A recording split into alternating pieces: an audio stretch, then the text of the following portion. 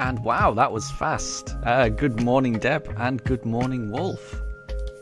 Your boat, and James as well. It's good to see you all. I wasn't sure anyone was going to be here. This is quite an early start for me. I wasn't expecting to be streaming this early, but the poochers woke me up quite early. So it means, hopefully, I can get through quite a few encounters today. But I hope everyone's doing well.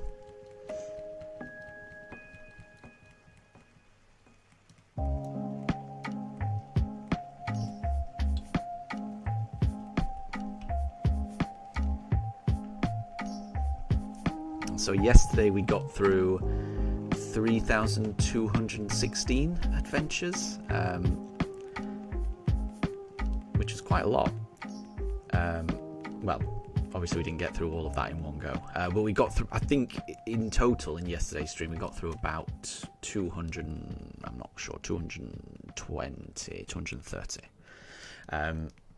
So I should be able to go through more than that today. So I'm thinking we might be able to get to 3,500 today. So we'll see.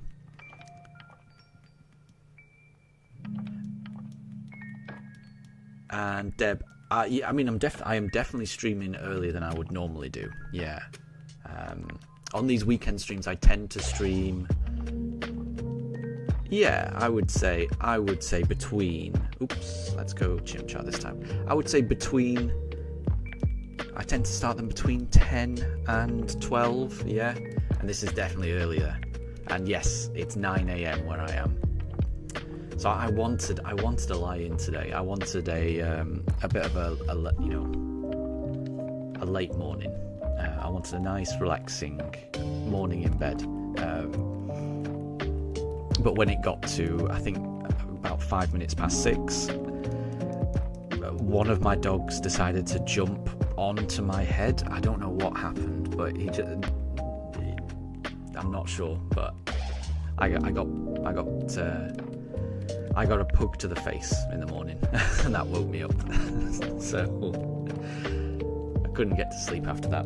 So we've been up since then. So the dogs have been on their walk. They've had their morning meal. So they should be calm, probably for the next 3 hours. And then we'll need to take a break for their lunch.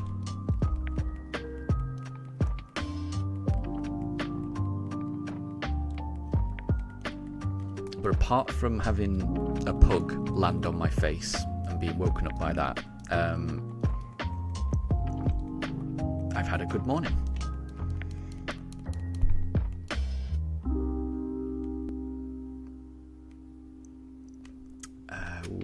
We'll go Pitbull this time.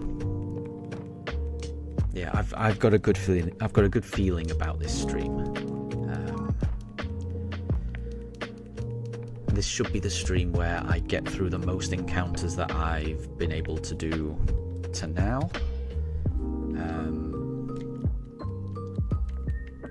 So this has got to be, this has got to be the best chance of getting the shiny.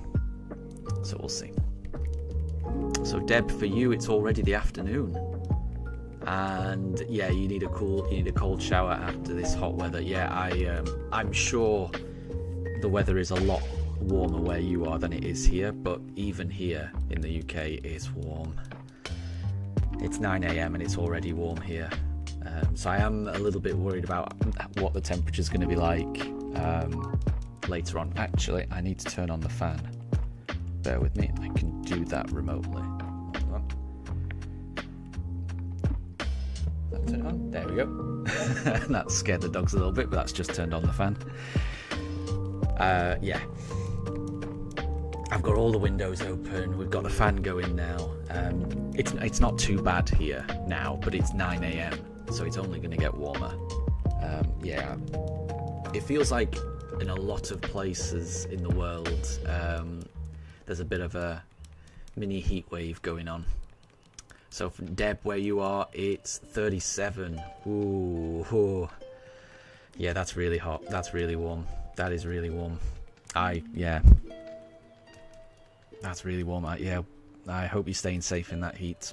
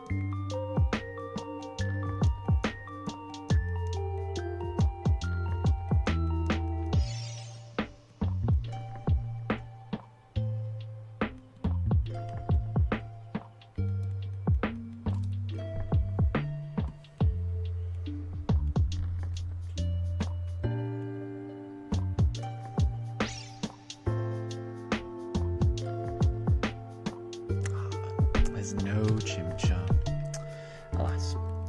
And not a problem, Deb. I'll catch you later. And you have another game.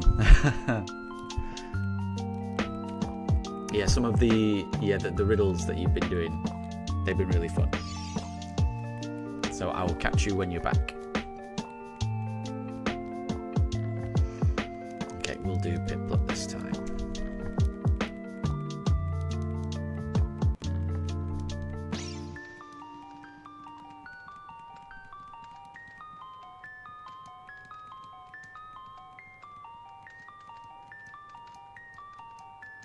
And Calamari, good morning. How are things with you? How is the Cresselia hunt going?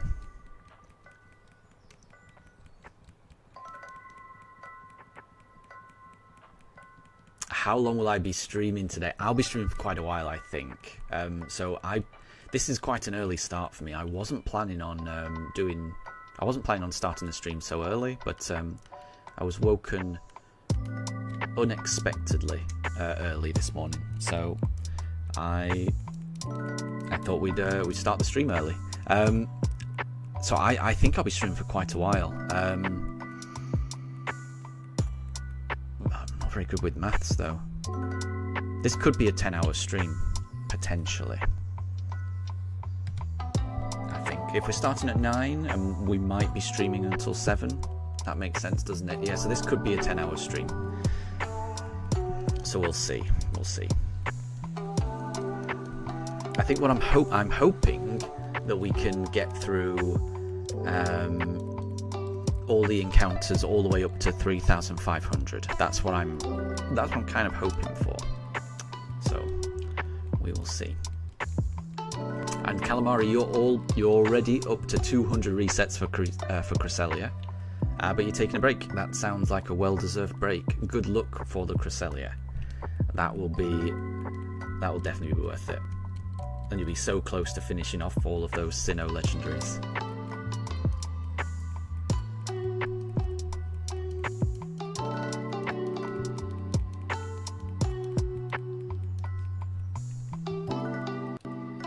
So yeah, I'm planning on streaming for quite a long time today. So you know, if anyone needs to leave and then come back later, chances are I will still be here. We'll go Turtwig this time.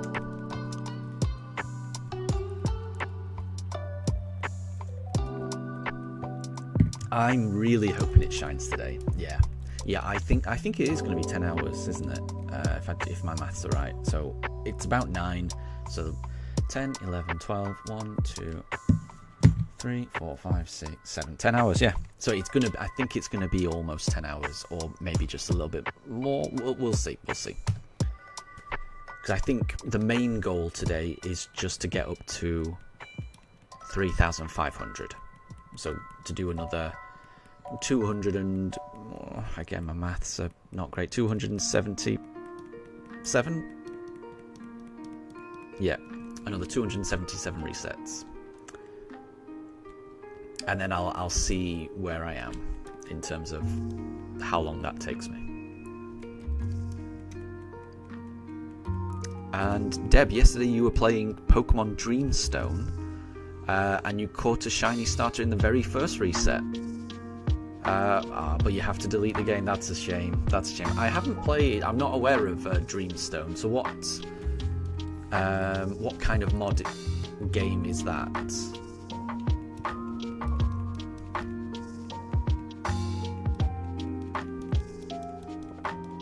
Like, what I mean by that is what...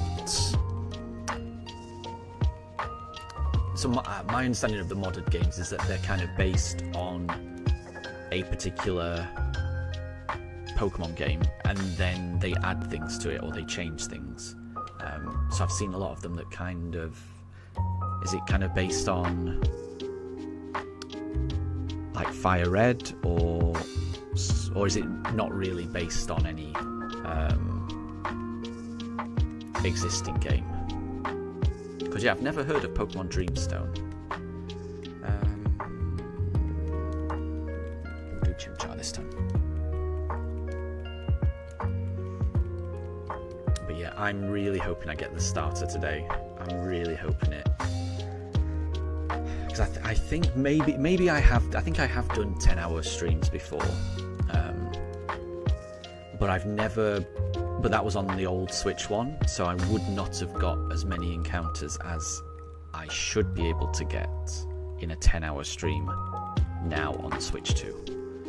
So this should be the most encounters I've ever managed to get in one stream, which should give me the best chance of finding this starter. So I'm really hoping it's this stream.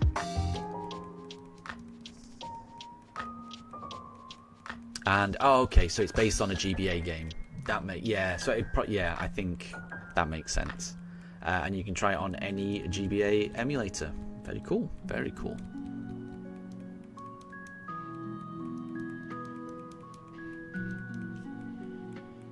I do like the Game Boy Advance games.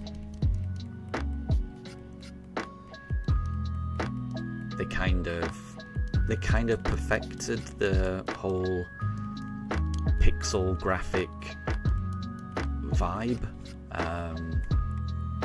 Like obviously I'll always like, Generation 1 and Generation 2. I'll always think they're good, but I do think that the Game Boy Advance took it to the next level, and it was really nice. Then when you get to Gen 4, then it becomes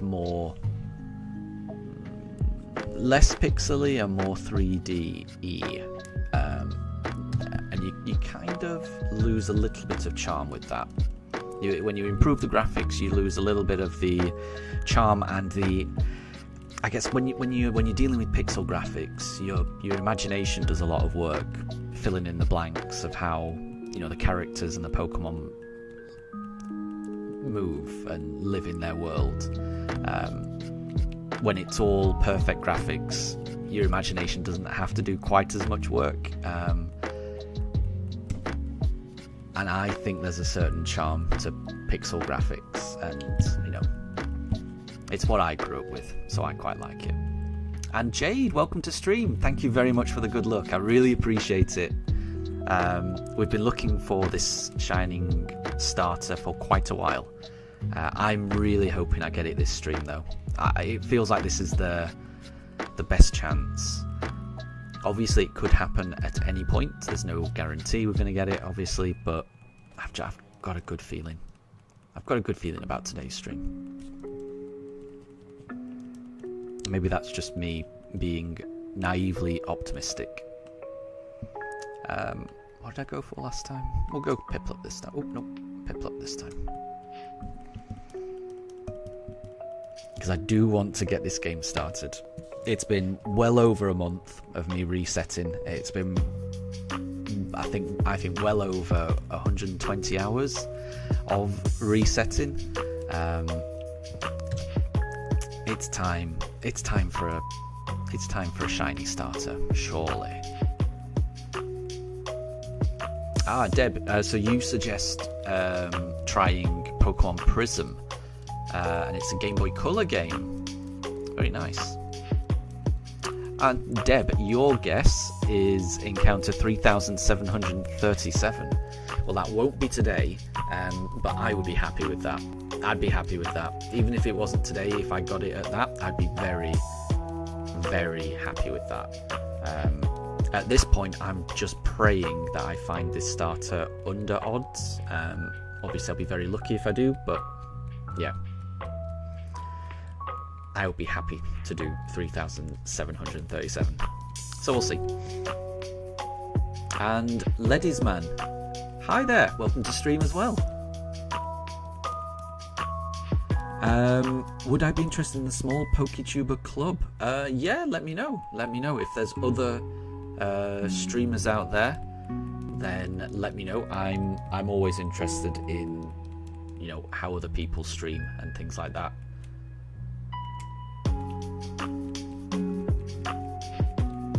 So I'm always happy to learn about other streamers.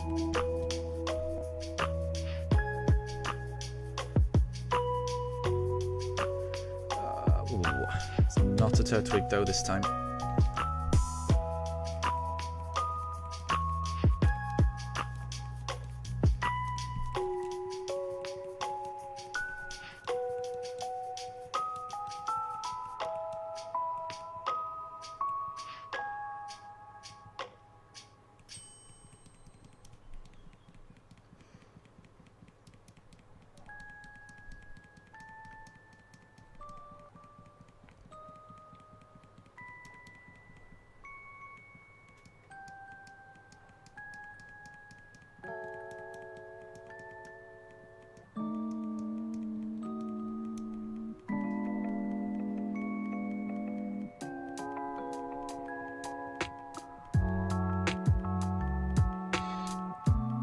And Ladies Man, so it's a fairly small club at the moment, but the idea is that small channels should stick together. Yeah, I completely agree with that.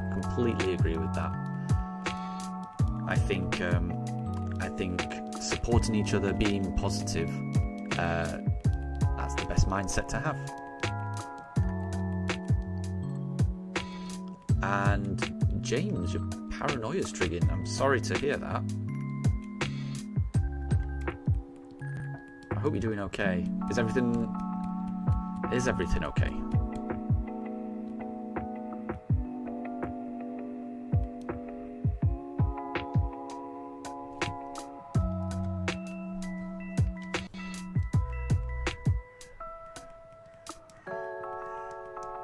But this is a safe space, just so that you know.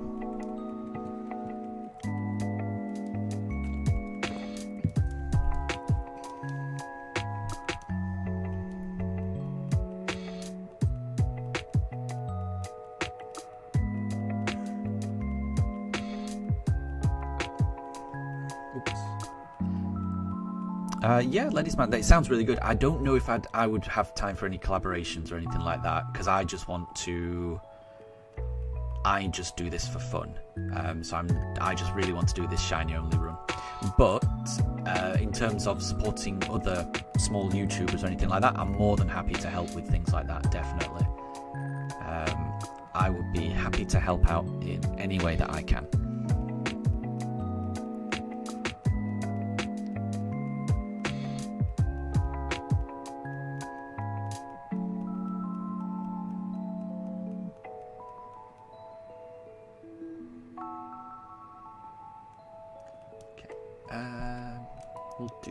We will do Piplup this time.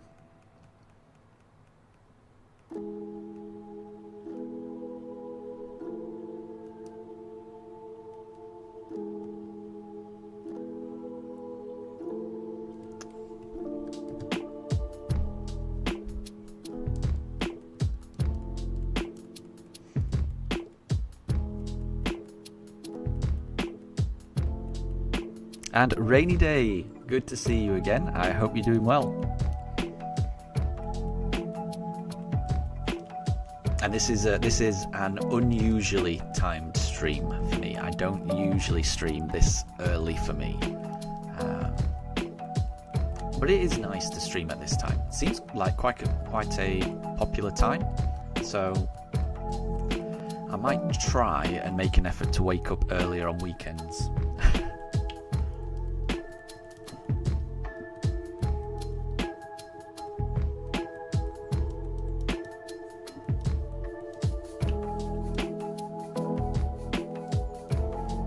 But Rain Day, I saw your message on Discord, so I saw the cute picture of your cat Mirage.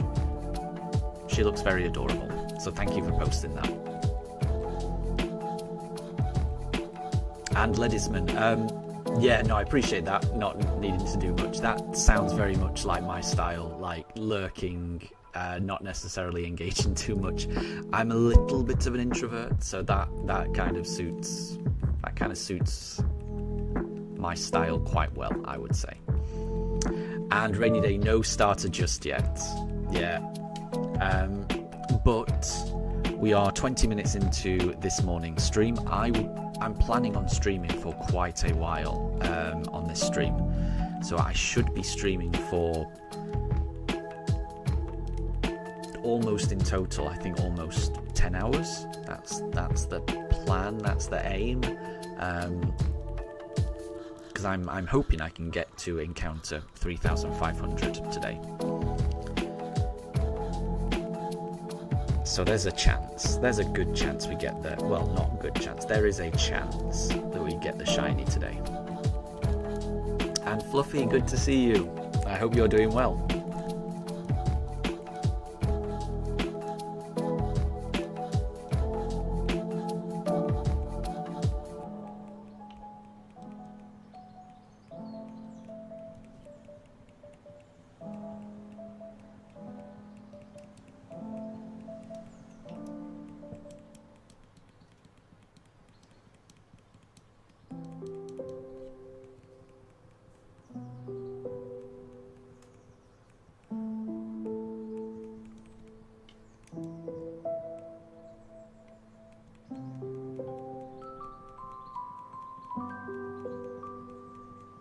And that's not a problem at all, Rainy Day. Have fun playing World of Warcraft. That does sound fun.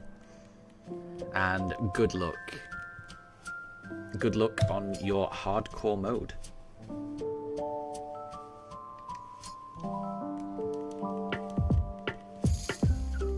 And yes, Ledisman, let me just post a link to the Discord that we've got. And if you want to pop something in the general chat there, I can check it out. Bear with me. I'll just post the link in chat.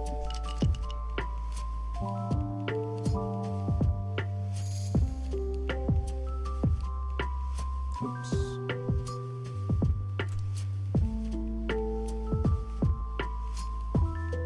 There we go. And Calamari, that's the plan. The early bird gets the shiny starter. Or the Starly. I'm okay with the shiny Starly. I think they're fun. I've found 2 already. I think a third would it would be quite funny. So I'm hoping we do run into another.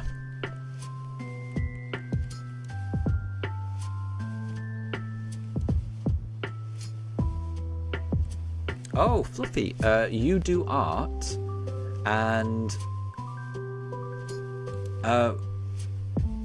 would I like you to draw the dogs and post it on YouTube? That'd be awesome. Yeah, I'd really like that. Yeah, anything like that, I would very much appreciate it. Yeah, that sounds really nice. Thank you.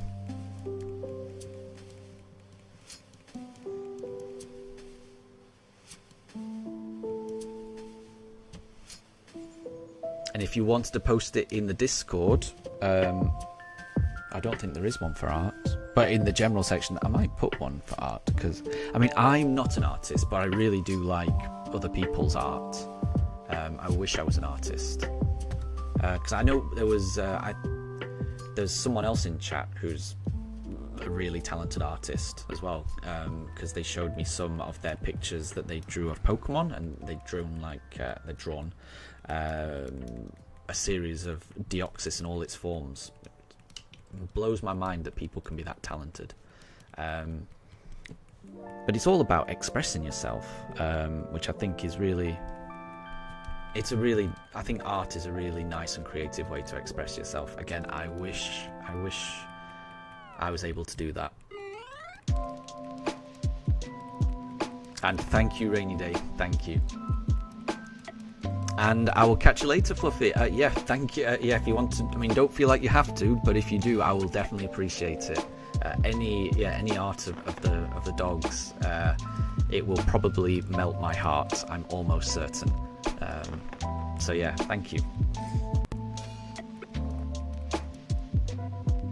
And Rainy Day, why does the lighting make Starly look shiny? Yeah. I might be wrong about this, but I think it depends on the time of day. And I think I'm maybe way off base here, but I feel like the lighting in BDSP kind of changes a little bit depending on the time of day. But I don't have much to go on because I haven't played these games in forever, and all I'm doing is playing the same scene over and over again until I get the shiny. It might make it more clear as to whether I'm right or not once I get further into the game, but I feel like when I'm doing these streams late at night, the Starlies, it looks like there's less light in the game itself, and to me it makes the Starly look shiny. So I think it's to do with the time that I stream and whether it makes the Starly look shiny or not. Because there's definitely some instances where I'm like, that looks shiny. I mean, there's no sparkles, so it can't be, but that does look very brown. We'll see. And Wolf, you think it might be the lighting? Yeah. So yeah. I think that, but I can't be certain because again, it's been so long since I played these games, and I can't really play much at the moment until I get this starter. All right, so let's go. Oh, I forgot. I always forget which one I picked last time, and when I'm not sure what to pick, I go for Piplup. Yes, exactly, Wolf. Yeah, in the evening it makes it look a little bit more shiny. Yeah, I'm of the same opinion. And especially in other games as well. Like if a Pokemon's just in the shadows or something, that can really throw me off and make me think, oh, that could be shiny. And then I wander over to it and it's not shiny. So yeah, the lighting can definitely affect it. I think that's what's causing the Starly to look a little bit shiny. But I have definitely encountered 2 shiny Starlies with the sparkles and everything, which is kind of crazy. It's kind of crazy to have encountered 2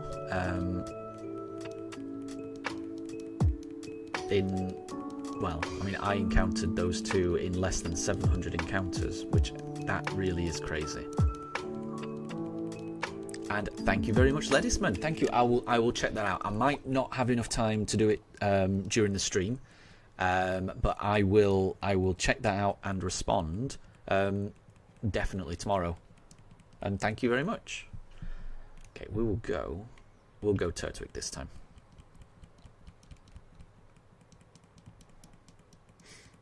And Deb, welcome back. Welcome back. And you have a game for us to play. Oh, but we don't have a Turtwig that time.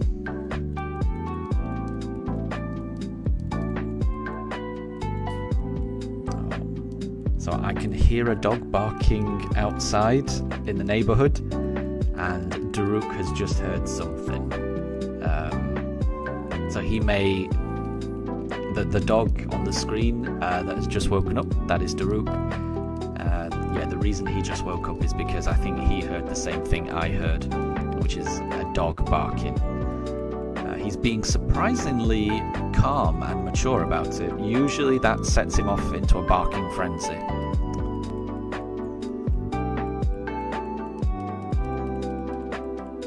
And that's completely understandable, Ledisman. Don't worry. And exactly, yeah.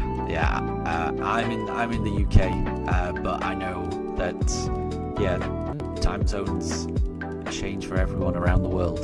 It's kind of lovely that a game like Pokemon can unite people across the world. But yeah, I will catch you later. And thank you for the shiny look, Wolf. Thank you very much.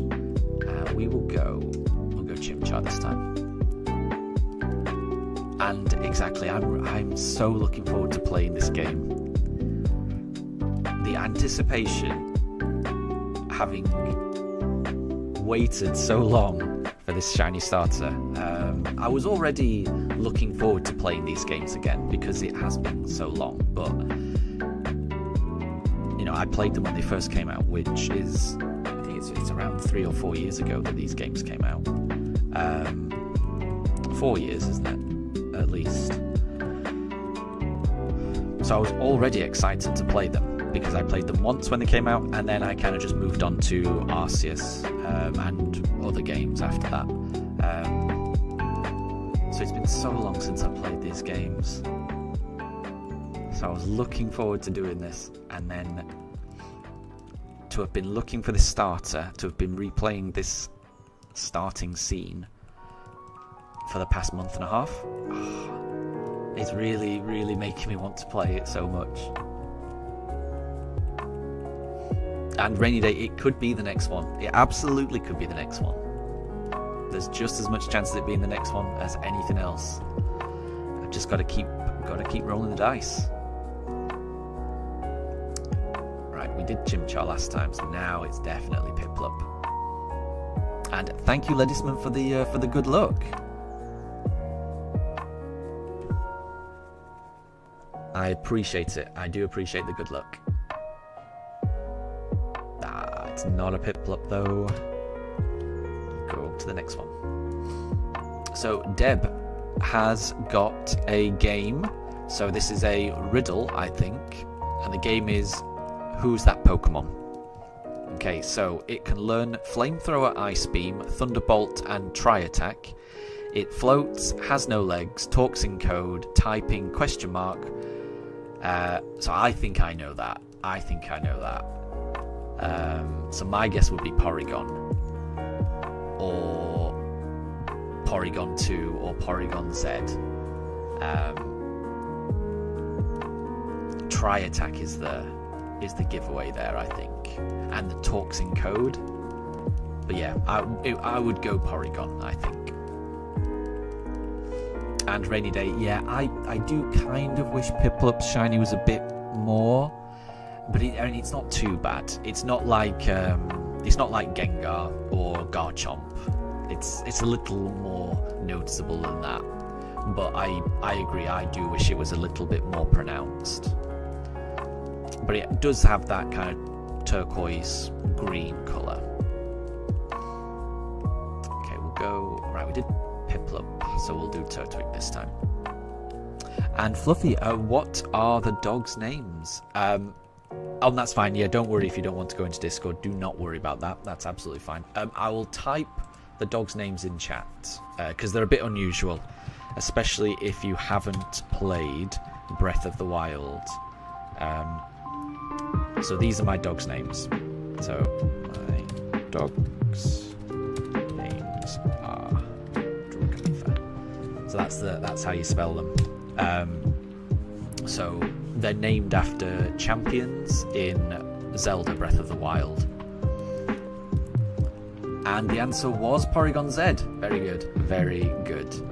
And not a problem, Calamari. Don't worry at all.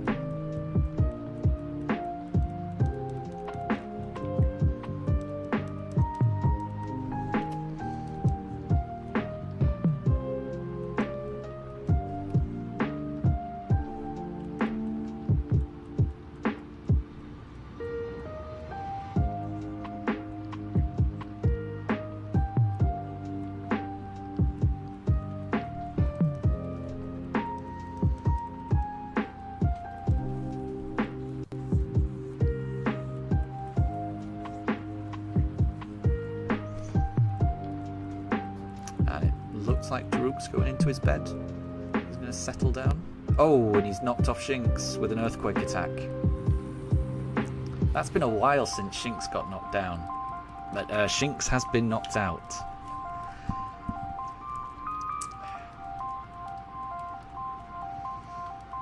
I will revive Shinx in about 3 hours, I promise. What did I go for? Can't remember. We'll do Turtwig this time.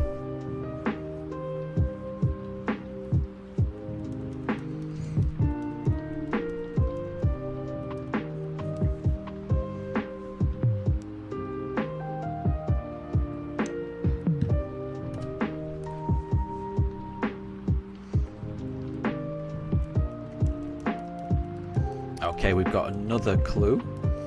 So this is a new Pokemon. So it floats, it controls people by whispering into their ears, it learns Hypnosis, Shadow Ball, Psychic, Dream Eater, and Trick Room. It has an eerie laugh and a creepy stare.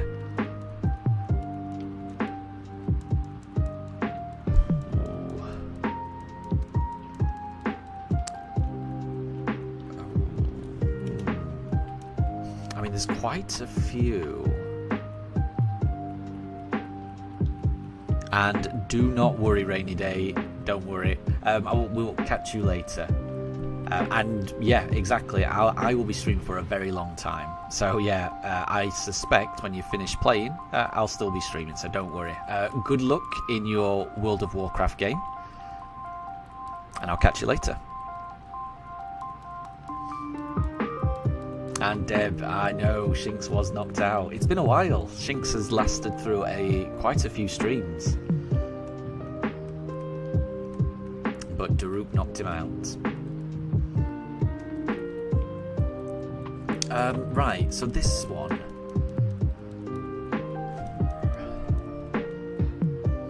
I'm thinking Haunter. Haunter definitely learns Shadow Ball, Psychic, Dream Eater, and Hypnosis. I'm not certain if Haunter learns Trick Room, but I'm gonna go with Haunter.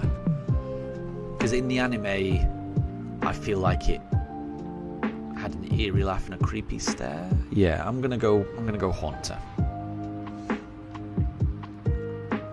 Right, I wasn't paying attention. What's this Chimchar look like?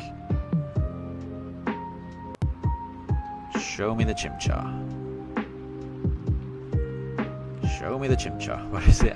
There you go. That's not shiny. Okay.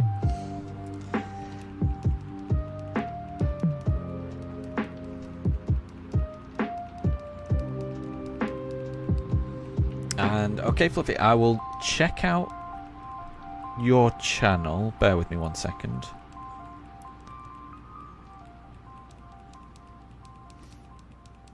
Ah, so it's not Haunter. It's not Haunter. There's quite a few that learn those moves in my head. Let me think. And no, Fluffy, I think Deb is talking to me, saying that my guess was wrong. So the answer to Deb's riddle is not Haunter. I'm trying to figure out what the answer is. Okay, so it learns Hypnosis, Shadow Ball, Psychic, Dream Eater.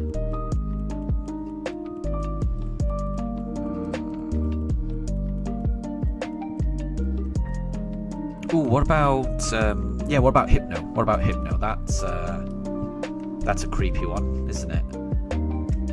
And that definitely learns Hypnosis, Psychic, and Dream Eater. It may even learn Trick Room.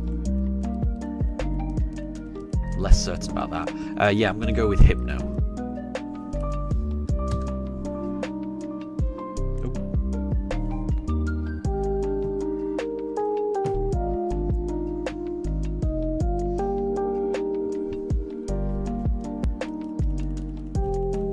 Ooh, Wolf has done a good guess. Darkrai.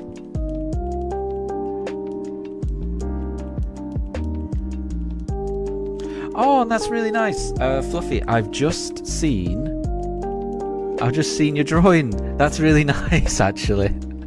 Hold on.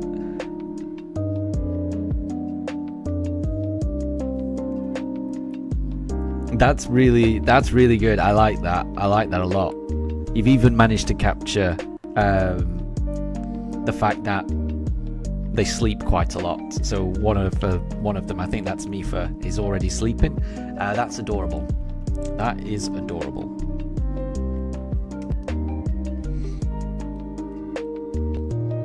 So thank you very much. I might try and take a screenshot of that and put it in the Discord anyway, so that everyone else can see. But yeah, it's under the post section of Fluffy's YouTube channel. it's really cute.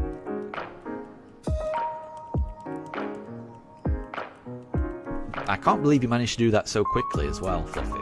That's pretty impressive. And Wolf got it with Miss Magius. Well done, Wolf. Well done.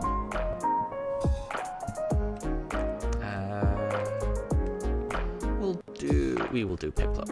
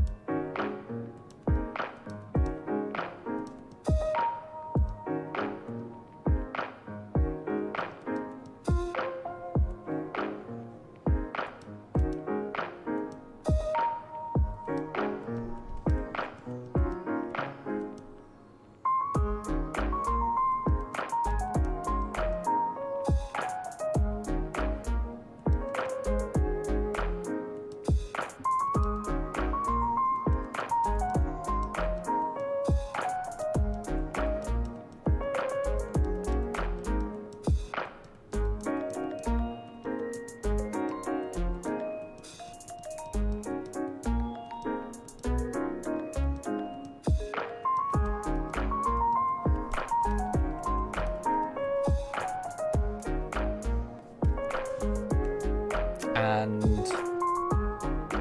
bear with me. So I've just been posting that picture on our little Discord. Fluffy, I've just posted your picture on our Discord. It's really adorable. So Deb has got a new riddle. So it has flames on its body and giant burning wings. It can learn Heat Wave, Flamethrower, Air Slash, and Hurricane. It flies, it breathes fire, and it looks like a phoenix. So Wolf has gone with Moltres. That's a good guess. I'm going to go with Ho-Oh, but I think it's got to be either Ho-Oh or Moltres, I think. And Fluffy, can you draw my Pugs as a Pokemon? Yeah, absolutely. Absolutely you can, yeah. That would be great as well. I loved your last one. What I'll try and do as well, because I've just taken a screenshot and put it in our Discord in the art section, because I do like it. I'll try and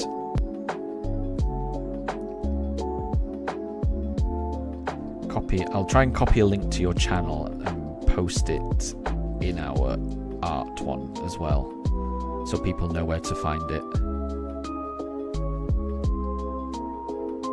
There you go.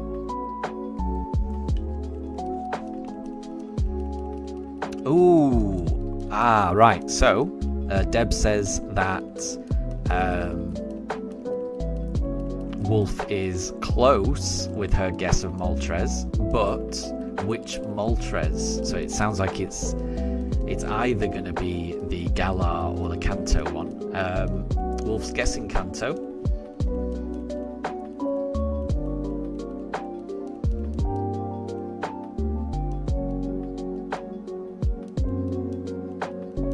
thought it would be either Moltres or Ho-Oh.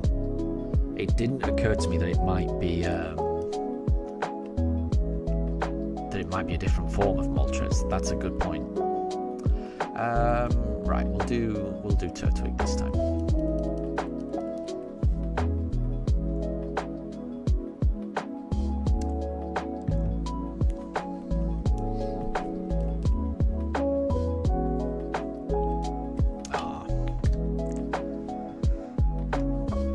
Well, we're up to 3,250. And Pranjul, good to see you. I hope you're having a good afternoon.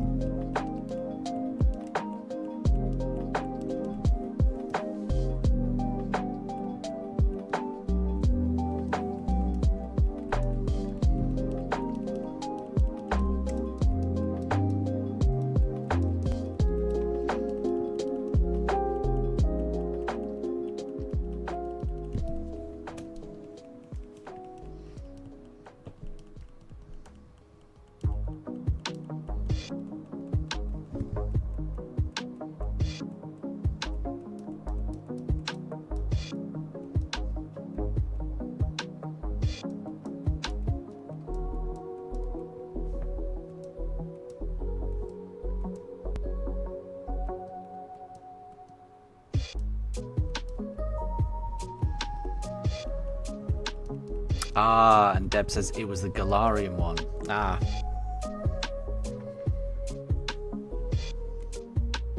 It was close. It was close. Ooh, Pranjul, so you're currently eating Dalbart. So I think I can guess what that is. So I'm assuming that's like lentils and rice. So dal and bart rice. So it's dal and rice, I presume, which is nice. I've had that before. It's a very good combination. I like to have that with some aloo bhaja as well. I think that goes well with dal bart, if it is what I'm thinking. It is.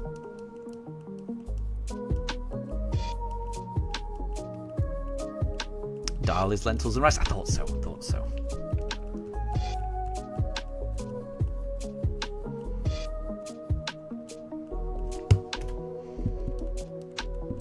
On the weekends, I tend to have a cooked breakfast. So it's still quite early. So I've just had breakfast, really. So yeah, I had sausage, baked beans, hash brown, toast, some scrambled egg, a nice cooked breakfast. I like having that in on a weekend when I can take my time. And wolf, yeah, dal bhat, yeah, it's Indian. So it's two words kind of smushed together. So dal means lentils, prepared in a nice masala flavored type thing usually, and then bhat just means rice, and that can be prepared in different ways.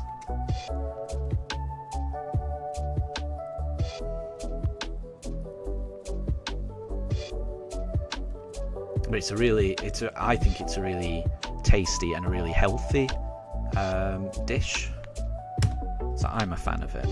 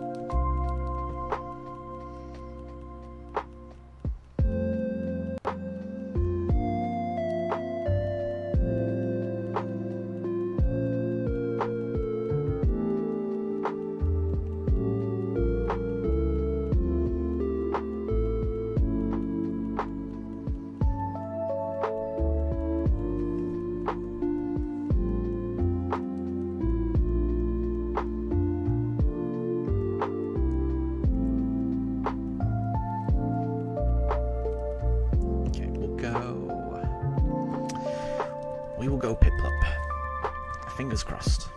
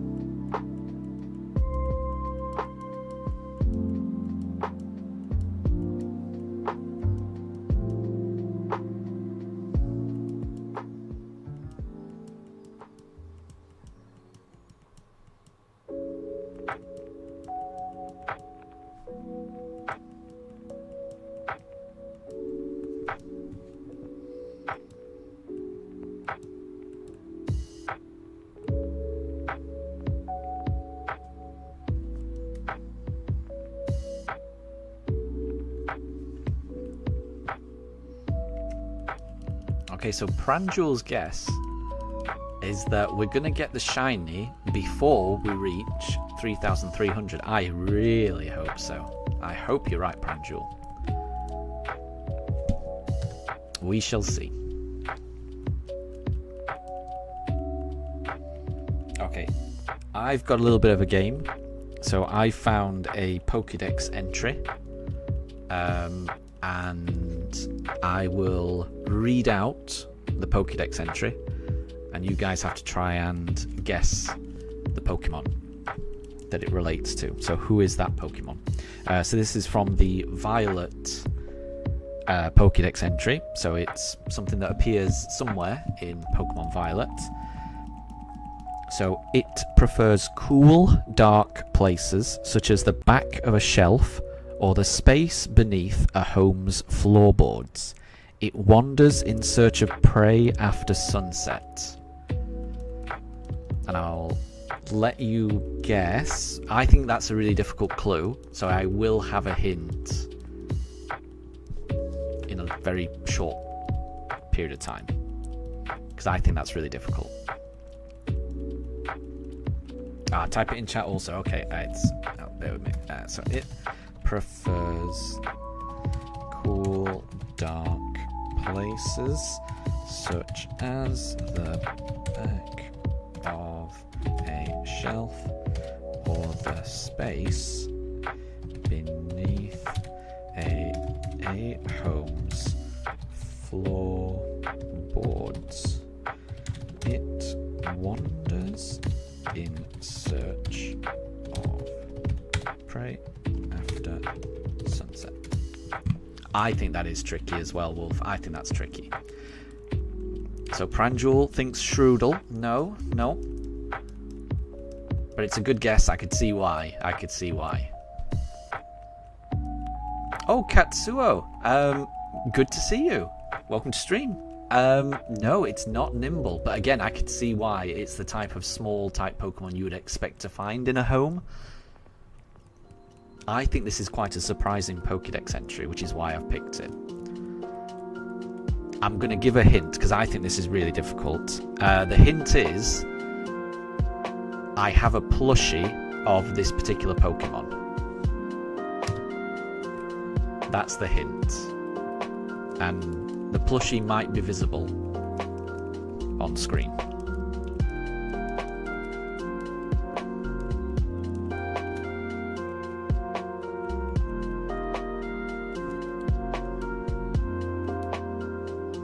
And Deb has guessed Sinistchar. Yes, that's the one.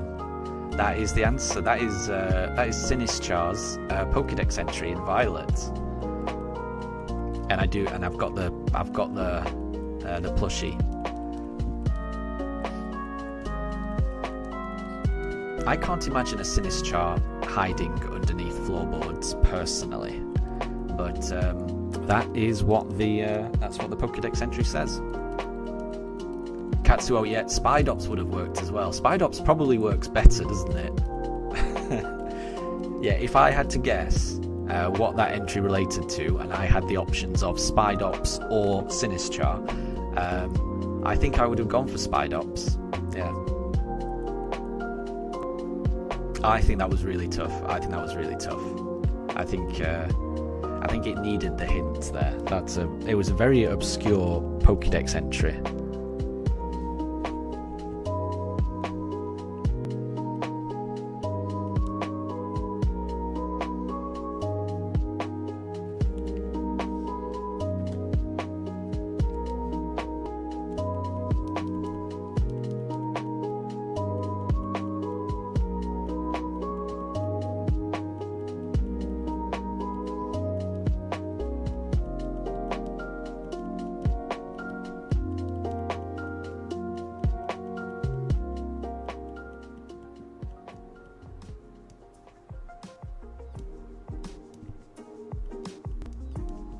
And Katsuo, what shiny am I hunting?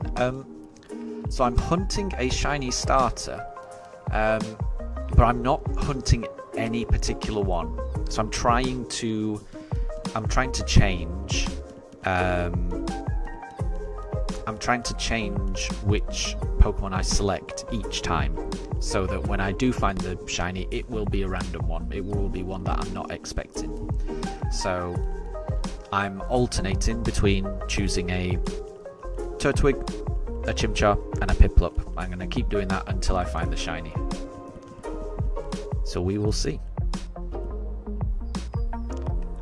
It's mainly because I really like every single one of these starters. I couldn't really decide between them in terms of which one that I wanted to hunt. So I'm just going to let fate decide which Pokemon I end up with. And almost kind of what my team ends up looking like, to a degree. And Cool Dude, good to see you. Good to see you. Everything's good with me. Still searching for this shiny starter, but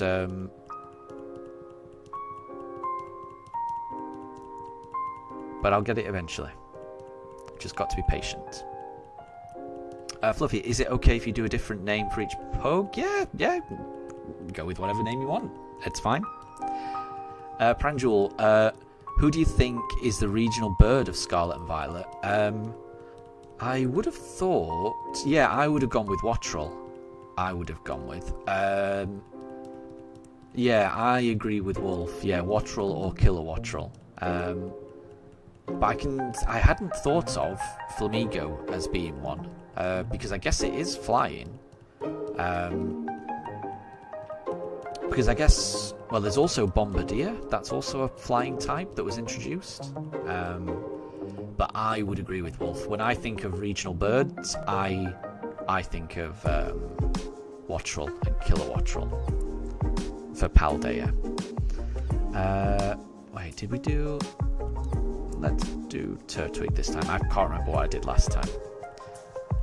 Katsuo, you're hoping for Piplup, your favourite, and the only Steel Water. Exactly, I think so, yeah.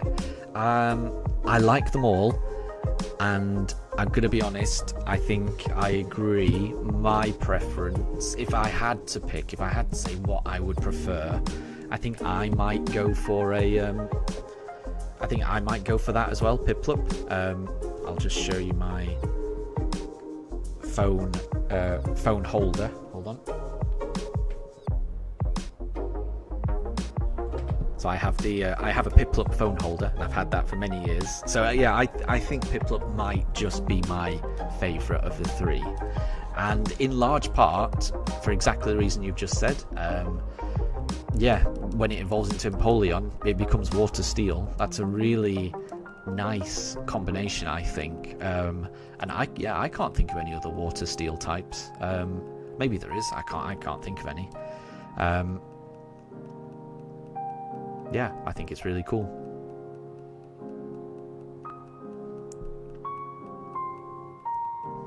And Deb has got a new clue. So it has leafy hair, a green body, and uses nature-based healing powers.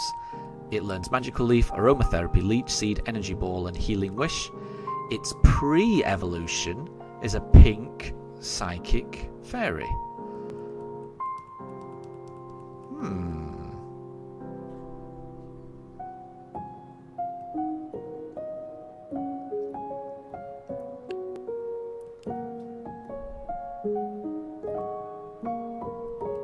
Okay. But the hint is that it's a psychic fairy that's not actually psychic fairy. So a dragon that's not a dragon type, similar to that. Okay. Right. A pre-evolution. Because when you first said that, and leafy hair, I was immediately thinking shaman. But if it's got a pre-evolution, it can't be shaman.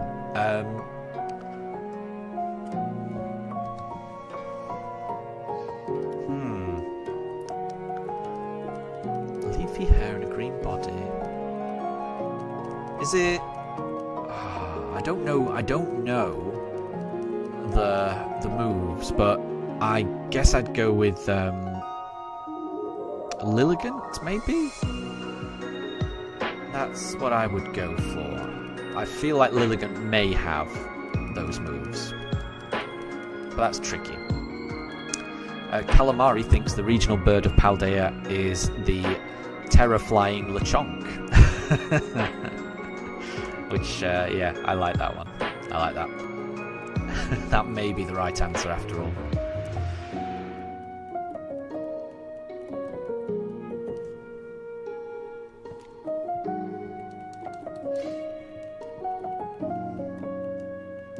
And Katsuo, your favourite typing is Steel, which is why you always go with Piplup and Riolu on your Sinnoh team whenever you play.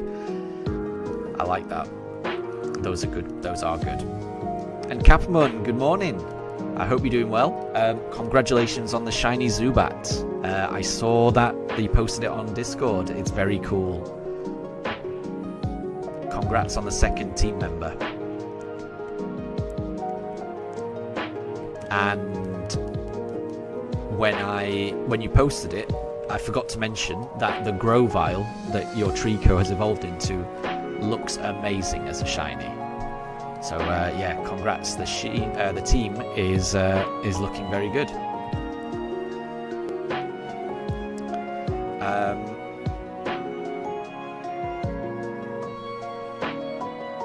So Cool Dude thinks it's Flittle's evolution, so that's Espathra. But Deb says that the hint is it's from Generation 4, so from Diamond and Pearl.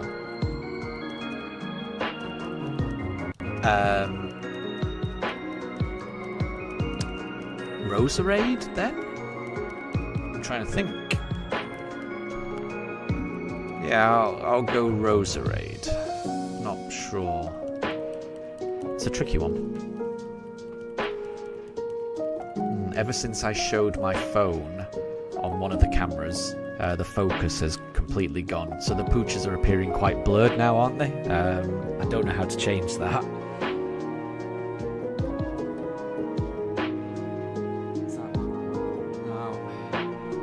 I don't know how... I've kind of messed up one of the pooch cams, unfortunately, because it's not focusing correctly, the bottom one. Apologies for that.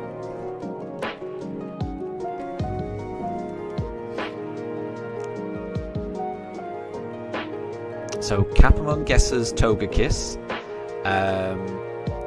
Katsuo guesses Mime Jr. But Deb has given a clue that it is a grass type. And Pranjul has guessed Cherubi, which is a good which is a good shout. Yeah, Katsuo saying Cherim, yeah.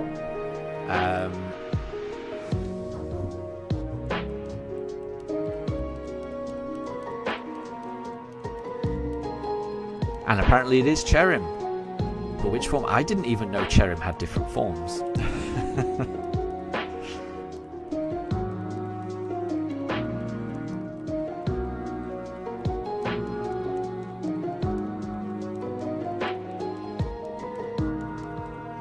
And I think it is difficult. I think it's difficult, this one.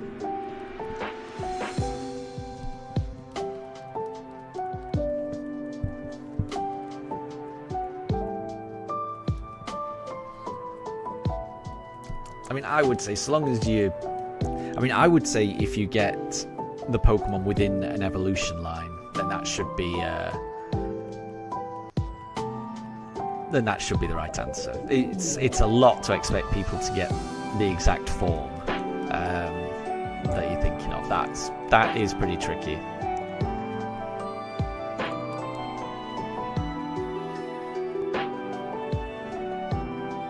Katsuo says Cherim has a sunny day form if it uses sunny day or is in the sunny weather. And no problem at all, Calamari. We'll catch you later. I hope you have some delicious food.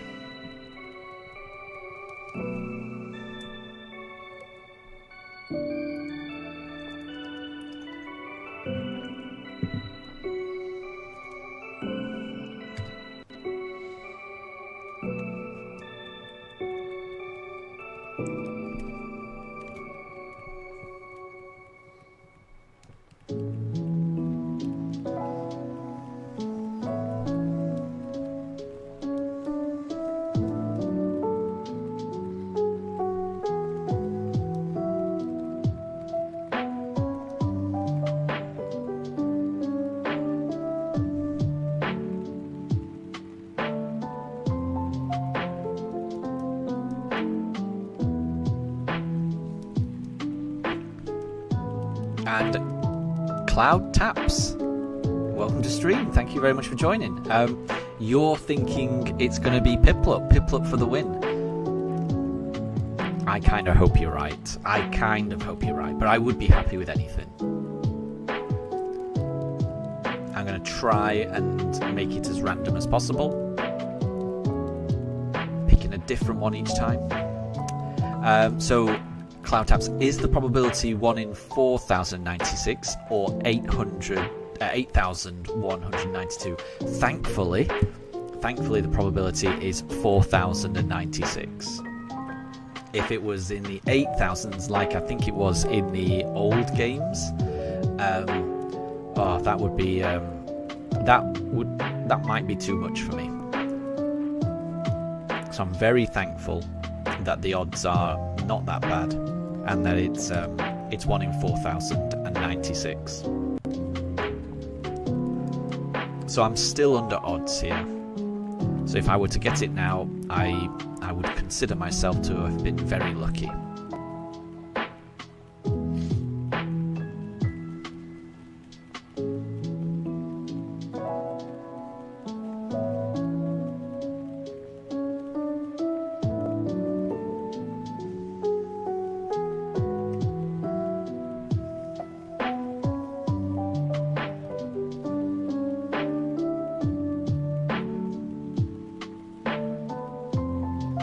And Katsuo, the best fighting fire starter.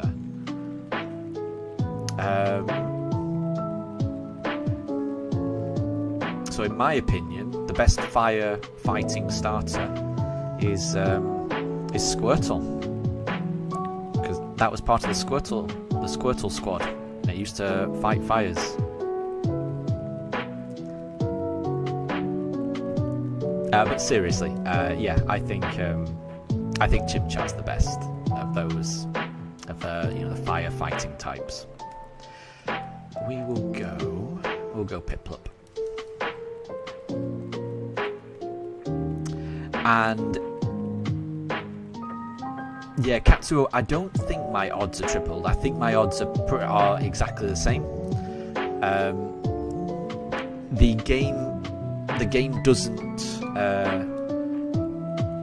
game doesn't generate the shiny until you select it, and it gets released from the Pokeball. And I'm not hunting all three. As soon as I find one, then I'm going to start my playthrough, and that's the one I'm going to go with. So every time you select a Pokemon from that briefcase, the briefcase will never tell you if it's shiny, so there's no point looking at the pictures in the briefcase, sadly. Some games do allow you to do that, but this game doesn't, so there's no point looking at the different options in the briefcase, because they will always show the same pictures, and they haven't been assigned a shiny value at that point anyway. It's only when you actually select one, then it's essentially a random number generated thing. You've got a 1 in 4,096 chance that the Pokemon you've picked will be shiny. So the fact that I'm rotating between three shouldn't make too much difference. It shouldn't make any difference.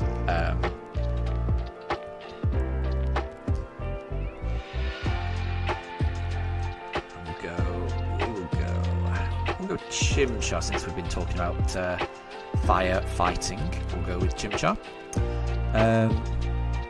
So Capamon is an archer. I didn't know that. That's pretty cool. And I've missed one of Deb's clues. Apologies for that. So Deb is playing a game of Who's That Pokemon? And the clue is, it has wings, it breathes fire, its pre-evolution looks like a mini dragon, it can learn Dragon Claw, Dragon Pulse, and Outrage. Yeah, so Wolf has guessed either Charizard. Cool Dude is saying Charizard as well. Charizard makes sense to me. I can see that. I can definitely see that. It breathes fire. I'll go for Salamence. I'm not sure if Salamence actually breathes fire, but I'll go with Salamence. But I could definitely see Charizard being the right answer here. Katsuo really loves Emboar and thinks it has the best shiny. It does have a good shiny, doesn't it? It does have a good shiny. I love any fire Pokemon that has kind of like blue flames. It's very cool. And Pranjul plays volleyball. Very cool.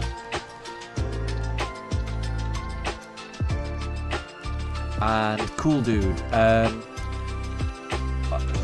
Guess what Pokemon you're thinking of. That might be tricky without some hints. That might be tricky.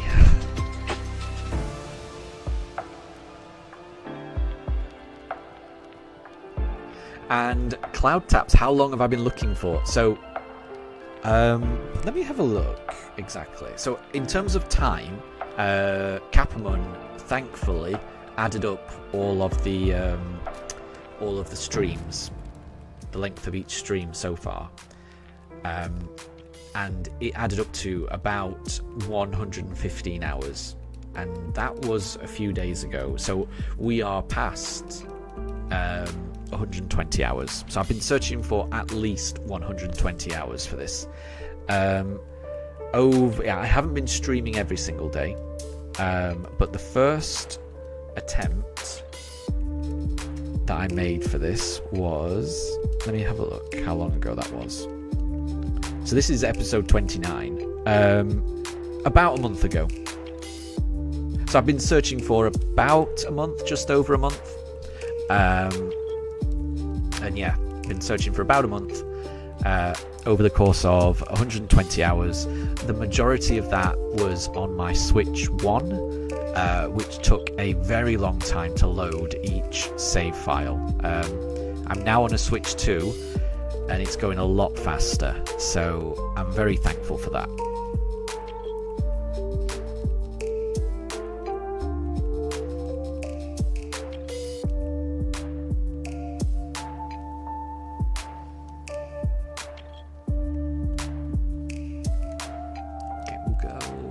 We'll go Chimchar this time.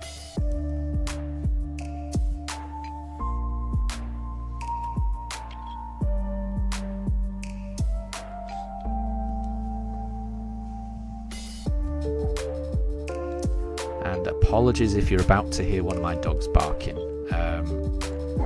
Yeah, a neighborhood dog just barked, and when that happens, usually my dog Daruk does not appreciate it.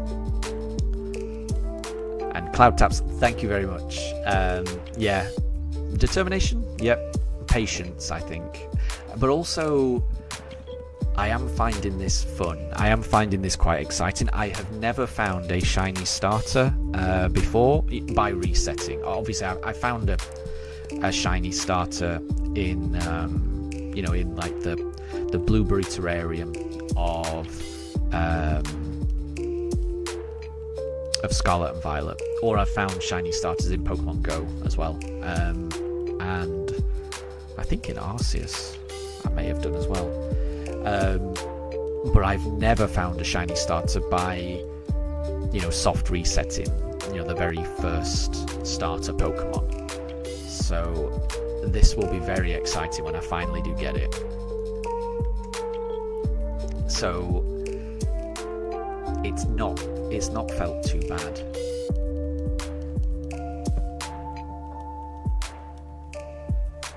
So it hasn't felt like any kind of effort or anything like that, and the time has kind of flown by as well.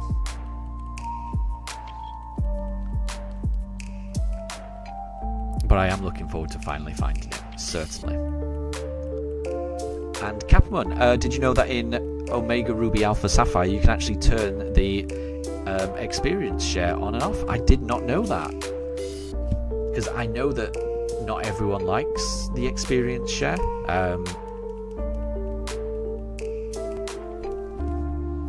I like it. It's one of the quality of life things that I do like, but I know that not everyone does like it. So having options, I think, is always good.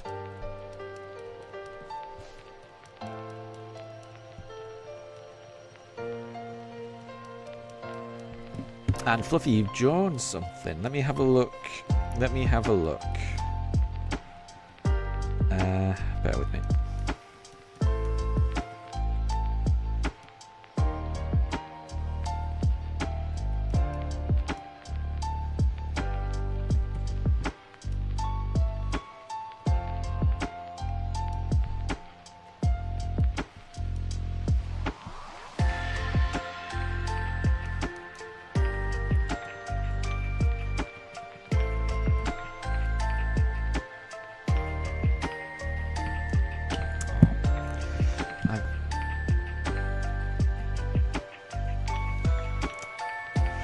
It's not a Piplup.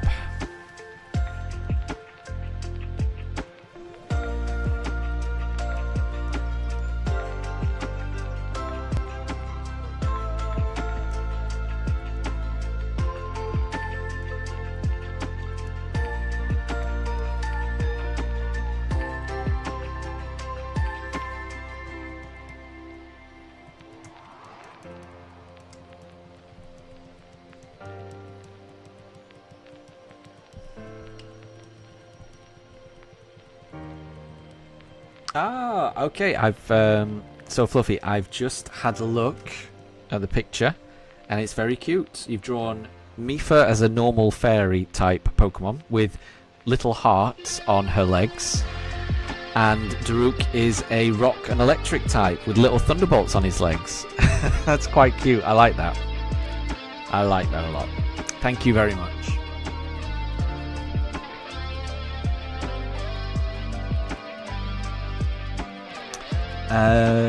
So cool, dude. We're playing Who's That Pokemon? And you've given some clues that it's a dual type. Oh, I can't remember. Apologies. Not quite sure what Daruk heard there, but he's not happy about it. Maybe Belly Bolt? I can't remember if that's a dual type or not. We will go Turtwig.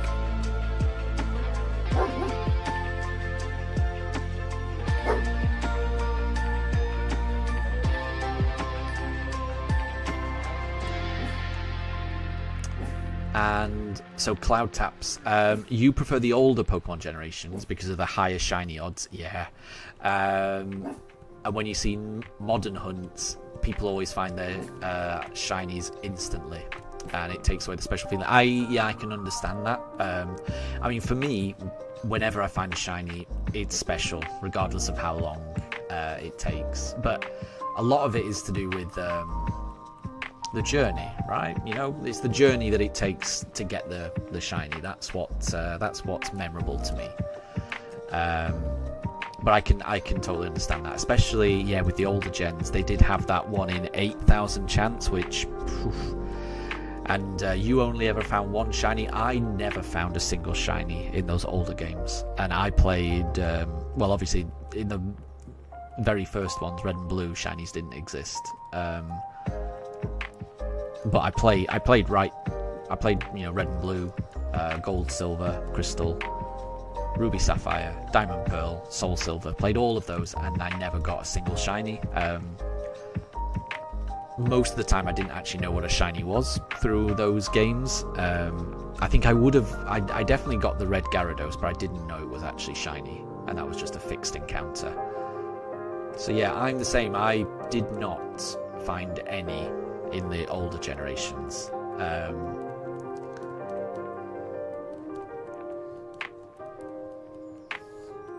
But I still think shinies are special, however you get them.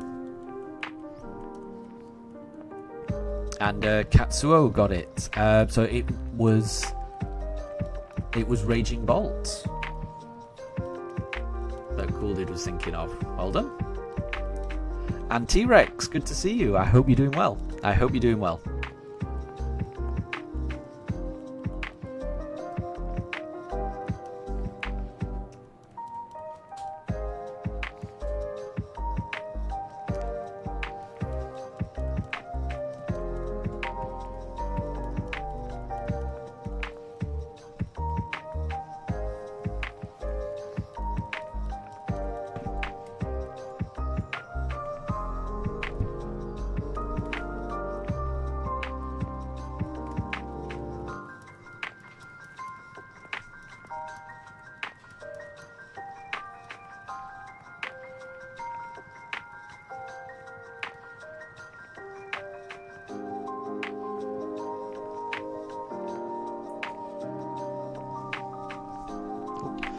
Right, we'll do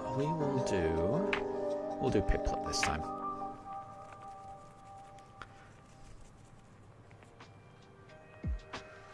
And don't worry, Katsuo, thank you very much for stopping by, and I hope you have a good night, and I will catch you later. But yeah, thanks for stopping by. And T-Rex, yeah, it's been a while, hasn't it? I will say, I took a little bit of a break these past few weeks because I've had family staying, so I streamed yesterday, but up to yesterday it had been about 3 weeks since I'd done a really long weekend stream. So yeah, I just haven't been around very much recently, so that's probably a large part of why you've not been able to catch any. But hopefully I'm able to get back into the swing of things, and I'm really hoping I get this shiny, so we'll see.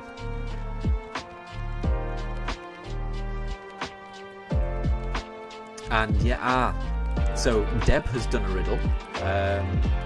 So it wears a creepy mask, it imitates something else to blend in, it learns Shadow Sneak, Phantom Force, Will-O-Wisp and Shadow Claw. It appears in haunted forests and abandoned areas.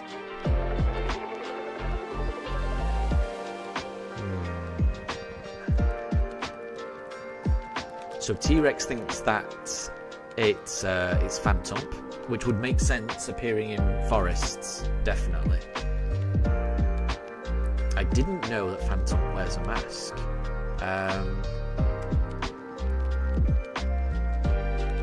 Trying to think of something else.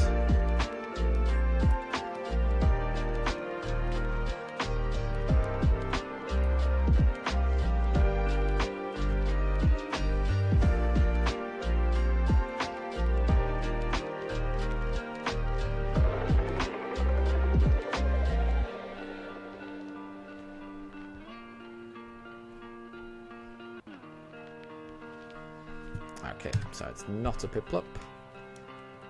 Oh, that didn't reset it. So T-Rex, which pug is in the chair? Oh, they've swapped over. That is Mifa in the chair, and Daruk is now on the floor. But you can't see Daruk at the moment.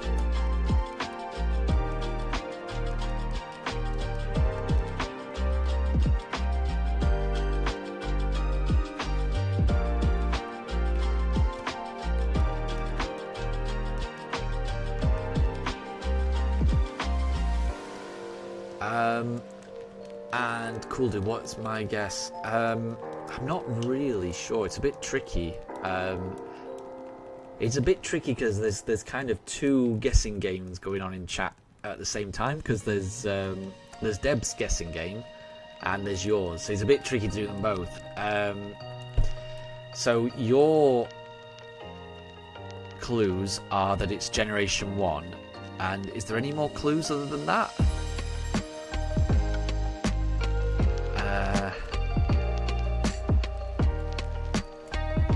Okay, and it's a water type. In that case, maybe Tentacool? Maybe Tentacool? I'm trying to think of an obscure one. That would be my guess.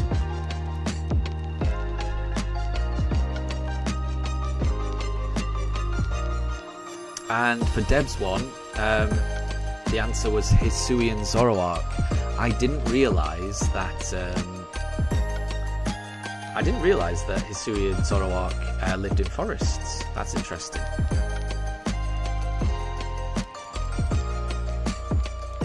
And T-Rex, yeah, it does seem like the pugs are rotating, and it might be because they are. Camera shy. And Katsuo, have a good night. Thank you very much for stopping by. I really do appreciate it. And I'll catch you later. And it wasn't Tentacool.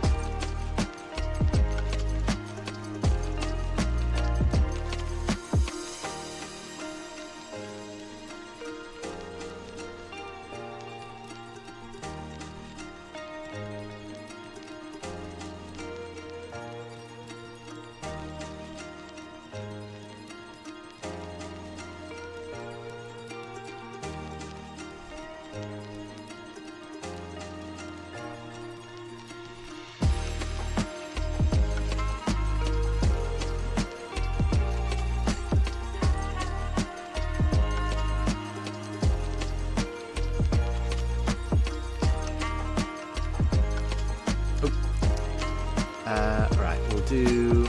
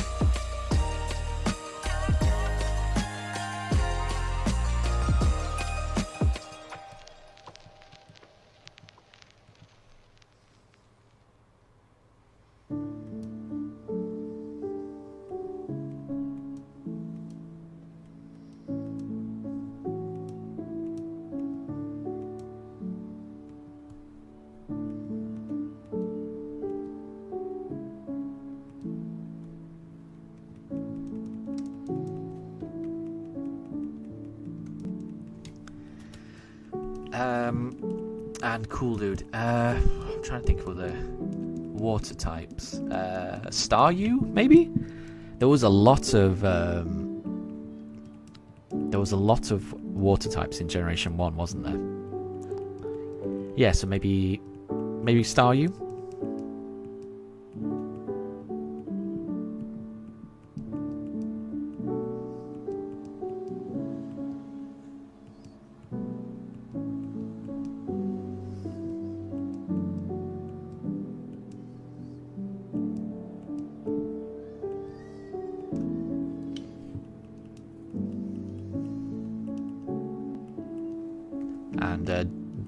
Deb has gone the scattergun approach by listing quite a lot.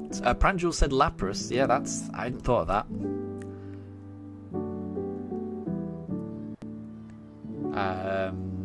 Vaporeon. That's a water one as well.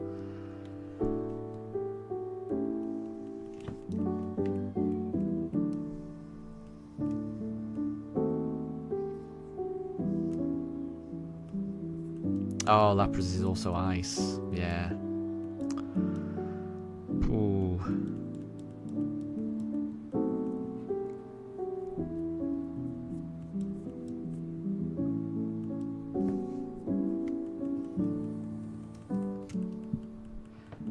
Yeah, I think it's kind of difficult to do a guess what Pokemon I'm thinking of. I think we need more clues.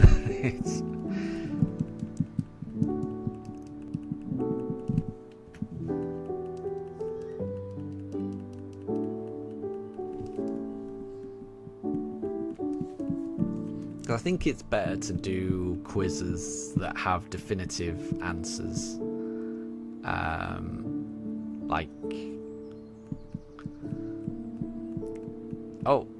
It sounds like it's maybe Poliwag, and Deb's got it.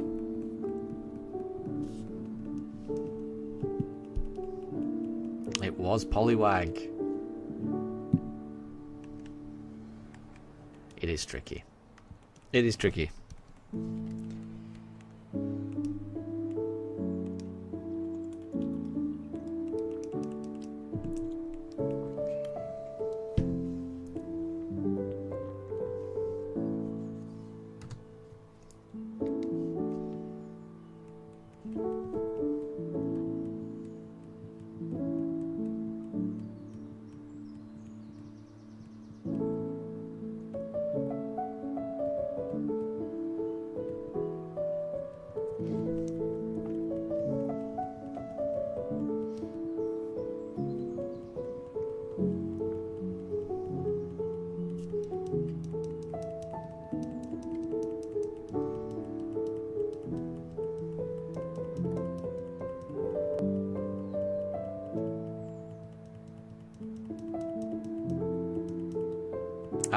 Okay, so Fluffy's got one. I think I know the answer to this one.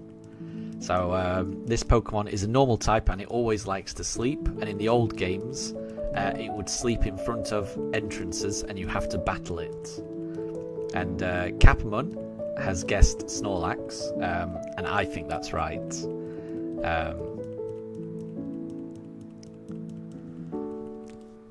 Because, yeah, you always had to get the... Well, you had to get the what is it? The Poke Flute to wake up the Snorlax in Red and Blue. We'll do Chimchar this time.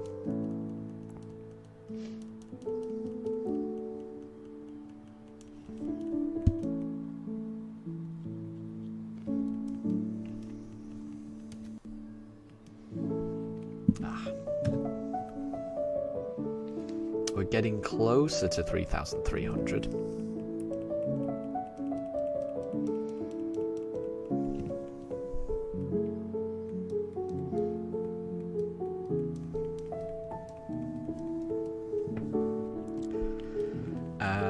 So cool dude, what legendary are you thinking of? Ask 3 questions before guessing.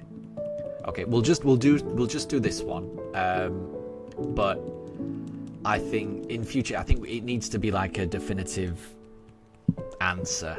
So maybe find a random Pokedex entry and everyone's got to guess what Pokemon it is, and that has a definitive answer. It's kind of tricky when it's just what am I thinking of type thing. But so what legendary are you thinking of? So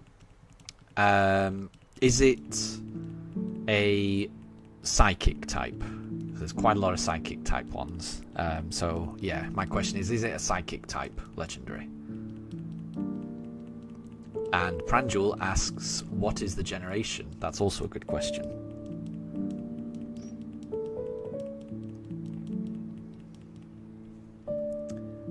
Okay, we'll do Piplup this time. Okay, so it's Generation 3, a Hoenn one.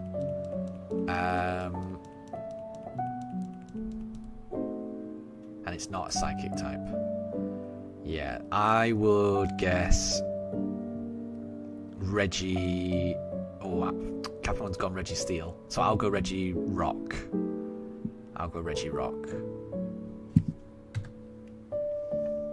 Pranjul's gone Rayquaza. And Pranjul's got it.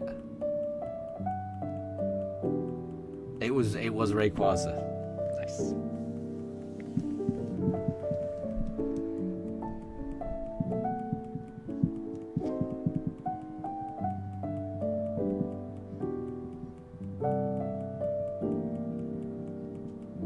And Capman, I did see that your Zubat went a tiny bit over odds, but not by much, was it? I think it was it 4,155?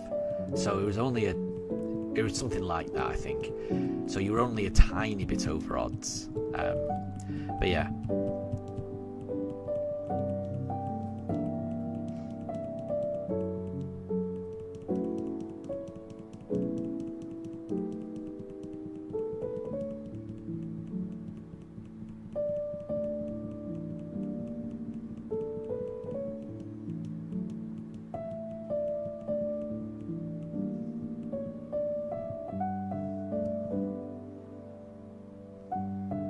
Oh, and I think Fluffy has got one as well. So I think Fluffy, Fluffy, are you doing a who's that Pokemon that you're thinking of?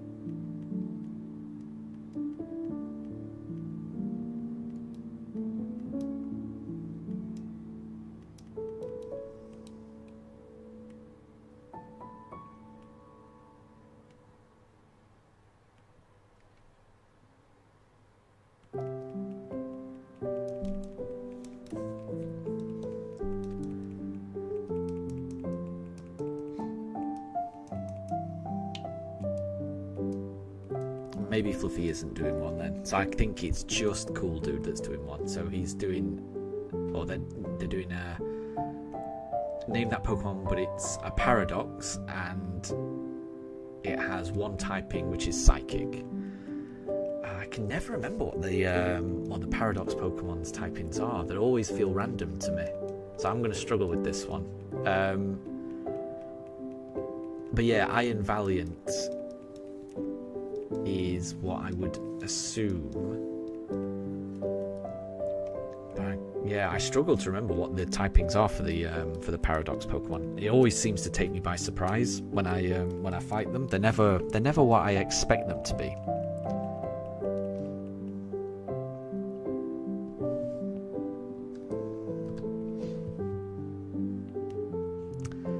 So Cool Dude says that the next clue is that it's not used by the AI, but it is a Paradox Pokemon with a Psychic type.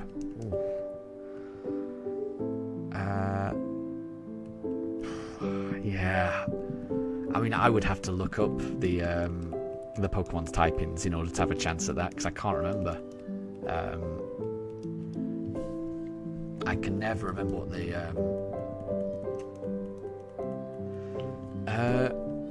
I guess it more about yeah, I can't remember what the typings are.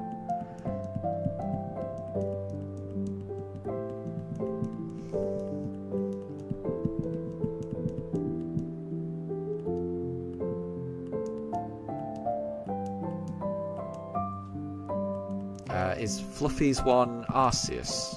Because I think Fluffy's thinking of a legendary, and they've said that it's the name of a game, so I would assume that's Arceus. Cool Dude's one, Yeah, I don't know enough about Paradox Pokemon in terms of what typings they are, so I wouldn't be able to guess.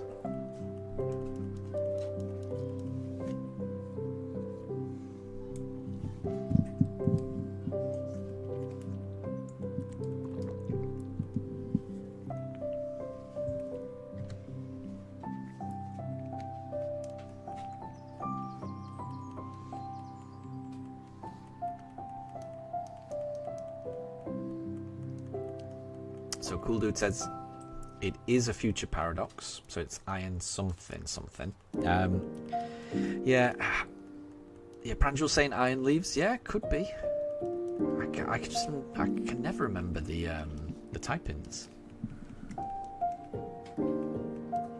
It was iron leaves, so iron leaves is psychic type. Ah, I didn't know. That's the thing. Yeah. And for Fluffy's one, it sounds like it was Arceus.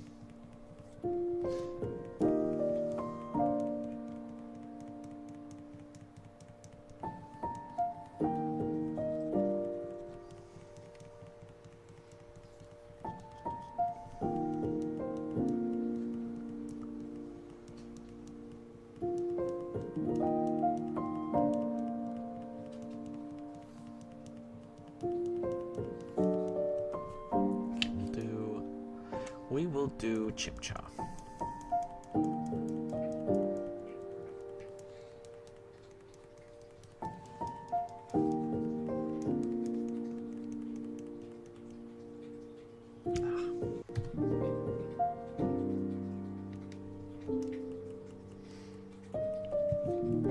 Okay, so Cool Dude has got some Pokemon trivia. Yeah? I like Pokemon trivia.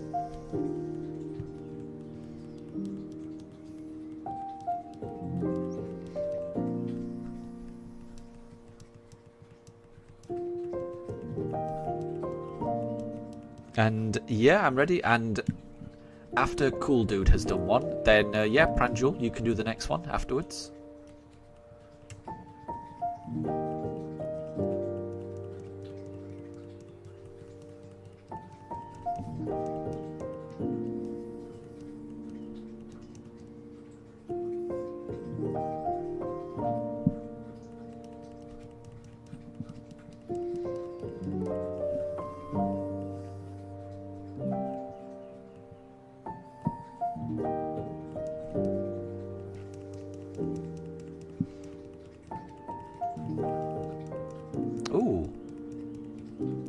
That's a good question, Cool Dude. So what generation did the rivals start choosing the Pokemon weak to your starter? They definitely didn't do it in Generation 1 or 2. I don't think they did it in Generation 3 either. I think they chose the Pokemon that was strong against yours.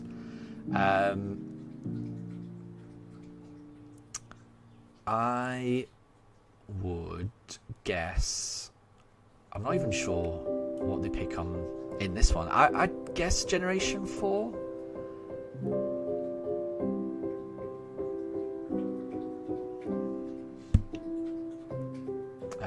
Yeah, my guess would be Generation 4. But it could be a bit later.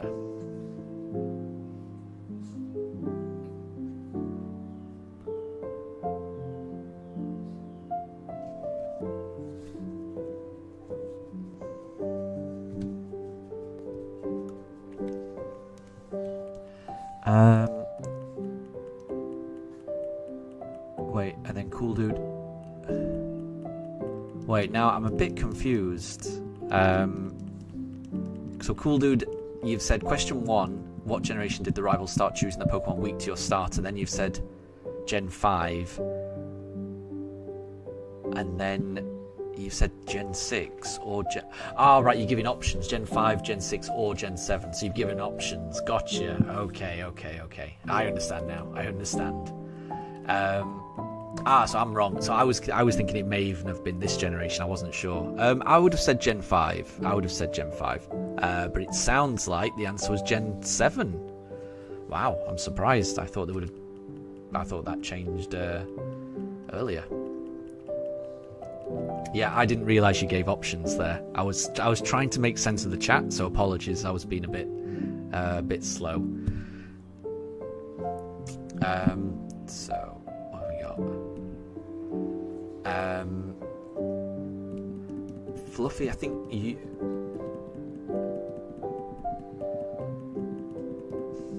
Bear with me.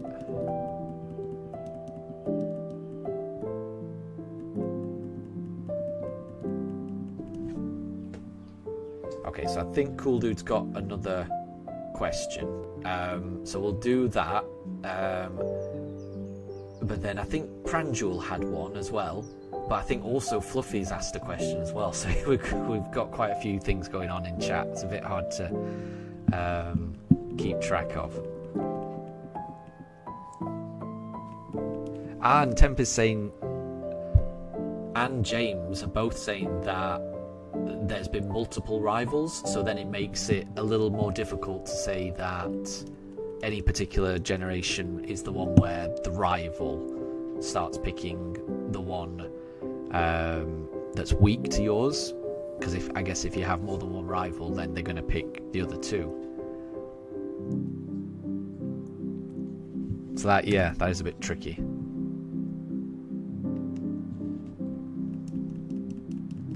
And so Cool Dude asks, what is the game that gives you a free shiny Ponyta? And Kappaman says Legends Arceus, and so does Pranjul. I would say Legends Arceus, because I remember catching that as well.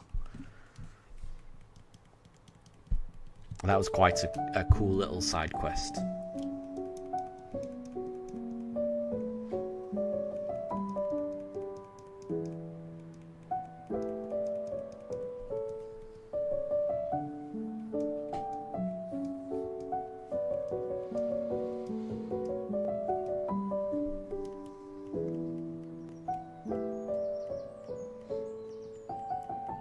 So Deb, apparently Japan got a new plushie of Geodude that can evolve into Graveler and then into Golem.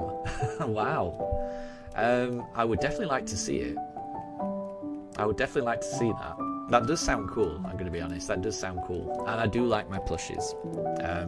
I don't know if I've mentioned this on stream, but once I find this starter, whatever it is, I will be getting that starter as a plushie. So this is a hunt to find a shiny starter, but it's also a hunt to find me a particular plushie. So whichever one turns into a shiny, I'll be ordering it from the Pokemon Center.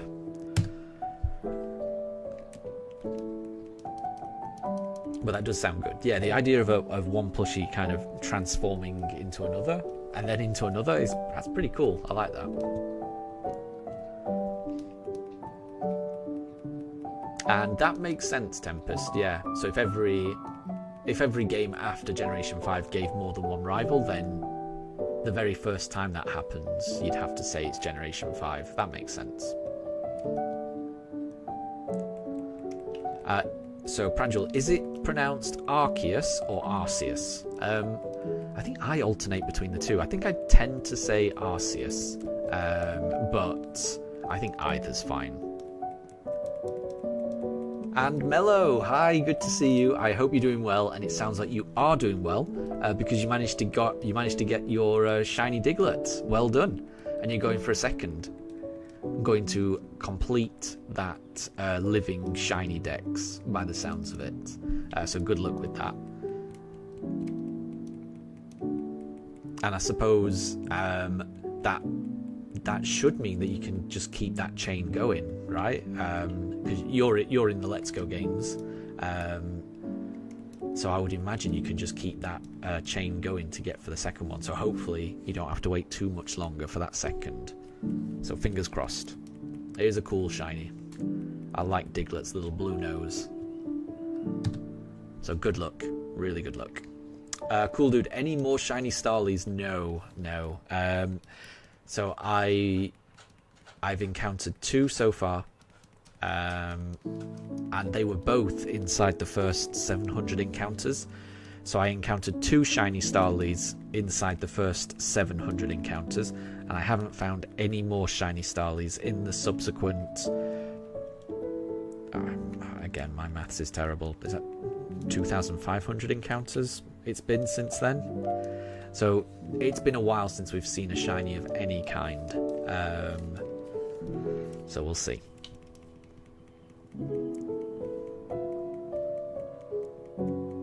And Tempest, yes, I agree. Yeah, in the UK, the heat is creeping back up. And to me, it was already hot. Yeah, I've seen on the news that, yeah, it looks like there's going to be a heat wave coming. But when I saw that news, my opinion was I thought we were already in the middle of a heat wave. I thought what we were experiencing was a heat wave. It was already too warm for me. So the idea that it's going to get even warmer, yeah, I'm not looking forward to that. I work from home most of the time, and you know, I stream in my spare time as well, and both of those things I do in the attic of my house, which is the warmest room in the house. Having a PC running at the same time makes it that little bit warmer. So yeah, I'm going to struggle in a heat wave. But I've got all the windows open. We've got a fan going. At the moment, it's not too bad, but it is only 50 minutes past 10, so it's going to get warmer. So we'll see. I hope everyone's keeping cool, because it does sound very warm. And Cool Dude, you're off. Thank you very much for stopping by, and have a lovely rest of your day. I think I just saw something posted in...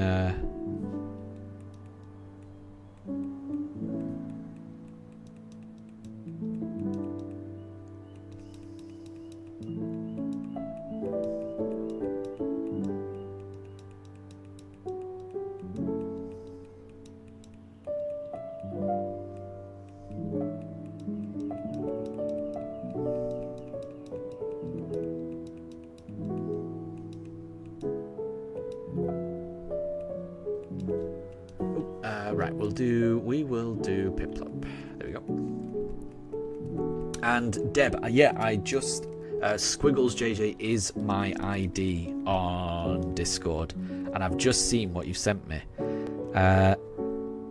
Yeah, that's the Geodude turned into a Graveler, turned into a Golem plushie.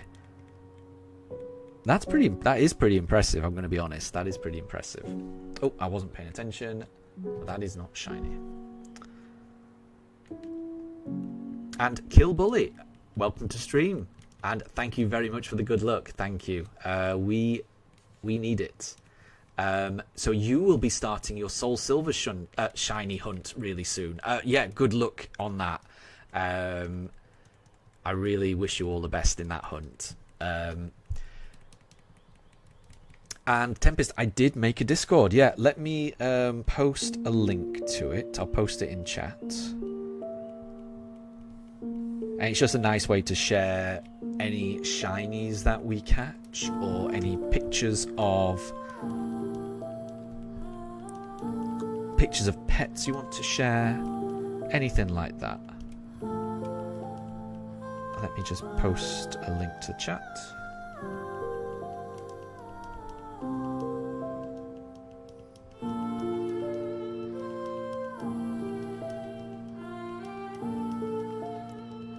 There we go. I've just posted a link. And Fluffy, I did see that you joined the Discord as well. I've posted a couple of your pictures in the art section, and I've also linked to your YouTube channel in that section, because I thought they were very nice. I liked them.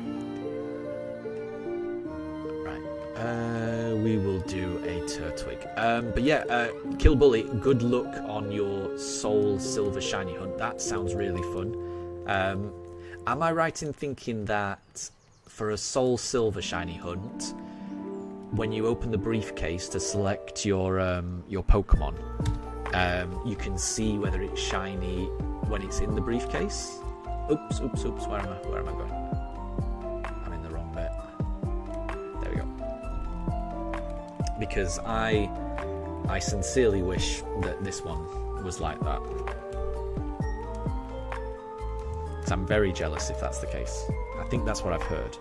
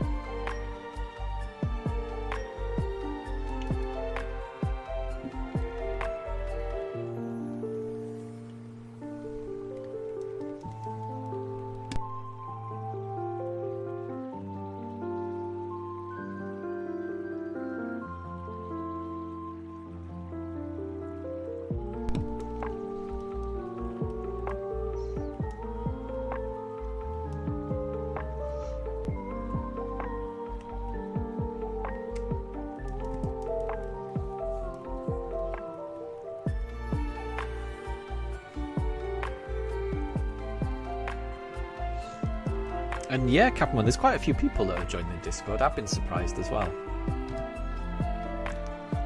It's really nice. Because I knew that a few people had been asking for it, but I wasn't sure how popular it is. But I have found it really nice to look. You know, seeing your shinies, seeing Calamari's shinies, seeing your trading card collection as well. That's pretty cool. Yeah, it's just been really nice to be able to see stuff like that.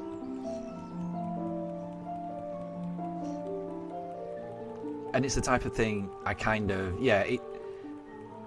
if YouTube chat was a little bit better, like if it allowed you to post pictures and things like that, then I think YouTube chat would be fine. But because it doesn't allow you to, you know, share things like that, you're kind of forced to use something like Discord, I think. Which isn't, in the end, it's not the end of the world. But yeah, I do kind of wish that the YouTube chat was a little better.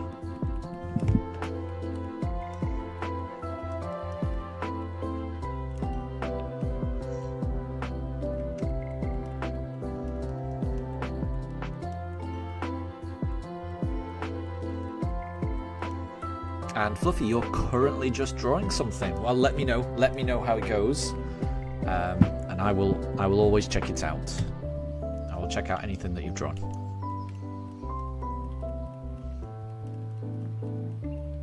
That's a good point, Tempest. Yeah, because YouTube chat it will only work while the stream is live. Yeah, whereas Discord works off stream, which, considering there's people who join from all over the world, you know, not everyone can talk at the same time. So yeah, not everyone is able to actually communicate with each other at the same time during these streams. Whereas if there's somewhere else that you can chat no matter what, that means you can interact with more people, which is nice. That's a good point.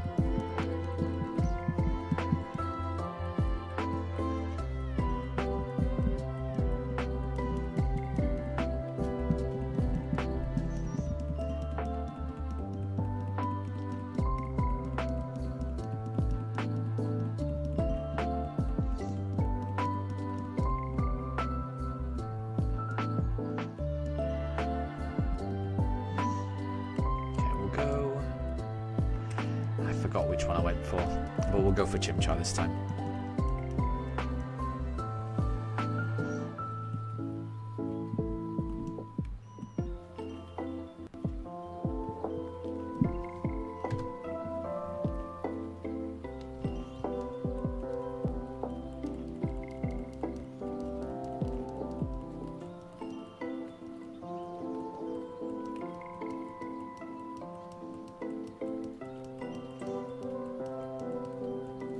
So T-Rex, if I get the shiny, are you going to play through the beginning of the game? Yes, absolutely. Yeah. So my plan is once I get the shiny, then I just keep playing, and I'll keep playing. So the idea is that I do the whole run on stream. So I'm not going to do anything off stream. So when I find the shiny, it will be on stream. Everything I do after finding the shiny will be, on stream. That's the idea. So what will happen is once I've got the shiny, I'll progress the game up until the point, I think I'll have to beat the first gym. So I'll be beating the first gym with whichever one I've got.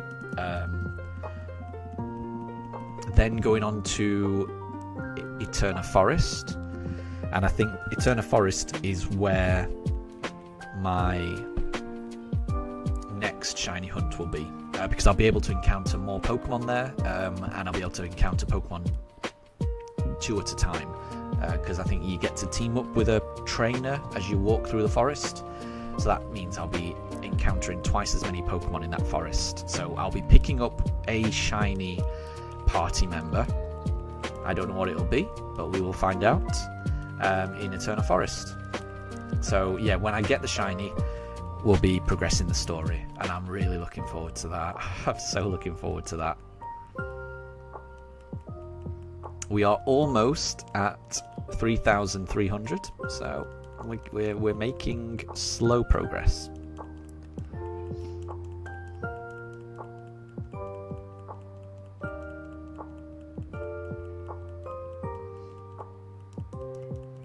And Moondrop, good to see you. I hope you're doing well. I hope you're doing well.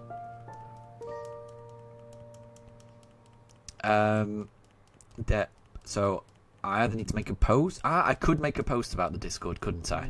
That would help. Because at the moment, what I've got is in my channel description, I've pasted the link into the channel description on YouTube. But it is a bit hard because I don't think you can actually click on it. Or I couldn't, at least. So it is a bit tricky. So I think it might be better, yeah, if I just make a separate post just saying I've got this Discord. That might be better, rather than having to post it in chat every hour or so. And Moondrop, you just woke up a few minutes ago. I'm very good. I hope you're having a very good morning. Yeah, everything's good here. I've been shiny hunting for 2 hours so far, so we're already 2 hours into the stream. Got through quite a few encounters, but hopefully we're able to get all the way up to encounter 3,500 in this stream. That's my goal. And Tempest, I could put it in the video description as well. That's a good idea. Yeah. I think that's a good idea. I'll add that in.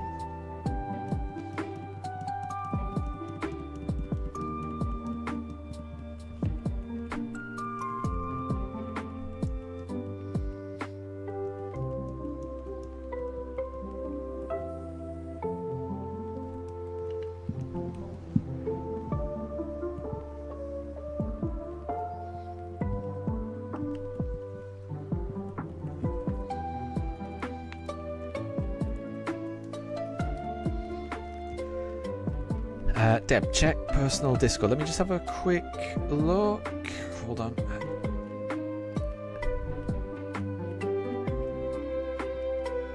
He wasn't paying attention.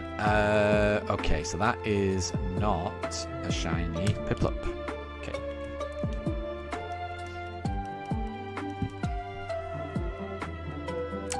So you've posted a link to them actually. Oh, that is a big plushie that you've posted. Yeah. It's quite cool. I'm going to be honest. Yeah, the Geodude that turns into a Graveler and then a Golem. It does look pretty cool. It does look pretty cool.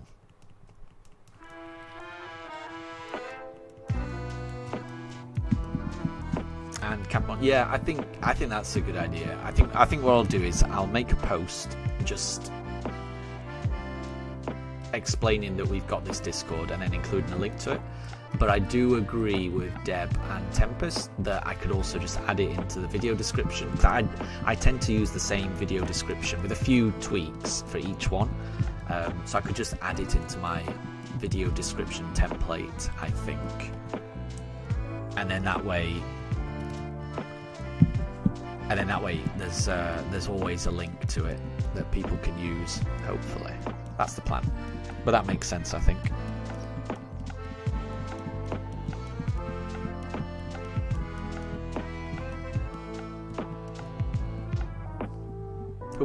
Right, so I think I did Piplup last time, so we'll do Turtwig this time.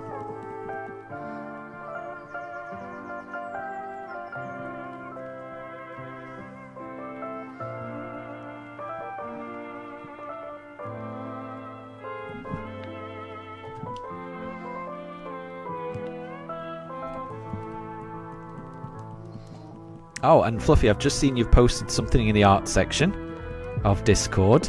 So that's your drawing, but you're not sure where it is. Deb thinks it's the Pug's footsteps. And that's where I would guess as well. I think it does look like that, yeah. I like it.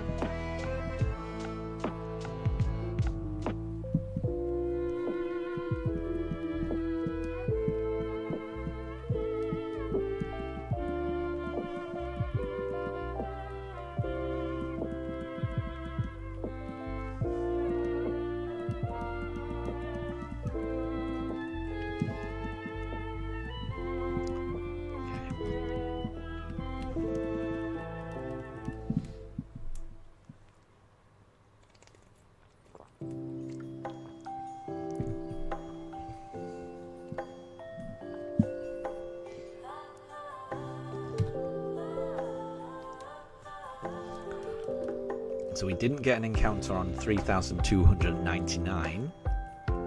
Will we get a shiny on encounter 3300? We'll have to see.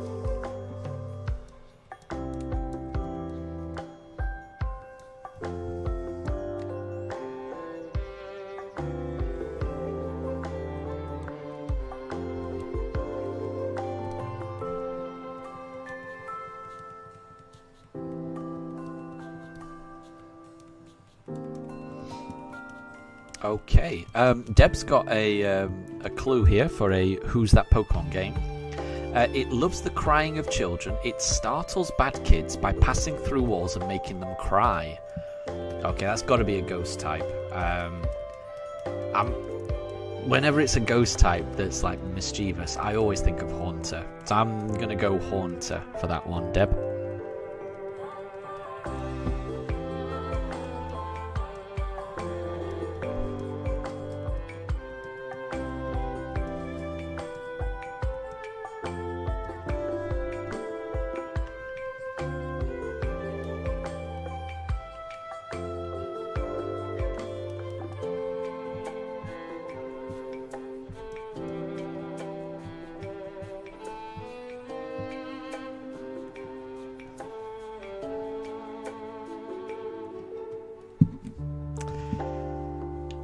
We didn't get it on encounter 3300.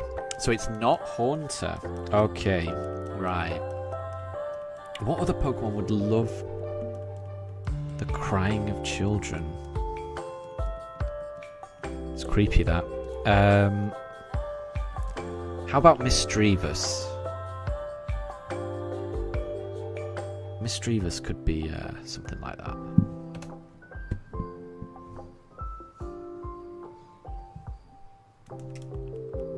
I'm certain it's got to be a ghost type, surely.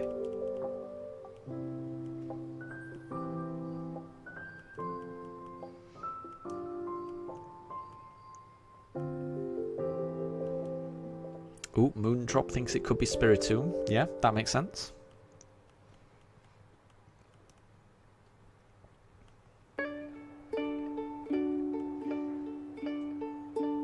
Ah. So it's not Spiritomb, and it sounds like it's not Misdreavus either. Maybe Shuppet?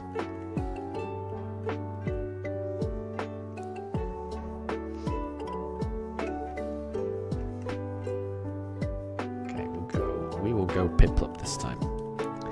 Let's see, is this Piplup shiny?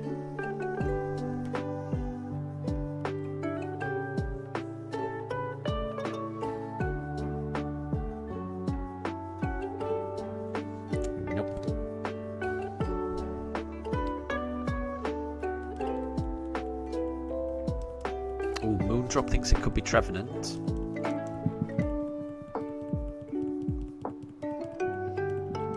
I'm still thinking it could be Shuppet.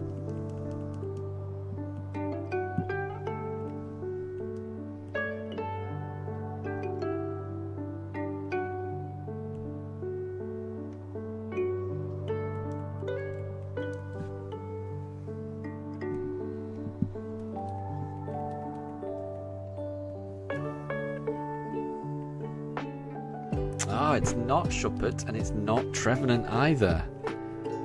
Oh, there's not many more. There's not many more dust types, ghost types I can think. Yeah, maybe Duskull. Or if it's not Duskull, then I'm running out.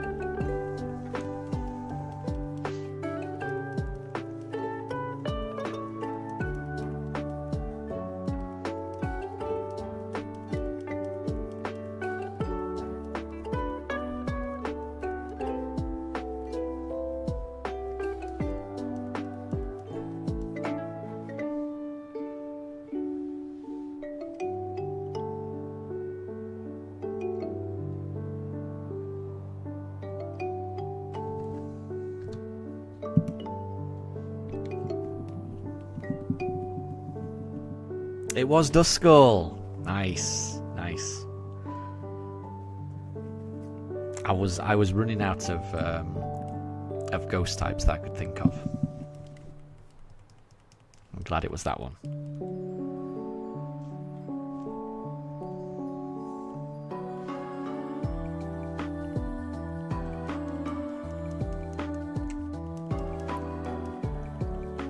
Okay, we are about to encounter number 3,303.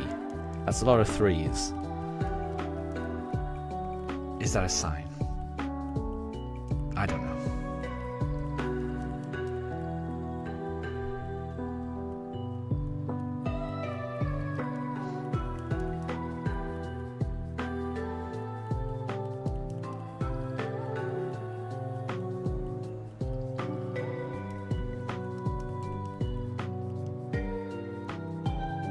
Oh my gosh. I've just read Deb's clue. It sounds horrifying.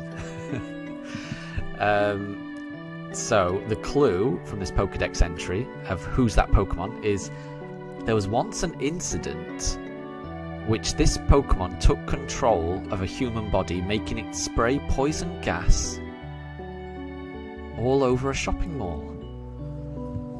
Wow. So when it said there was an incident of this Pokemon taking control of a human body, my immediate thoughts are that's Calyrex.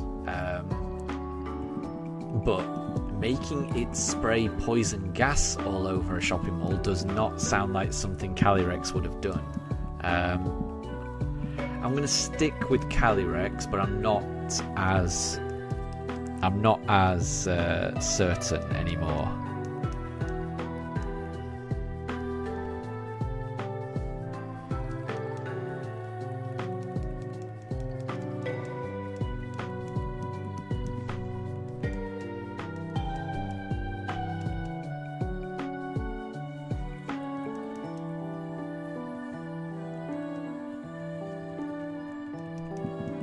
Ooh, Fluffy thinks it could be Gengar. And that's a good guess, isn't it? Because it's a ghost type, which you would think would be able to, like, control people. But it's also a poison type. And Fluffy got it. Fluffy got it in one. Well done. Well done. And that kind of makes sense, doesn't it? It's a kind of ghost poison type. But Tempest King, yeah. When you read the Pokedex entries of some of these Pokemon, it has some wild entries. That's a fairly tame one. There are some weird Pokedex entries out there. We've had a few in chat recently. Well, that was a very good guess, Fluffy. Very good guess.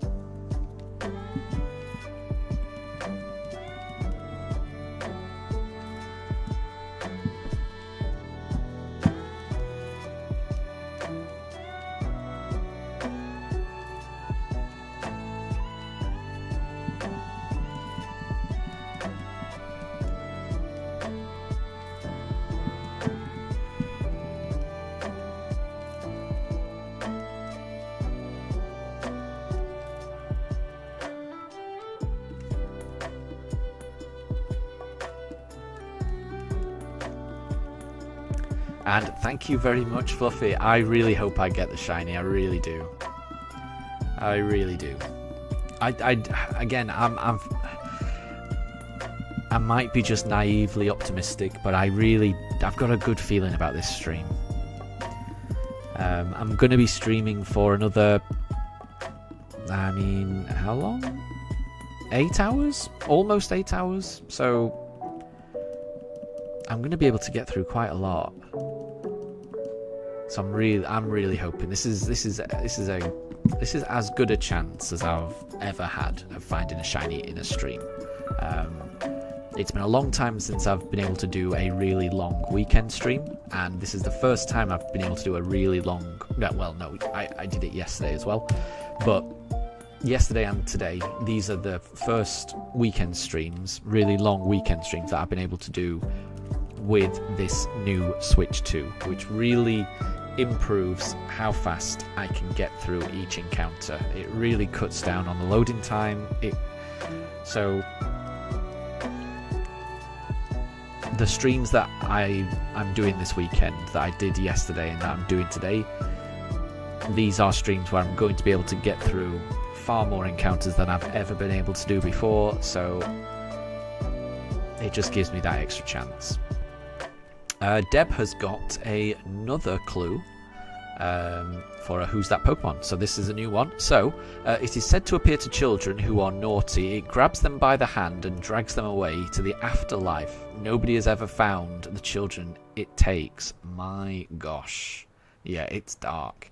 A lot of these entries focus on, like, naughty children as well, and Pokemon leading them away. Drags them away to the afterlife. My god, that's so dark. So I was gonna say,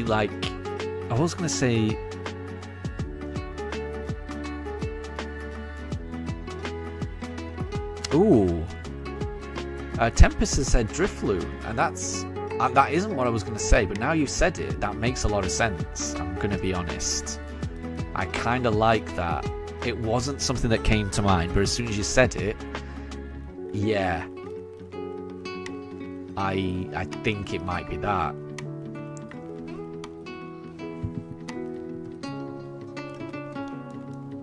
But it does sound dark. It does sound very dark.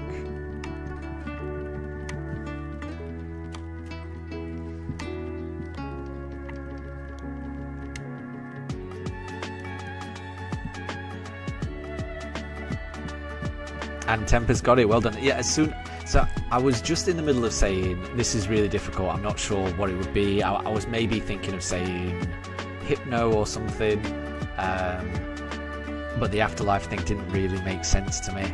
And then as soon as Tempest said Drifloon, I was like, actually that does sound like, that does ring a bell. So yeah, well done, Tempest. As soon as you said it, that made a lot of sense to me. Well done.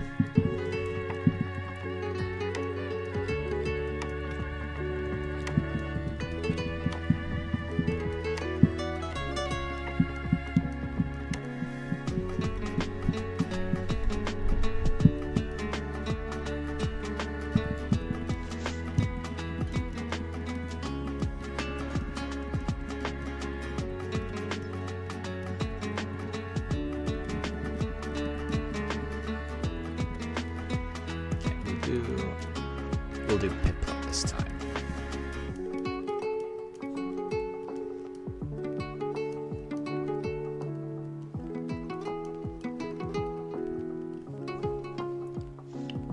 And don't worry about it, Moondrop. I mean, I didn't get it either. I thought Spiritomb was a decent shout. So yeah, don't worry. Never be afraid to have a guess at something. Nothing bad's going to happen, don't worry, don't worry. And I didn't know the answer either, so we're in the same boat, you and I, Moondrop, so don't worry.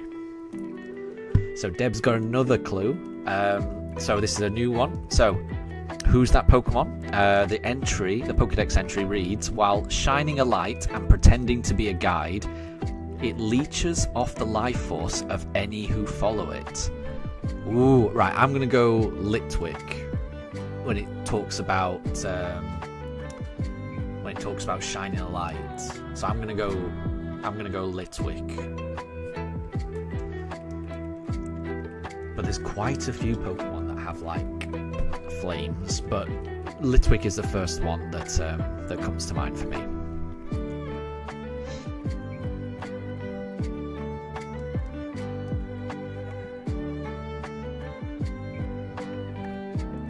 And Fluffy, we'll do yours once we've done Deb's, because we don't want too many.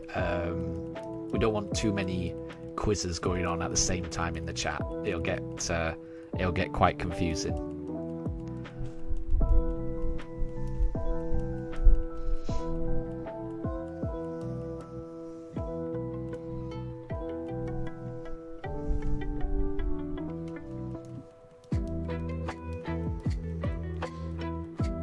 Ah, but Tempest got it straight away anyway. So, yeah.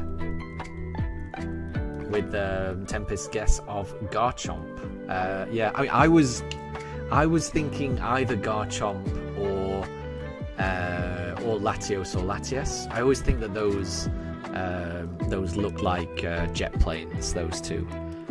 But the shark, yeah, the shark does make me think of Garchomp. But for Deb's one, yeah. So I think Capamon has gone for more lol. I'm pretty sure Capamon's one would have been for Debs rather than the shark jet. Yeah. So Capamon's asking whether it is Morlul. Morlul is a good shout. It does have that glowing light to it, doesn't it? That bioluminescence. But it's not Morlul. So was it Litwick, Deb, or was Litwick wrong as well?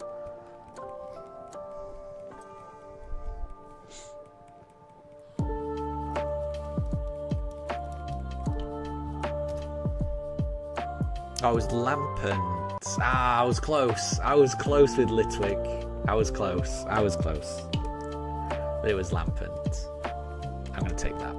If I get within the evolutionary chain, I'm happy. I'm happy with that.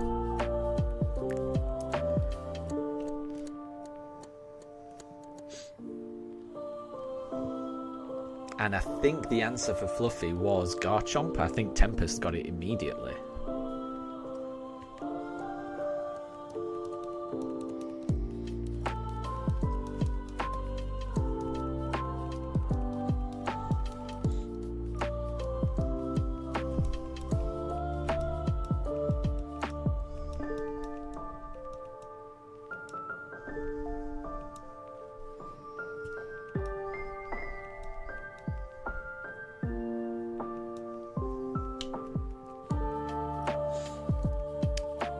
So Tempest, how would I rate all of the seasons from favourite to least favourite? That's a good one. Actually. I always look forward to summer, but then when summer's here, I do struggle in the heat. I like to grow a few things in the garden. Not a lot, but I like to grow like tomatoes and some strawberries in the garden. So I really do like the summertime because that's when those things kind of come out.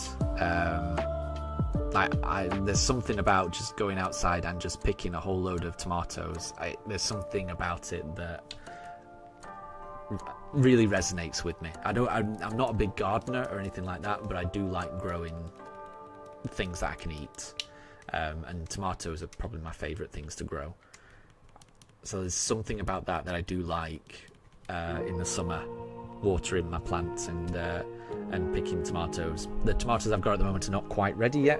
They'll be ready later on in the summer, but it's still something I'm looking forward to. So even though the weather is unbearably hot and we don't have air conditioning in our house, we've just got windows and fans, I do still like the summer. I do. The days are longer. Yeah, I do like it. But there's something to like about all the seasons. Whenever it snows in the winter, I absolutely love it. But that's a very, very, very rare occurrence that doesn't happen every winter.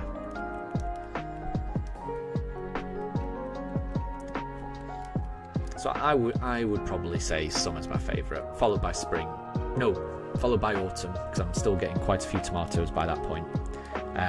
Then spring, last winter, but I do still like winter, especially when it snows.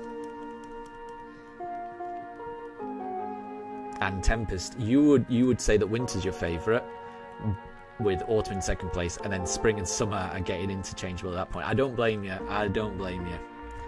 Yeah, I do not blame you. I don't blame anyone who can't deal with this heat, because I can't deal with this heat. Definitely can't.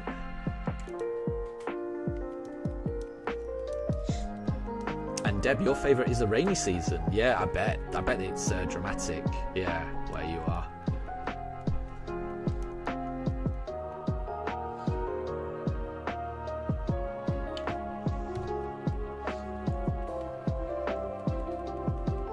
So, Fluffy's done one. It is known for its fiery breath and powerful wings. It's a fire flying type with the blaze ability. This is what, I think that's Charizard, and that it was Charizard. I think I would have got that as well, just because of the blaze ability. Because I can remember watching a Pokemon International Championships from not too long ago, from a few months ago, where the winner used a team that revolved around Charizard's blaze ability, increasing its power in the sun, and using Sunny Day and a really fast Jumpluff to use sleep powder, and a Torkoal with the jetpack to bring out the sun in the first place, but then sort of get out of there when it needs to. It was a really cool team that this player used. So I think I would have got that one. Deb's got another one. Let me just pick this Pokemon first and I'll read out the clue. Bear with me. So, the soul of a woman lost on a snowy mountain, possessed in icicle. It wields cold air at minus 150 degrees Fahrenheit to curse its victims. Wow.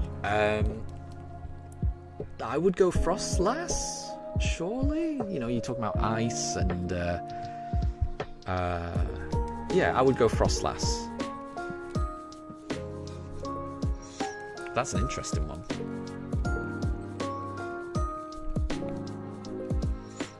And Fluffy's done one as well. Its tail was bitten by a shell derived while hunting in the sea, causing it to evolve. This bite triggers a transformation where the Shelder becomes attached to its tail. Oh, I know that one. That's Slowpoke, Slowbro. So if its tail's been bitten, that would be Slowbro. But it's, I remember that from the anime. I think they covered that where, a Shelder bites a Slowpoke's tail and it becomes a Slowbro. I never understood it because the shell on a Slowbro's tail looks nothing like a Shelder to me. Nothing like a Shelder. It always used to confuse me. But yeah. And it was Frostlass. Nice. Nice.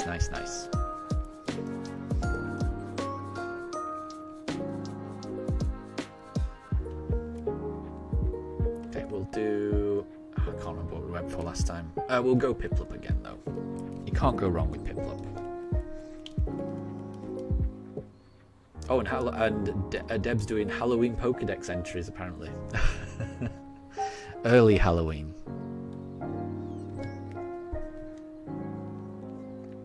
Okay, so nothing on 3,313.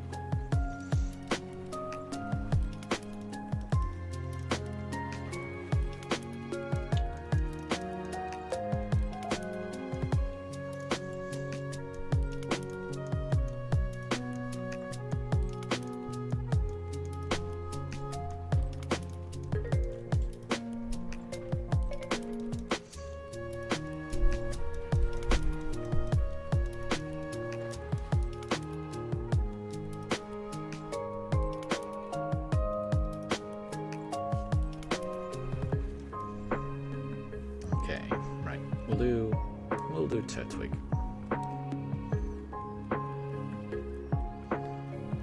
So Fluffy, I think, I mean the answer's got to be Slowbro, right? Because a Slowpoke that gets bitten by a Shelder becomes a Slowbro. I remember that from Generation 1. I remember that being the law. And again, I remember being very confused by it, because it didn't make any sense to me.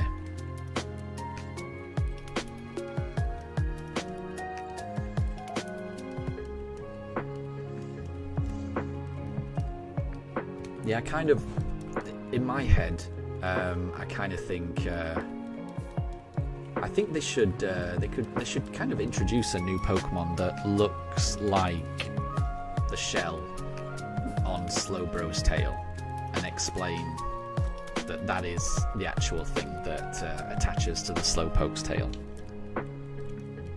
rather than a Shelder. Because it's clearly not a Shelder.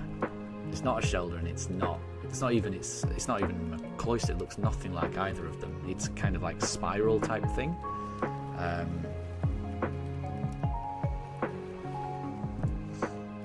Yeah, I think it was Capamon that said Slowpoke.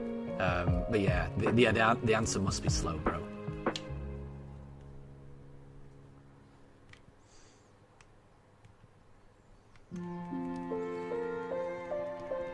But Deb's got one, so it tolls ominously when it senses someone's death. Some say it can bring the end of life by merely ringing. Ooh. It tolls ominously when it senses someone's death. Right. That's a good one. So when I think of something tolling, I think of like a bell. So whenever I think of a bell, I think of like a chime echo. But I never thought that a chime echo would be as dark as that. But I'm going to go with chime echo, Deb. I'm going to go with chime echo.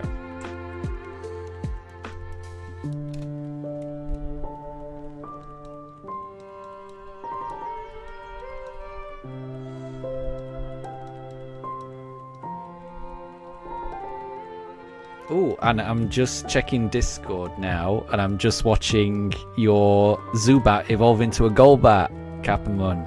Nice one. Keep going to a Crobat. Keep going all the way to a Crobat. I love Crobat.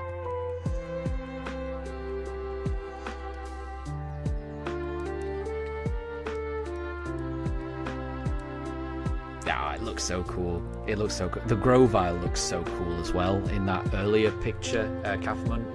Shiny Grovyle looks so awesome. Yeah, congrats again on that. And Rainy Day, welcome back. No shiny Starlies just yet. No shinies of any kind just yet. But we've still got plenty of time. Oh, and Deb, it was Chime Echo. Nice.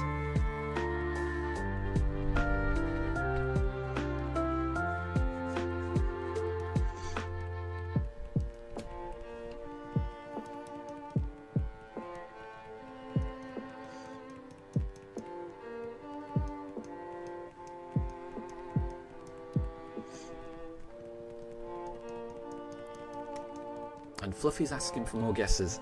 I'm absolutely certain the answer is Slowbro, but it may be that Fluffy can't hear me, so I'm just going to type this in chat. My answer. Slowbro is my answer.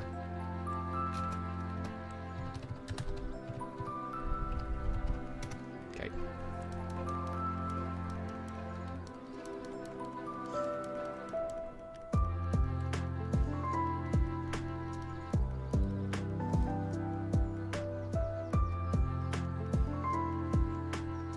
Okay, so Deb's got one.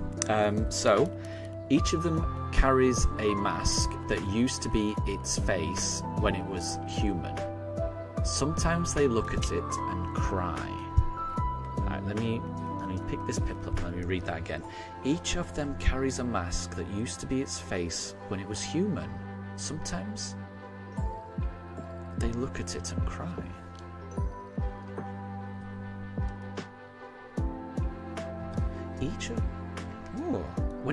When it was human. I'm confused by that one. Each of them carries a mask that used to be its face when it was human. Sometimes they look at it and cry. So Capman has guessed Yamask. Which, yeah.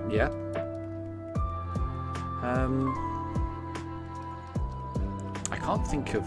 Maybe... Oh, it was Yamask. Because I was about to guess maybe Mimikyu.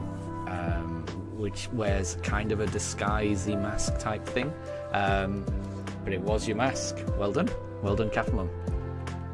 That was a tough one. I wasn't sure about that one.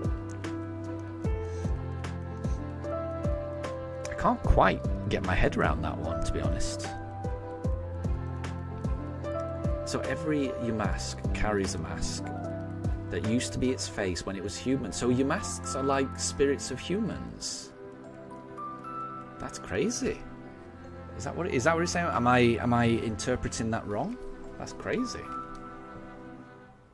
And Rainy Day, I agree. There are some pretty strange entries in the Pokedex of these games. Yeah, for such light-hearted games, the developers take the Dex entries to some weird places.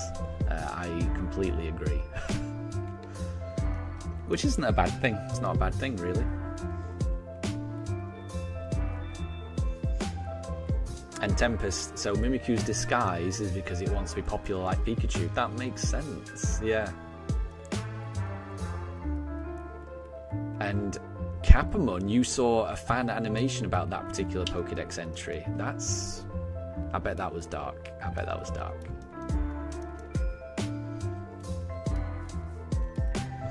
But that's cool that it has that kind of lore out there, that if you want to learn it, you can. It's pretty cool.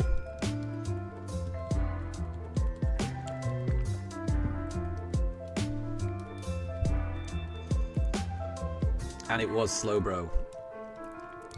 Good stuff. We got there in the end.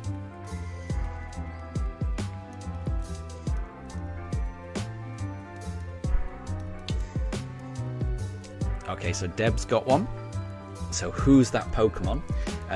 Being consumed in its own flame, burns up the spirit, leaving the body behind. By waving the flames on its arms, it puts its foes into a hypnotic trance while it burns their spirit. Right, I'm gonna go Alolan Marowak for that one, because it talks about...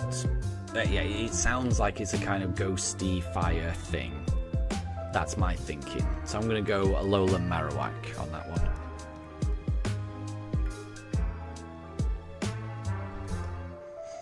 Although the flame is more on its, the bone that it carries rather than its arms. But I'm gonna stick with Alolan Marowak. I'm gonna stick with that.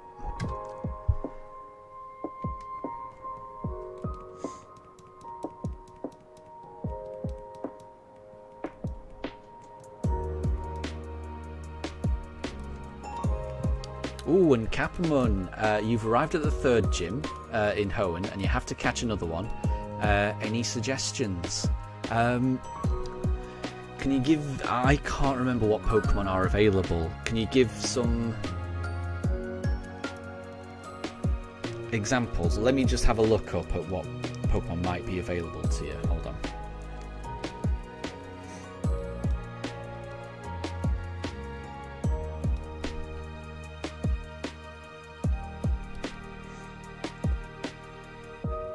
And Deb, it's not Alolan Marowak. Okay. Oh, right, okay. So, it's got flaming arms, but it's a little bit dark. That's interesting.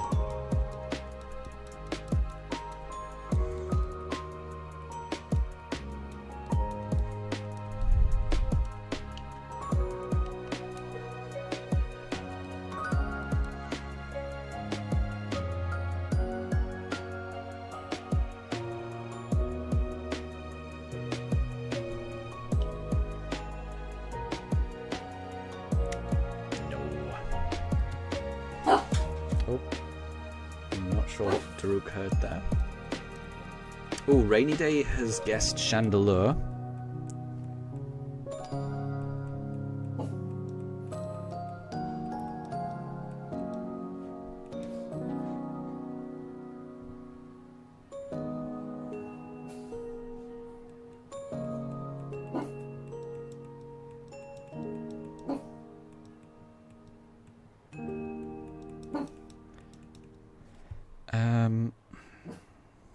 Maybe Magmar? I mean, that's a little darker than I would have gone with Magmar, but... Magmar's certainly got flames on its arms. That's all I'm thinking. Oh, Capamon's gone for Hisuian Typhlosion. That's a good shout. I've only just seen that. That's a really good shout, isn't it? That's a really good shout. Yeah.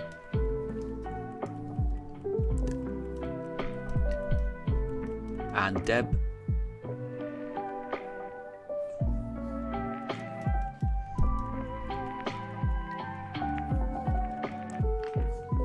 Bear with me, I'm just trying to catch up.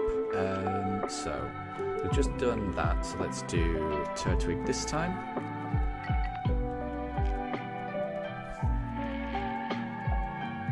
So Captain would like to get the Sandshrew for his shiny team, but it's kind of locked at this stage, which is a shame. I think Deb is suggesting maybe going for Trapinch. I'm not sure if that's possible. Pablo, welcome to stream. Thank you very much for joining. Why haven't I saved closer? I mean, this is pretty much as close as you can get. I mean, I could go maybe 1 or 2 squares higher, but that's about it. I'm not sure it would make that much difference. But I mean, it's not the worst idea. I could go a couple... Yeah, let's save it there. Not a bad idea. It'll save, you know, a second or two, and I'm going to be doing it a lot. So that's not a bad idea. But that is that's as close as you can get. So that does help. Cheers.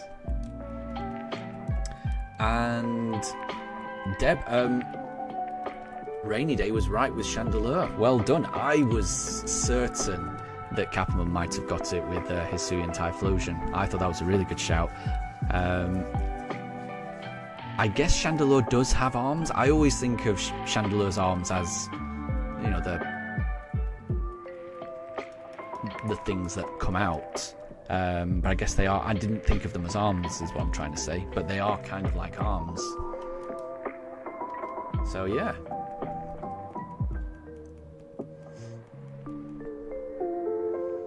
So Moondrop, you were struggling on Lieutenant Surge in your playthrough of Radical Red, and you thought that Lieutenant Surge was on his last Pokemon,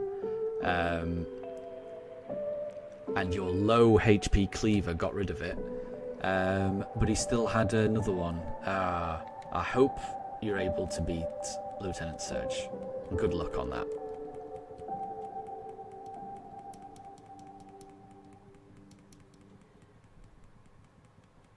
But yeah, no, Rainy Day, you were right. So I guess they are arms. I guess they really are arms that Chandelure has. It never really occurred to me, but I guess they are its arms, really, I suppose. There you go. So we're a little bit closer there. So that does help. So Deb's got another. Who's that Pokemon? So apparently this Pokemon is born when a departed spirit inhabits a sword. It attaches itself to people and drinks their life force. If anyone dares grab its hilt, it wraps its blue cloth around their arm and drains them completely. I don't know the name. It's Aegislash, right? Or it's the Honedge, or it's the pre-evolution of that. I sometimes forget their names. I'll go Honedge though.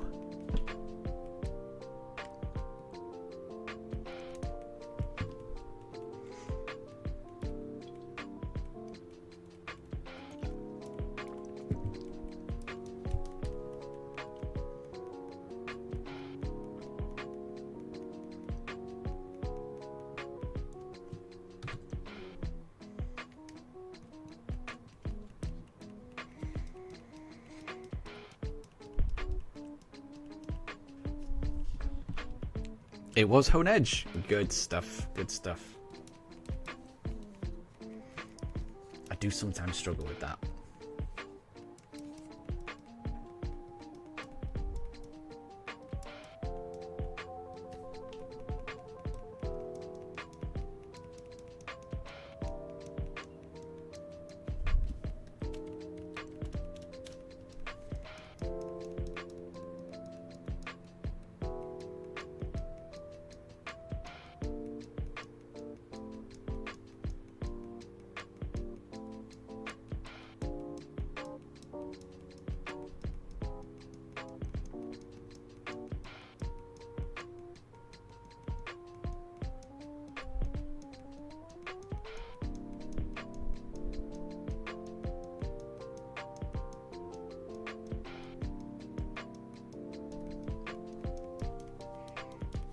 I'm sorry to hear that, Moondrop. Don't worry, I would just maybe level up a little bit, and then you'll be able to beat the gym. Just keep going. Don't give up. Don't give up. And Capamon, you've decided to shiny hunt Aaron in the same location as Sableye, so you might get lucky and find a shiny Sableye as well. That would be cool, wouldn't it? Because then you'd be able to... There's a Mega Sableye, isn't there? And Sableye's just a really cool shiny. But Aaron's a good shiny as well. Nice and red. With, you know, bright red eyes. It's pretty cool. Oh, Moondrop, I didn't realise there was a level cap. So I've never played a Radical Red, so there's actually a level cap. That's interesting. That's a nice mechanic, actually. That does sound cool. But yeah. Good luck. I hope you're able to find a way. You will be able to find a way to beat it, I'm sure.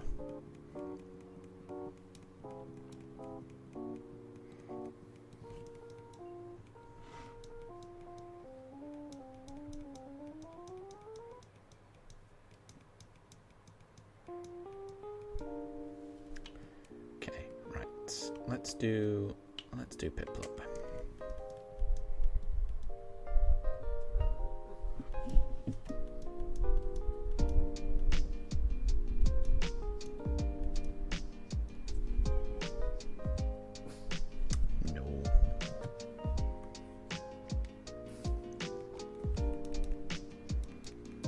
But yeah, Capamon, good luck with the Aaron. Are you able to do like horde encounters like the way that you did for the Zubat hunt? So will you be able to encounter lots of Aaron in one go? Because hopefully so, because hopefully that will speed up the hunt.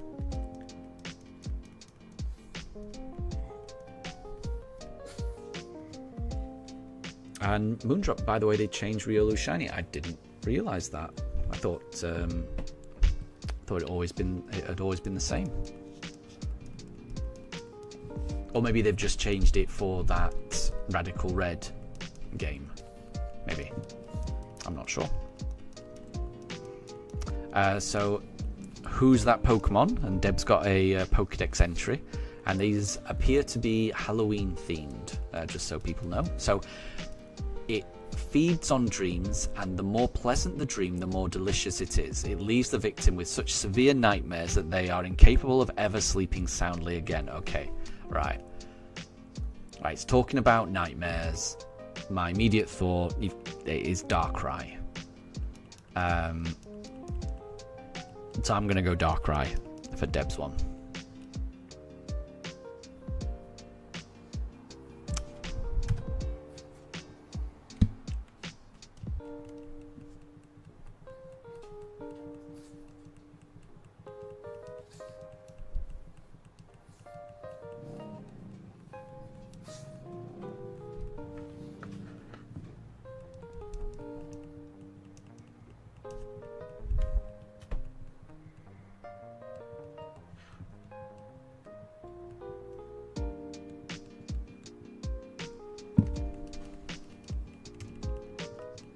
And I'm not right. So it's not Darkrai. Okay, that's fine. I'll get it.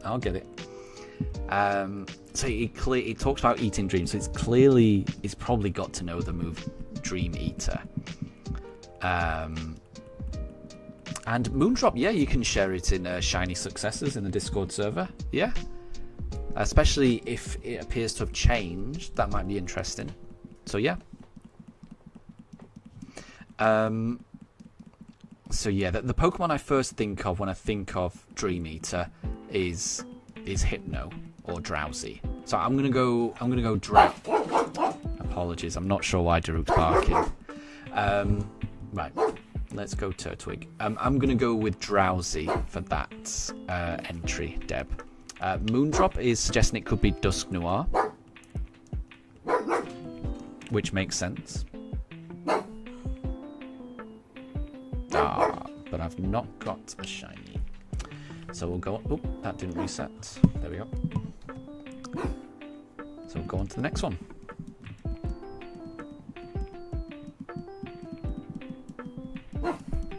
So we are approaching midday here. Drowsy is wrong, but Deb is close with Dusk Noir. Capuan's guessing Moana? The Disney character. I don't know. Moana's wrong. I don't know. I don't know if that's a typo or whether it's a Pokemon I'm not aware of. All I can think of is the Disney movie.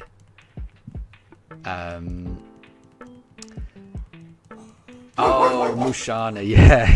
Okay, that makes more sense.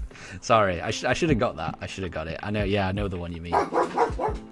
And apologies. So, we are quite close to midday, and this is around the time that the poochers have their lunch, and they also like to have a run around the garden around this time.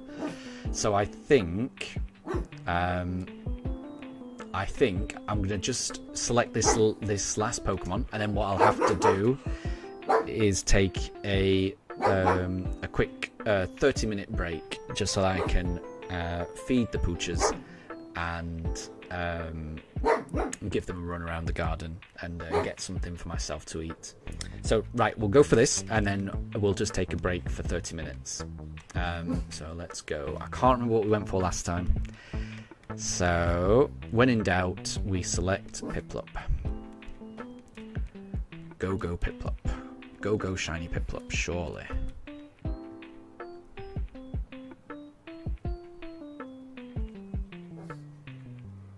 No.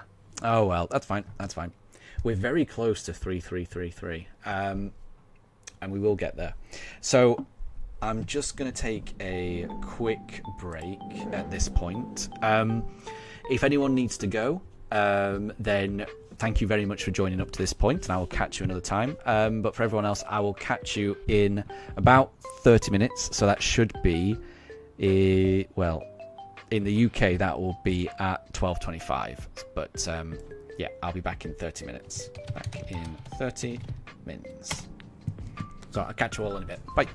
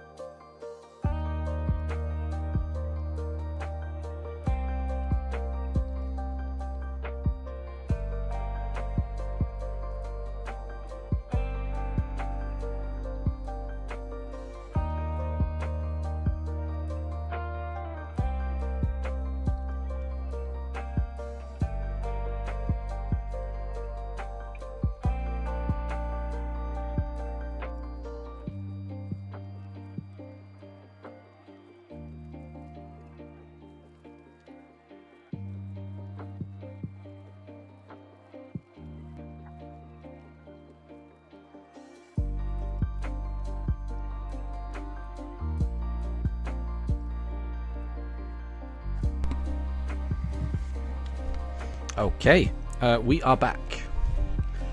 The Switch 2 seems to have turned off.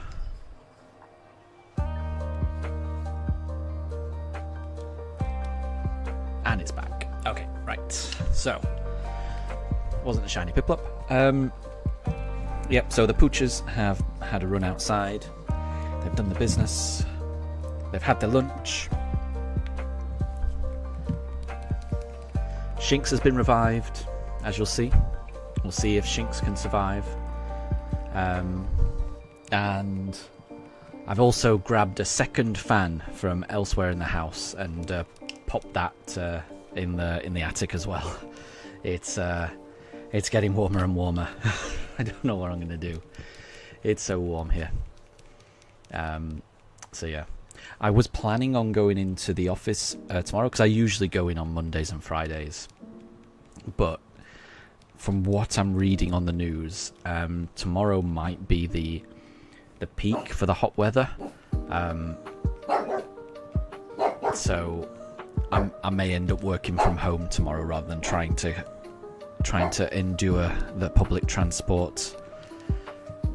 So I may end up streaming tomorrow evening. If I'm working from home, then I can stream in the evening. So we will see. Right, that was a Piplup, wasn't it? So let's go for a Turtwig this time. And hi, Deb. Yes, first again. Quick off the draw.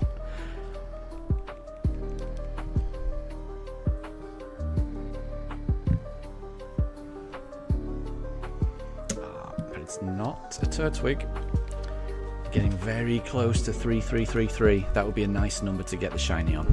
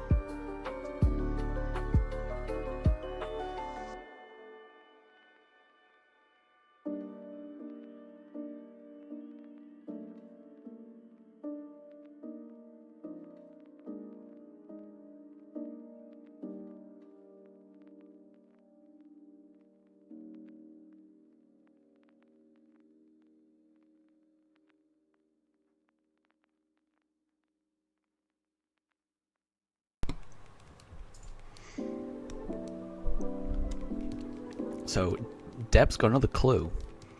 So this is another Who's That Pokemon? And this Pokedex entry reads, this Pokemon was formed by the grudges of people whose lives were lost in the sea. It wields the power of those regrets to curse anyone who touches it. Interesting. Right, because it's talking about the sea, I'm gonna go with Delmise as my guess. And Cloud Taps, welcome back. Apologies that my dogs are barking, I'm not quite sure why. This time it's Mifa that started barking, that's unusual. It's usually Daruk who's the grumpy one.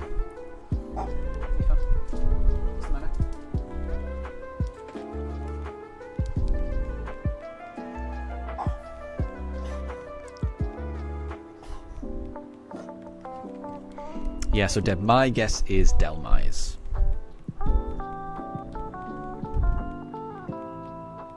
Because that feels like a, spooky, sea-based Pokemon. It's not Delmise, it's not Delmise. Okay, right. Grudges of those whose lives were lost in the sea. What about Jellicent? That's kind of like a ghost sea Pokemon. Right, we're going to go Piplup this time.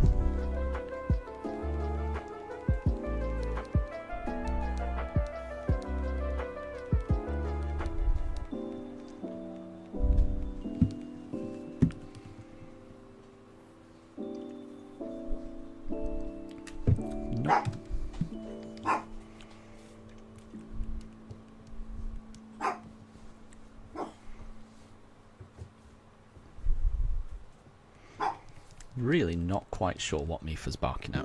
I can't hear anything outside.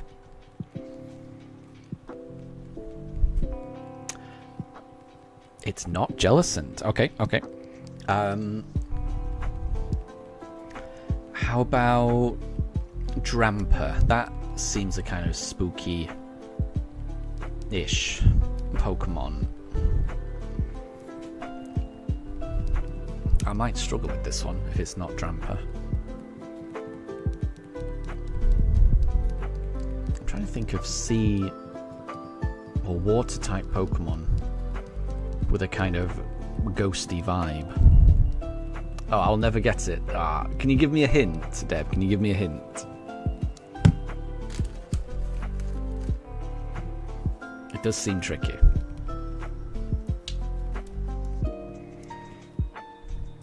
It's Generation 8. Okay, okay. So that's Galop. That's Galop. Oh, what about Corsola? What about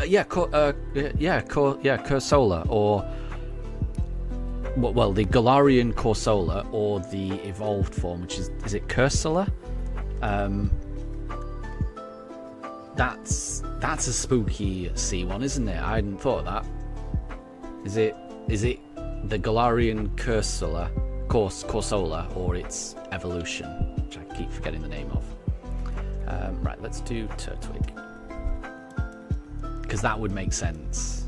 That would make sense. If it was that, I should have got it sooner. Yeah, I should have. As soon as you said Generation 8, then it made sense. But I think I should have got that sooner. Yeah. Because that does make sense, doesn't it? A water type, ghost type, yeah. And it's definitely to do with the sea. And it even says, the clue even says it wields the power of those regrets to curse anyone who touches it. I should have got that. I should have got that. Right, we are about to encounter number 3333. It's got to be... That's a sign. That's a sign. A sign that this is going to be a Pokemon to pay attention to. This is a Pokemon to sit up, take notice, and be shiny.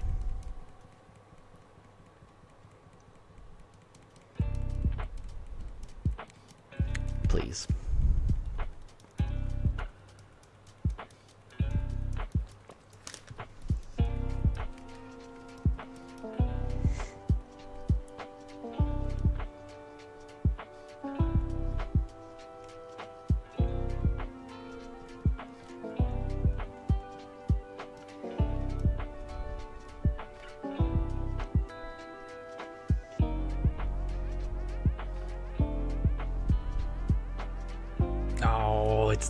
It's not, and it came at the same time that Rainy Day, you just got random wind on Stardew, so it was almost like it was a sign. It was almost too.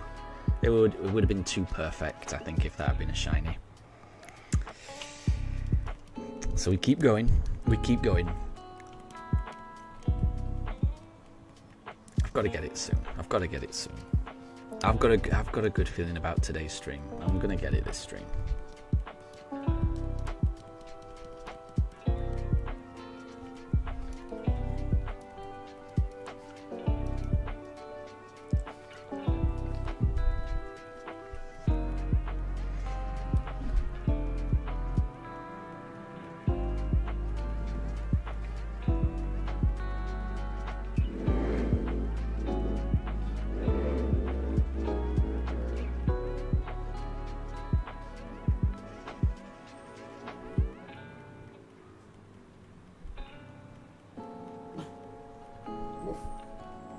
And thank you very much, Rainy Day. I will. This is the thing. I will get it. whether I'm going to get it this stream, that I can't guarantee. But I will get it eventually. Because I'm going to keep going until I do get it. So it's just about when it happens. Not if, it's when.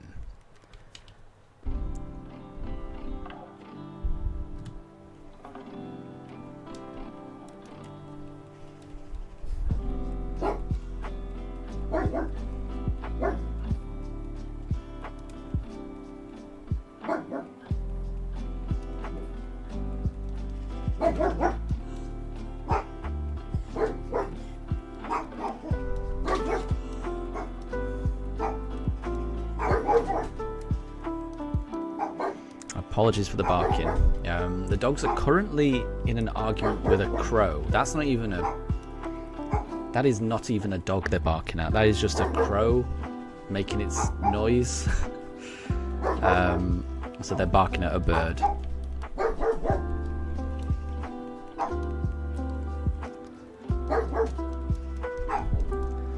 Okay, so Deb's got another one. Apparently this one's a little bit easier. So it is said to be active during the night of the new moon. It chases people and forces them to have nightmares. The nightmares are so deep and lasting they can never wake again. So, yeah, whenever I think of nightmares, the first Pokemon that comes to mind is Darkrai. So I'm always going to start with Darkrai. I'm going to go with Darkrai on this one as my first guess.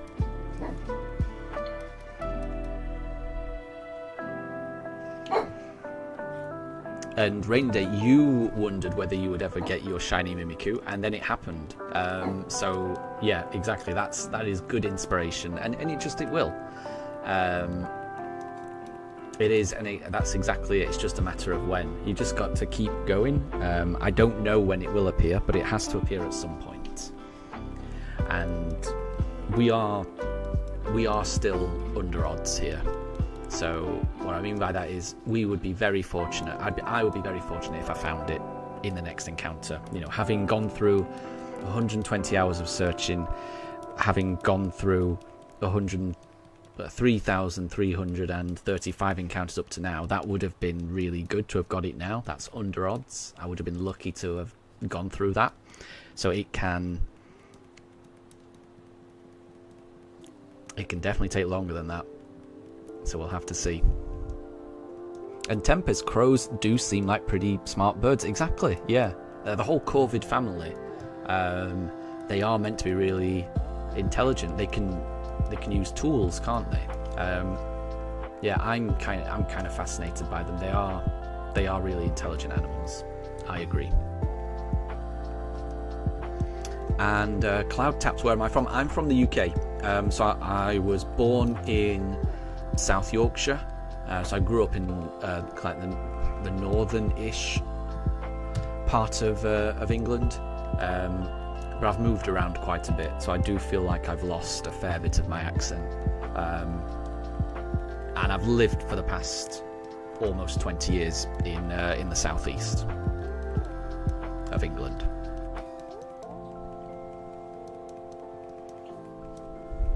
And Deb, it was Darkrai. I thought so. Yeah. Any time I see nightmares, I always think, it's got to be Darkrai. It's got to be Darkrai.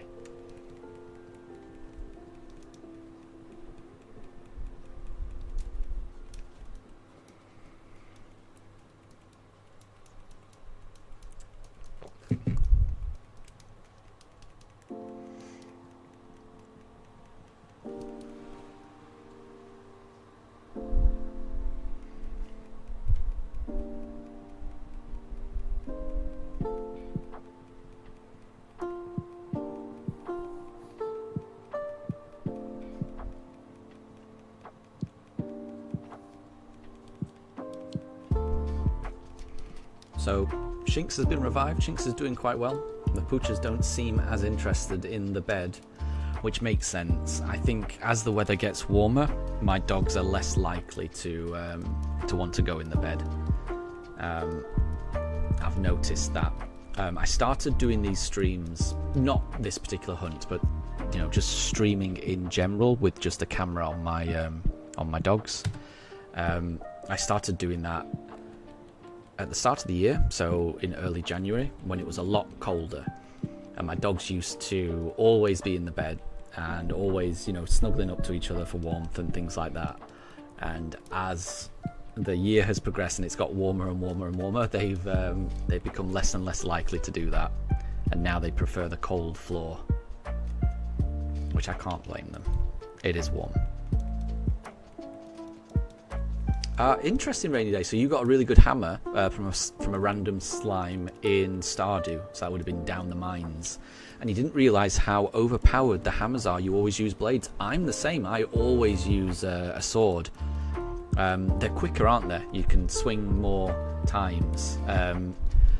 My guess is that you probably have to be better at timing. And you've got, yeah, I would imagine you've got to have better timing in order to use a hammer. Because the swing is so slow. So I've never used hammers either. I think I just rely on the button mashing sword. So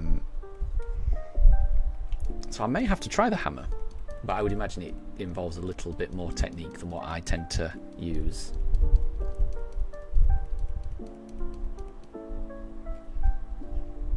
But I do like going down the mines in Stardew. Good times.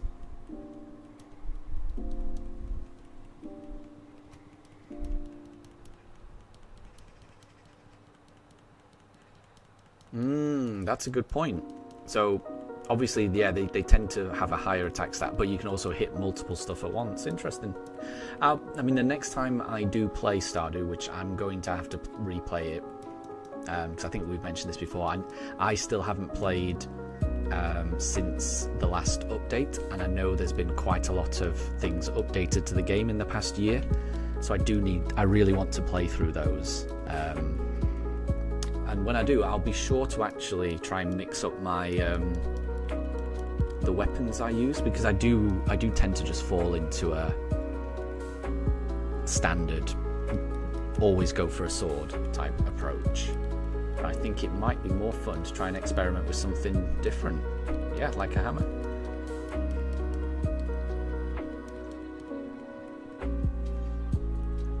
I think when you're replaying a game for the second or third or fourth time, it helps to mix it up a little bit. You know, not rely on items or Pokemon or strategies that you've used in the past, and try and come up with new solutions to the problems. It tends to make a second or third playthrough more fun, in my experience. Obviously, everyone can play in however way they want, but that's the way that I tend to find my subsequent playthroughs end up more memorable. So I will try and do that the next time I do a Stardew playthrough.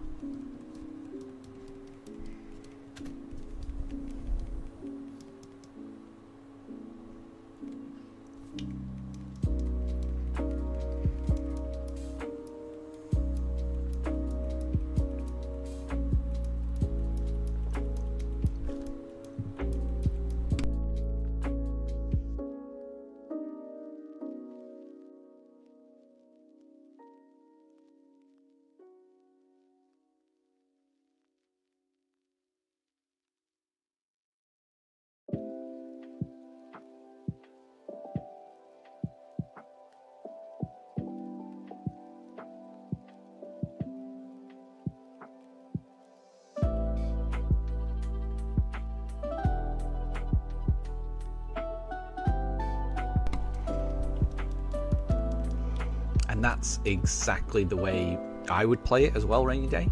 Yeah, trying to minimize how much you look up something. Yeah, I much prefer that. Because Stardew does a really good job of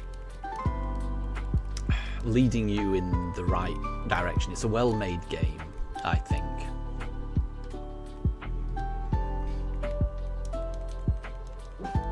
It often hints at what you need to do, which I appreciate.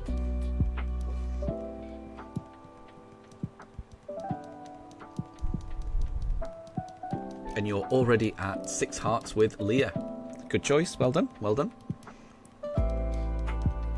I think when I tend to play it's me and my wife that play co-op, so we end up romancing each other.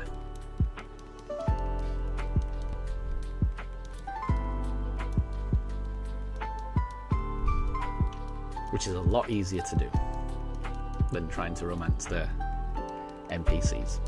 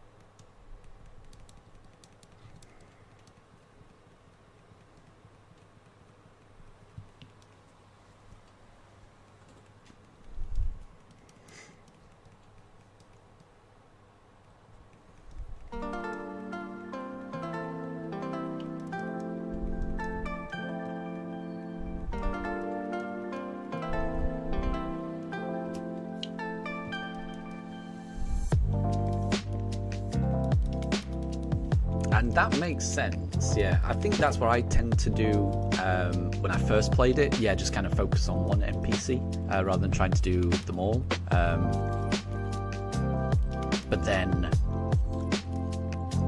when once I'm fully in the flow and I've got cash to spare, what I used to do is have little chests lying around Pelican Town.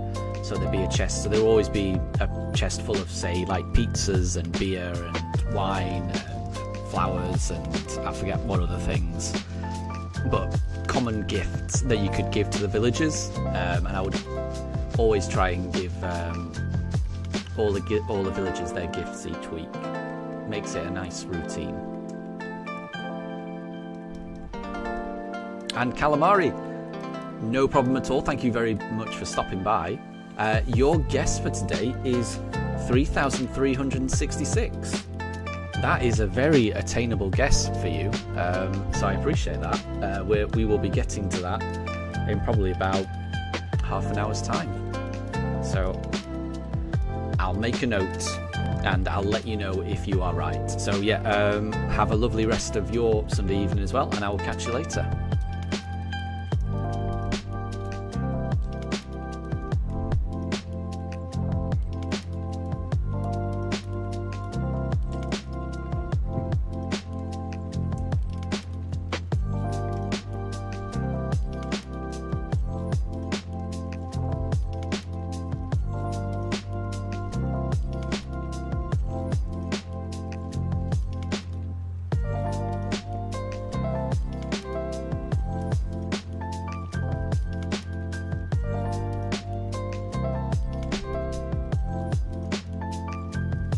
And yeah, rainy day. There's prismatic shards I think they're the best gifts, aren't they?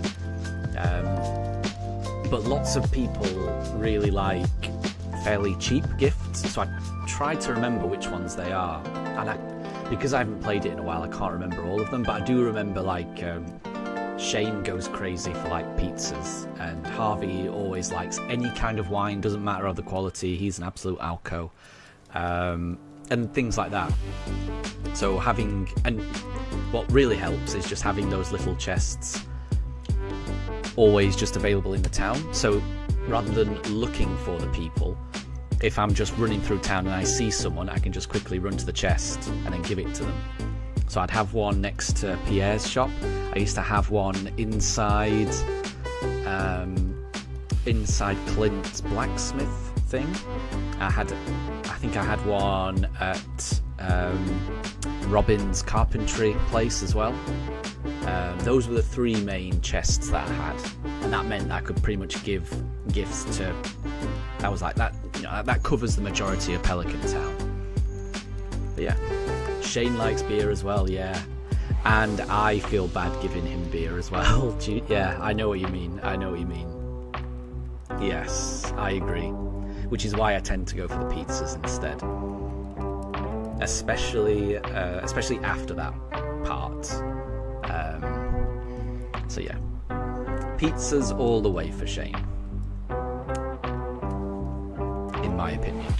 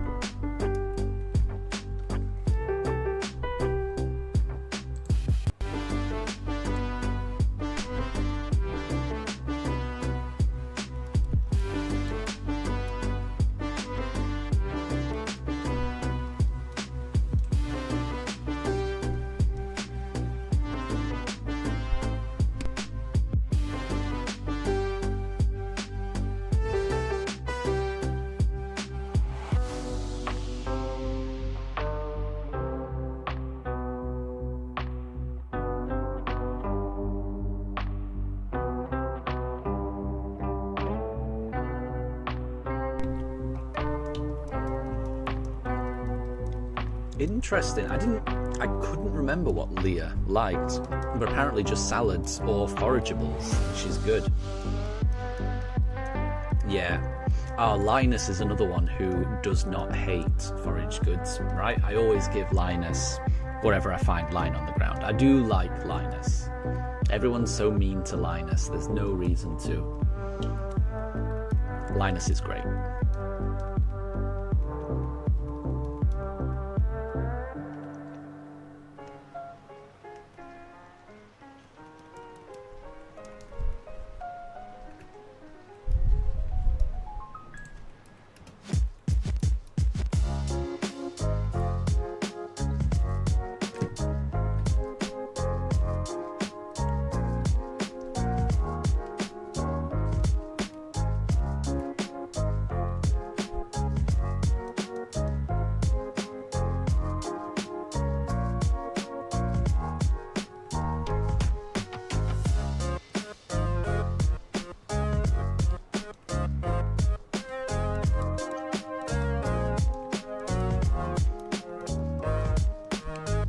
And yeah, I know what you mean, Rainy Day. Yeah, some of the things Linus says, it is a bit sad, but I mean, he's a very upbeat and positive person, so I don't think he lets it get to him. He does his own thing, and he's not concerned about what other people think, which is admirable.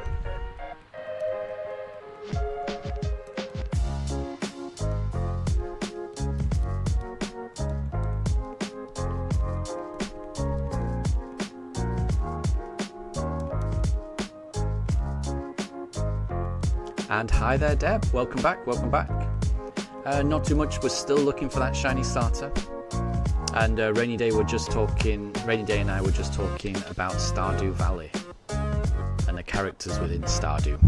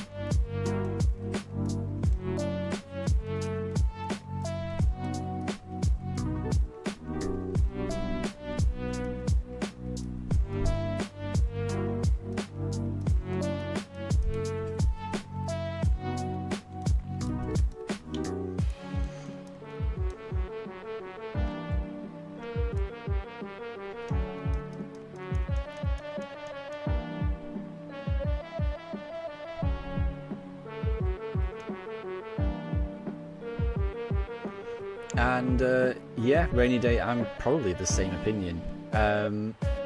I do tend to prefer the regrowing crops. It is much less effort.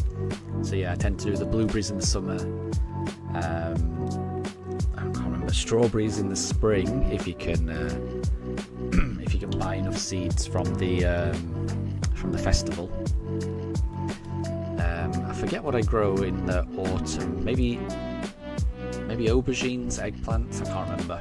But yeah, the regrowing stuff's really good. And obviously, when you can finally get ancient fruit, then that's all I ever grow in the greenhouse. But I really do like growing and farming things and finding things to put into the community centre.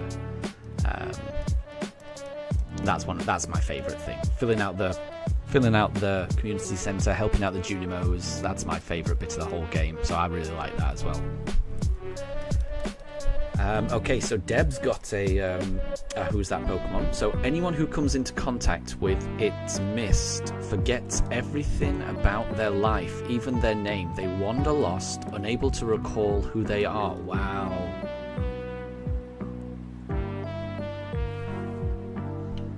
Huh. That's really dark. When you really think about these Pokedex entries, they are dark. Anyone who comes into contact with its mist. So what's a misty Pokemon?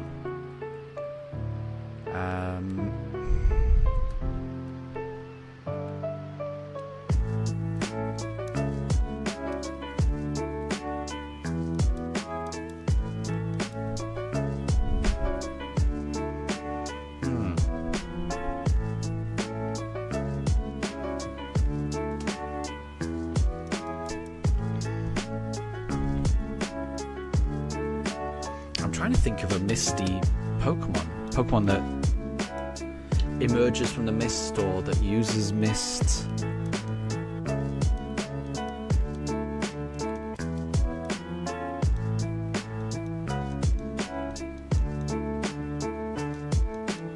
I'm going to go Ghastly because it's kind of got like it's kind of like the gassy Pokemon, isn't it? So that's kind of like a mist. I'm gonna go Ghastly.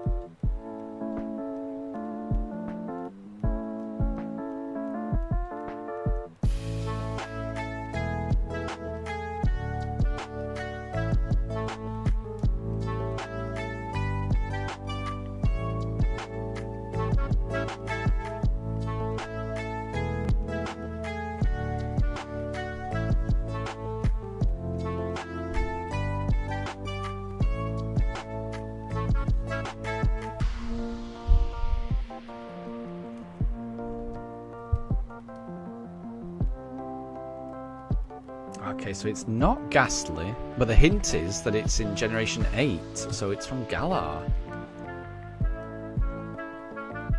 Oh, then it's Galarian Wheezing then. It's Galarian Wheezing. Of course it is.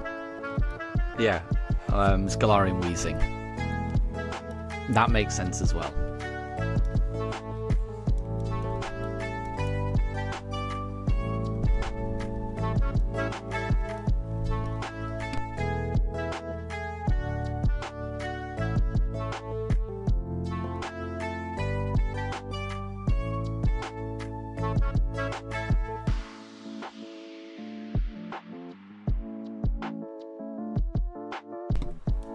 It's not Galarian Wheezing. Oh, I was sure it was that.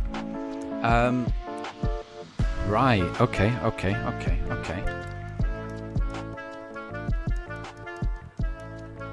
Okay. Right.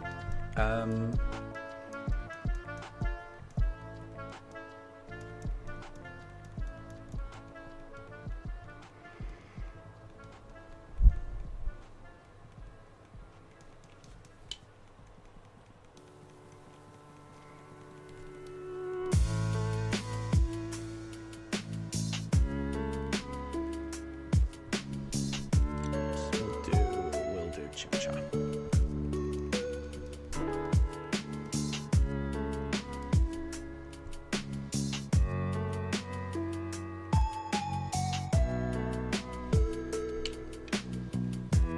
Nope. No, I very rarely get the answer in the first try, or even the second try. I thought I got it in the second try, though. I really thought it'd be Galarian Wheezing with the mist. Yeah, I really thought it was that. I'm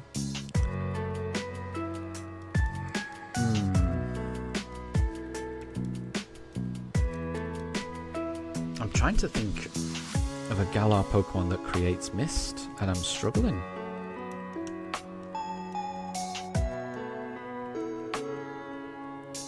If anyone else has got any ideas, feel free to post it.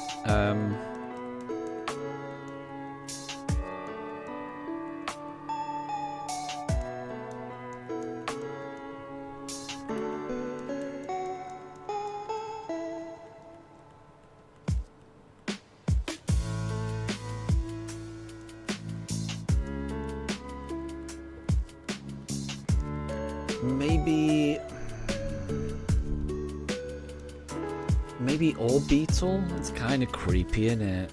Yeah, maybe Orbeetle.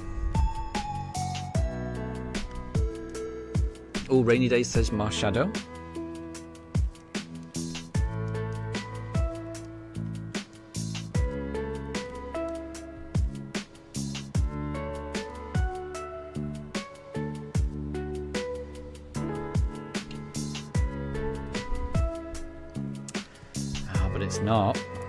It's not Orbeetle and it's not Marshadow.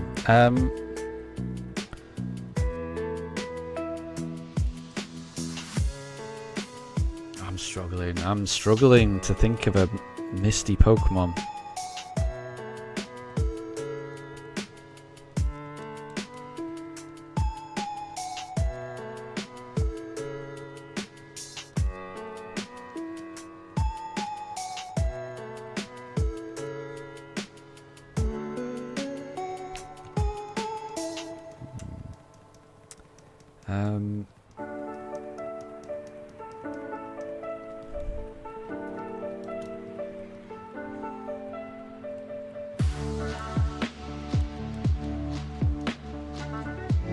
I mean, I would imagine something like Colossal could create mist and steam. I wouldn't have thought that steam would be able to make someone forget who they are, but yeah, at least it makes sense to me to make him mist and steam. So I'm gonna go Colossal as my fourth guess.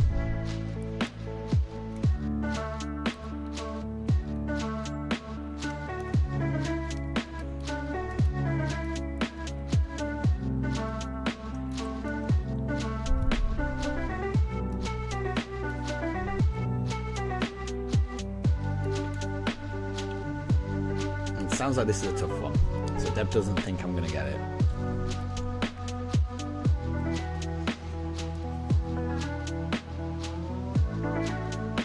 Oh, a dual type with one part being a ground type. Oh, that isn't what I was thinking. Mist.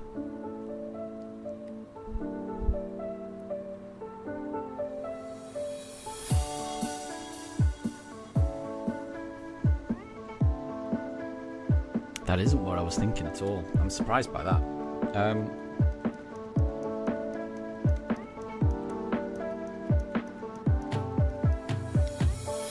Sandaconda, maybe? I'd be surprised if that could create mist.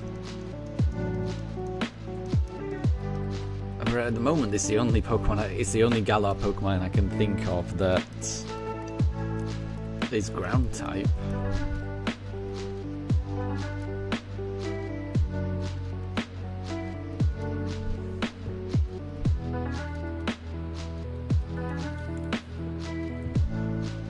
If it's not Sandaconda, I think I may have to give up.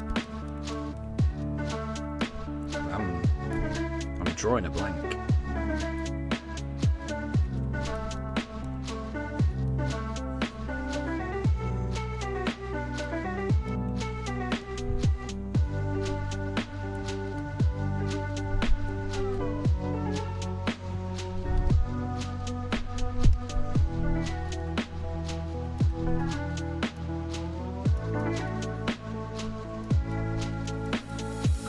I think I'm gonna have to pass, Deb. Yeah. I'm ashamed to say that because I feel like I should be able to get it, but I'm running out of Galar Pokemon that I know that are ground. Other than just saying things that I really don't think are right. Last one.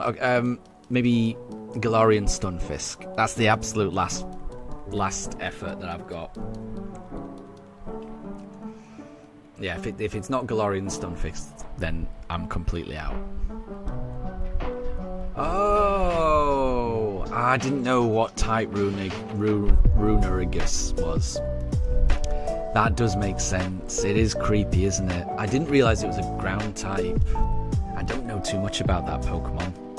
That's a good one. Yeah, I can't complain about that. I think I should have got it. I was just drawing a blank on it. Yeah, that's a good one. Yeah, that does make sense as well. That makes sense. I should have got that. Should have got that.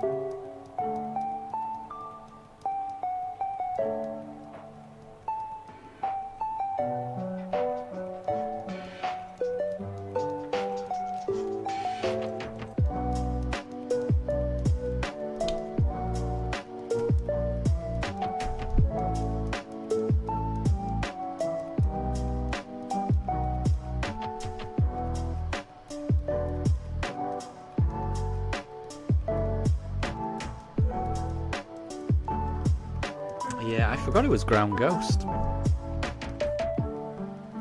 Yeah, I've never actually used that Pokemon before.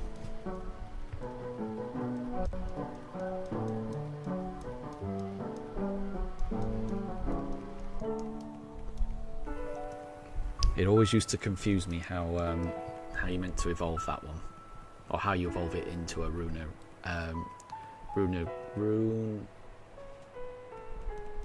Runerigus. Yeah.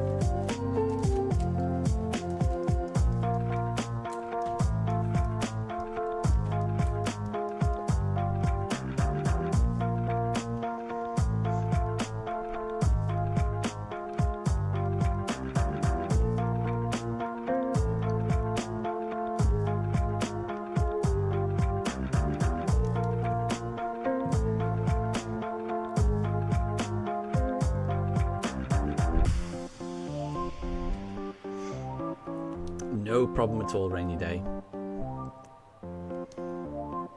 So it's midnight where you are. That's fair enough. If you stayed up that long, don't worry. Unfortunately, that was not a shiny encounter.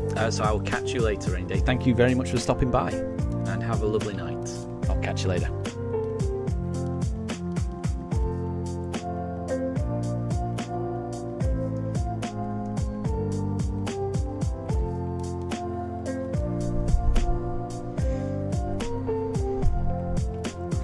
It's so warm here. It's so warm here.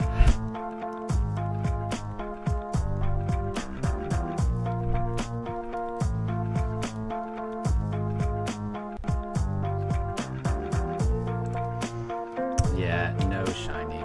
But yeah, thank you very much for stopping by, Rainy Day.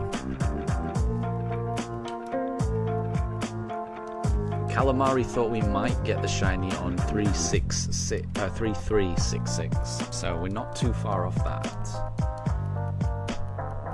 We'll have to see.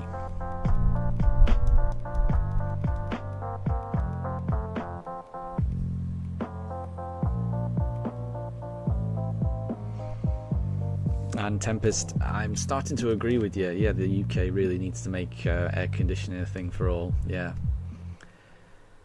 Yeah.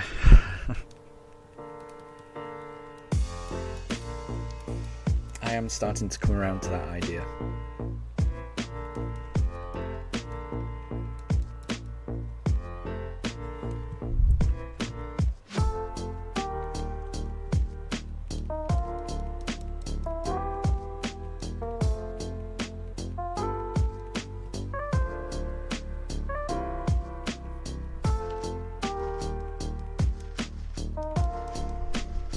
Might be worth getting one of those. You can get little portable ones, can't you? That have got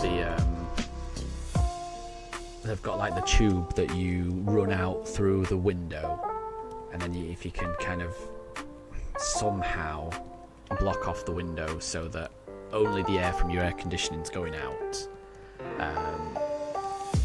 that can probably have a big impact. Might be worth getting one of those.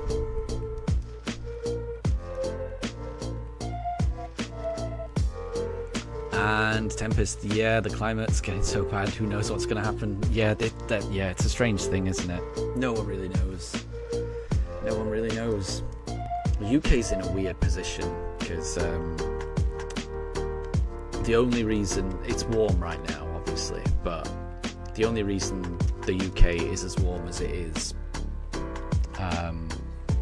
because of the jet stream, the Gulf Stream, the kind of undersea and air current flow that kind of brings warm weather from like the Gulf of Mexico across the Atlantic to the UK.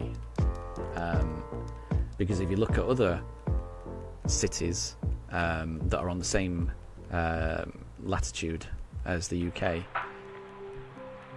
it's all really, really, really cold cities and things like that. Cold countries, cold cities. So logically, the UK really should be a lot colder than it is, but the Gulf Stream is doing a lot of that work. And who knows what climate change might do to that? Because if the Gulf Stream ever stopped, even if there's global warming around the rest of the world, it may end up the UK being absolutely freezing. Who knows what's going to happen? Who knows? Certainly not my area of expertise.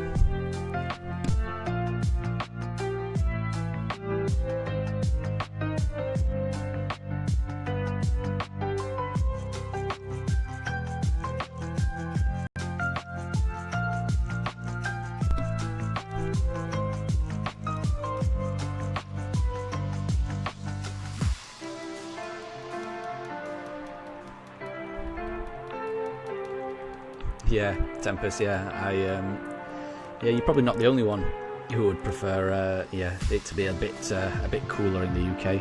Yeah, and I agree. Yeah, being colder is easier to manage, isn't it? Because if you're colder, you can always put on a few more layers. You can always there's ways to deal with the cold.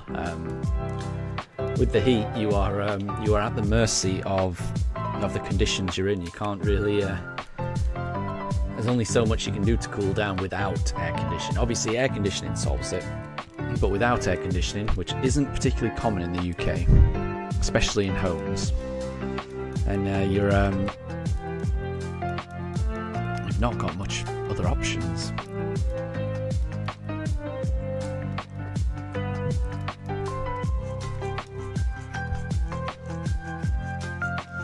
And yeah, fans can only do so much. I've got 2 fans going at the moment, and got 2 fans going. I've got 3 windows open.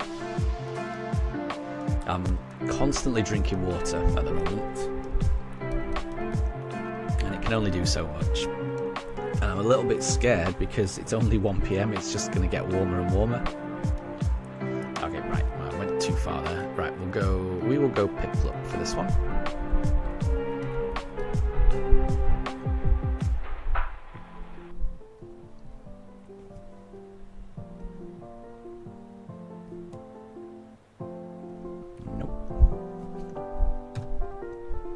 Well, that was encounter... Oops, that didn't reset. That was encounter 3,366. Yeah, that was Calamari's guess. Sadly, it was not. Tempest, throw ice cubes in the water. Yeah, that helps. That helps for a bit, doesn't it? It's not... They always end up melting too fast for me. It's better than nothing. It is better than nothing. It's important to stay hydrated, definitely.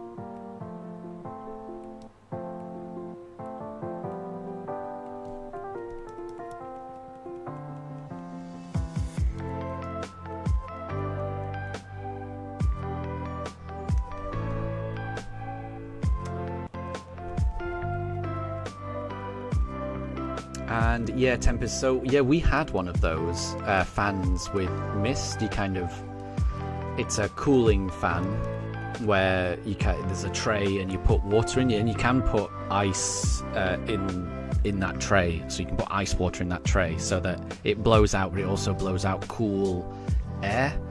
I would say they're not, they sound good, but they're not really as effective as you'd think they would be. The reason I would say that is you have to be very particular in the room that you choose to use them in, because you're pumping all of that moisture into the room. You have to make sure that your room isn't going to get damp or anything like that. And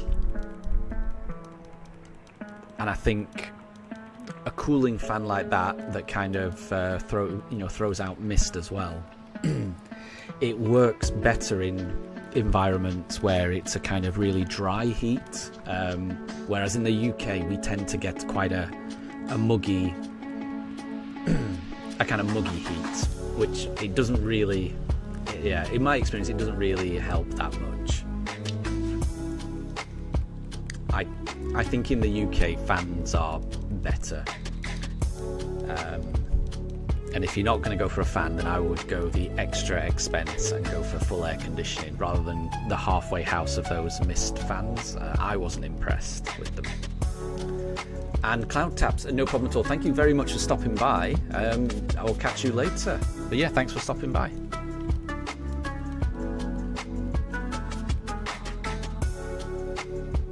So yeah, I think if you're in an environment where it's like a really dry heat, like the Middle East or something like that, I bet those fans are really effective. But yeah, I think in the UK, I don't think they help too much. At least not in my experience.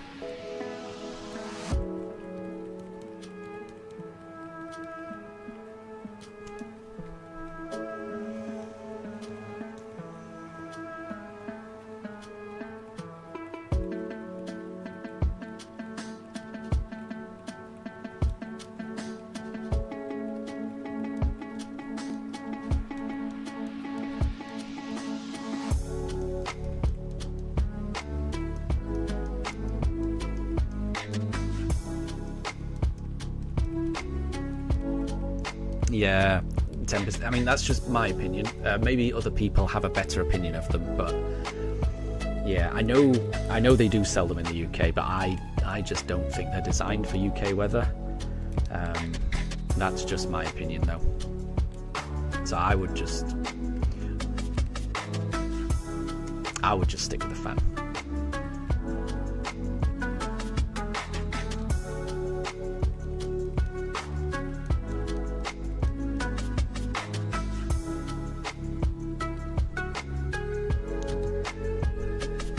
And I'm sure this heat wave is just temporary.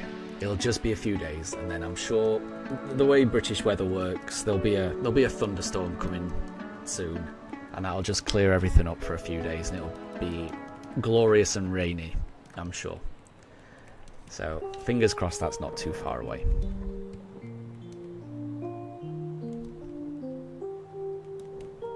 The biggest way to guarantee a rainstorm or some rainy weather in the UK is to have an upcoming bank holiday. That would almost always guarantee that the bank holiday is going to be rainy. Unfortunately, the next bank holiday is not till August, is it? Which is a shame.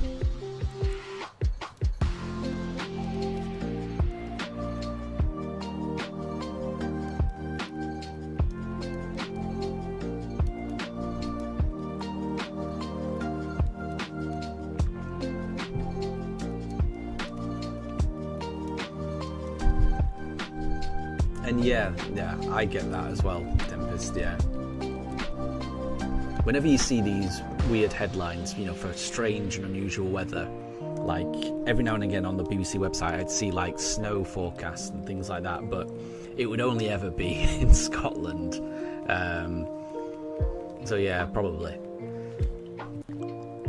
If there was some bad weather, it probably just would be localised to Scotland. It wouldn't come all the way down here, sadly. Yeah, Scotland's got a good climate. I like Scotland.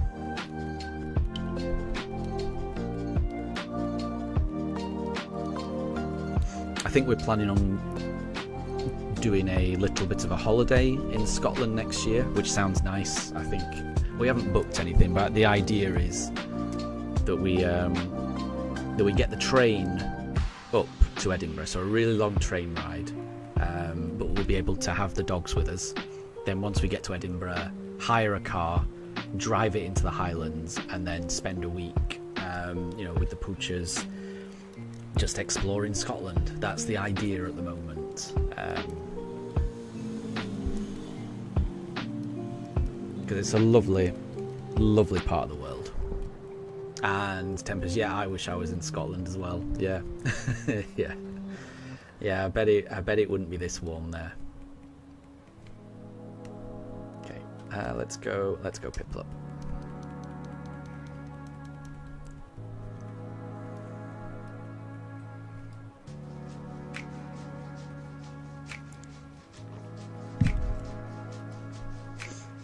Nope. We're inching ever closer to 3,400. So far this stream we've been going for 4.5 hours. The plan is to do another 6 hours or so. So we're definitely going to get to 3,500. That's the minimum goal that I'm aiming for in this stream. So we'll see.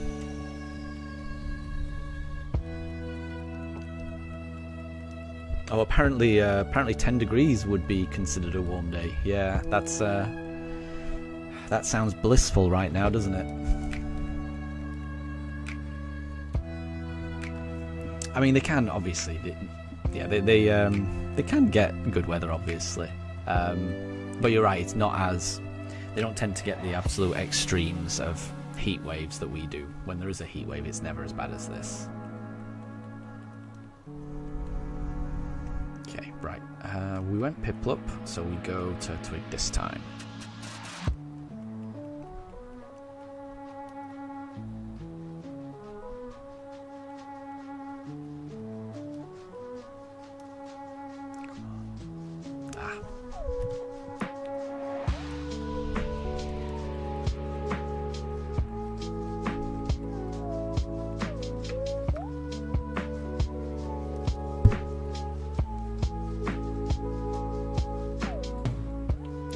And yeah, I bet. I'm a big fan of snow. The dogs love snow as well. So you are always more likely to get snow in Scotland than the rest of the UK. Both because it's more northerly, obviously, but they've got the highest mountains up there as well. So you're doubly likely to get the snow. And Doggy, hi there, welcome to the stream. Good to see you.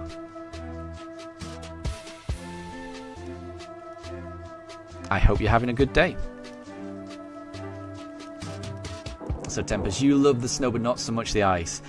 Ice is a bit terrifying to drive in, I'll admit. Yeah, I'm not a big fan of driving in the ice. That can be a bit sketchy. It's happened a couple of times where the car goes in a direction I don't quite expect it to. But yeah, you're right. If just walking in the snow, that's the best thing. The best thing in the world, in my opinion, is waking up, finding it snowed, and being the first person to walk in that snow. Walking in fresh snow, there's something about that that's completely different to walking in snow that someone else has walked in. Even just one other person, it's not quite as special, but being the first person to make a trail through a path of snow, I don't know if it's just me, but there's something about that I really like. Makes me happy every single time that happens. There's a special kind of crunch, that your foot makes in fresh snow. I can't describe it. It's something, and it's a really satisfying feeling. So yeah, I'm a big snow fan as well. Oh yeah, the more I'm thinking about it, the more I'm longing to go somewhere cold right now. That would be glorious. Can you imagine just going out and seeing snow right now? That would be heaven. And not a problem at all, Doggy. Yeah, exactly. There's certainly no snow in England right now. We're in the middle of a heat wave in England, and the majority of us who do not have air conditioning, we are suffering a little bit. It's warm. So I've got all the windows open. I've got 2 fans blasting air at me and my dogs, and we're just about managing. I'm complaining, but I am managing right now. But I'm just very well aware that it's midday here. It's going to get warmer, so we'll see.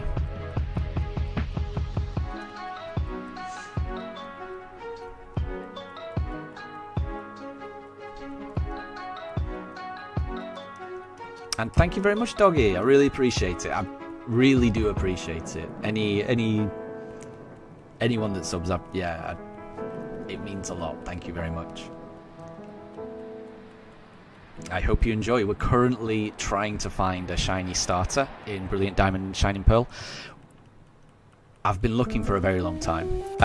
So this is episode 29. I don't stream every day. And there's been quite a few breaks between some of the streams because I've had some family come in to visit. But I've been searching for well over a month. For well over 120 hours now, resetting, trying to find this shiny. We've gone through 3,374 encounters up to this point, and we haven't found it. We have found 2 shiny starlies that you cannot catch, but we haven't found the shiny starter just yet. But we will find it.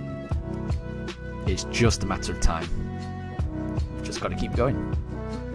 But I really do appreciate it, Doggy. Thank you very much.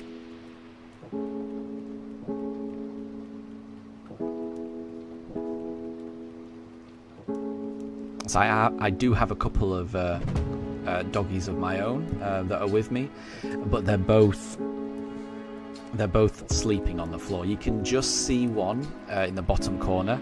That's Mifa. and you can't see Daruk because Daruk is just to the right of Mifa, but they're both just sleeping on the floor. I think the floor is the coldest part of the room, which is why they're avoiding sleeping in the bed or anything like that. So they're sleeping on the wooden floor, which is the coldest part, I think. Because they're smart dogs. They are smart dogs. They know where the cool areas of the room are. In the same way, when we used to stream in the winter, they would always gravitate to the warmer parts of the room, so where the sun was.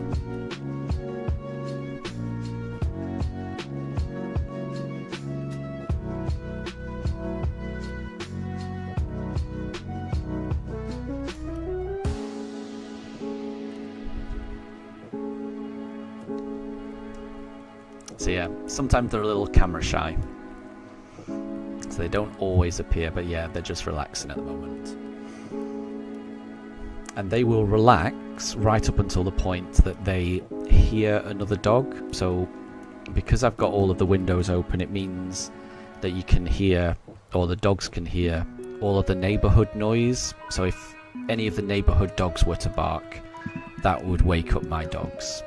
So at the moment, I'm very thankful that that there's no neighborhood dogs barking or anything like that. And Wolfman, hi, welcome to the stream, and thank you very much for subscribing. Again, I really appreciate it. That's really nice of you. Thank you. I hope you're enjoying it too, and I hope you're having a good day. So I hope you and Doggy are having a really good day. I hope you're staying safe, and if you're in warm weather, I hope you're staying nice and hydrated. It's very important to stay hydrated in hot weather if that is the climate where you are. It certainly is. It certainly is the case in the UK right now.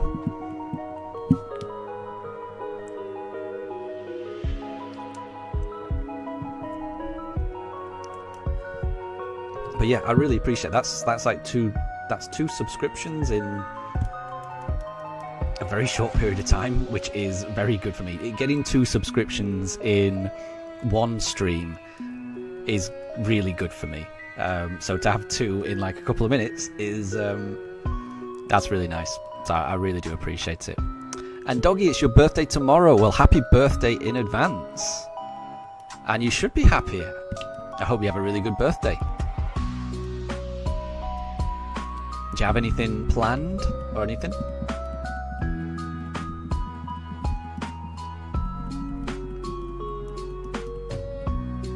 I hope you have a really fun day.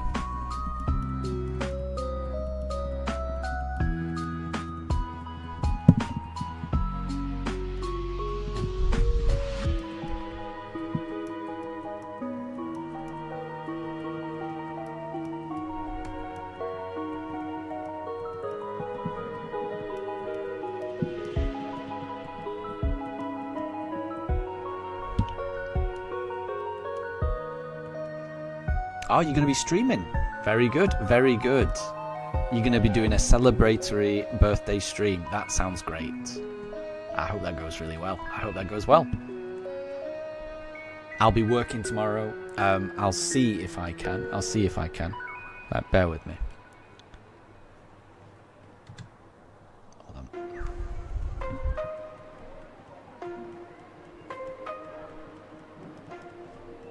I've just subscribed to you, and let me find Wolfman as well.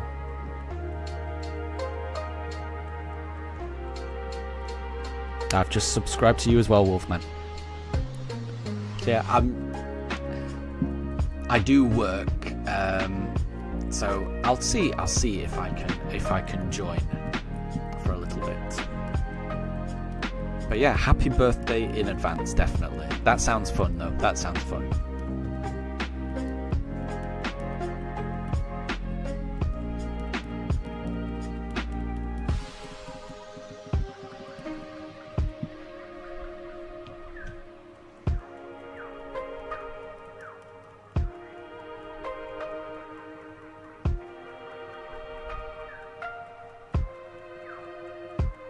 And no problem at all. No problem at all.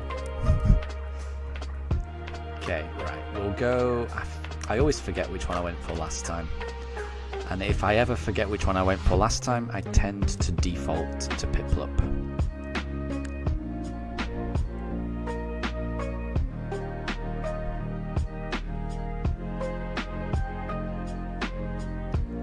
No, it's not a shiny Piplup. So we'll try again.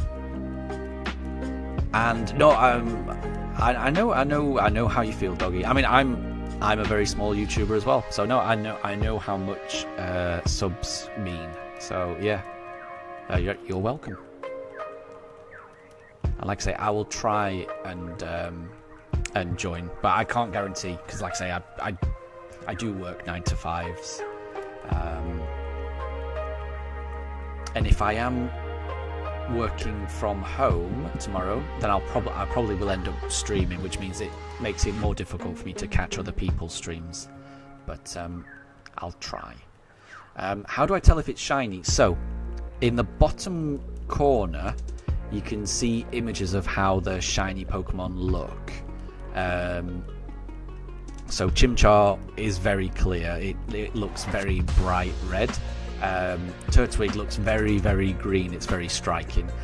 Piplup is a little different. Piplup there is a slight green hue to the bottom, and it's a much lighter blue top bit, but it is more subtle than the rest. So you do have to pay a bit more attention to Piplup. But in any event, what will happen is once you've selected your Pokemon, at this point, this is when it could or could not be shiny. This one wasn't shiny. If it was shiny, it would sparkle as soon as it came out of the Pokeball. So some stars would come out. It's very noticeable. And yeah, you'd be able to tell at that point. This one clearly is not shiny, so we'll go for the next one. Oh, that didn't reset it. But yeah, Piplup is the one where it's not as obvious, but when you do see the shiny, you will notice it. It is different. It looks very similar, but once you see it, you will notice the difference. And I'm happy with whichever one I get, so I'm choosing a different starter each time. I'm just looking forward to getting the starter, because as soon as I get the starter, then I can begin my journey. This is a shiny only run. I'll be doing various different shiny hunts throughout this run, and I'm really eager to get it started. Oh, Doggy, you've actually just found a shiny Skidoo. That's great, well done. And that's a really nice shiny. That is a really nice shiny. Congratulations on that. I always like to hear other people catching shinies. It fills me with motivation, knowing that other people are finding shinies. So yeah, congrats, that's really good. That's a nice early birthday present, I would imagine. That's great.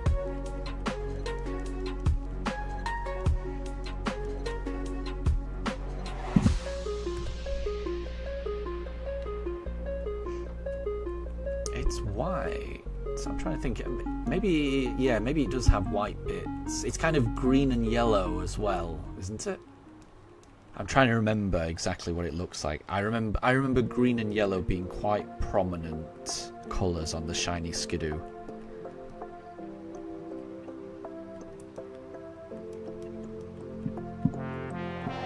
Because it's usually quite green, isn't it?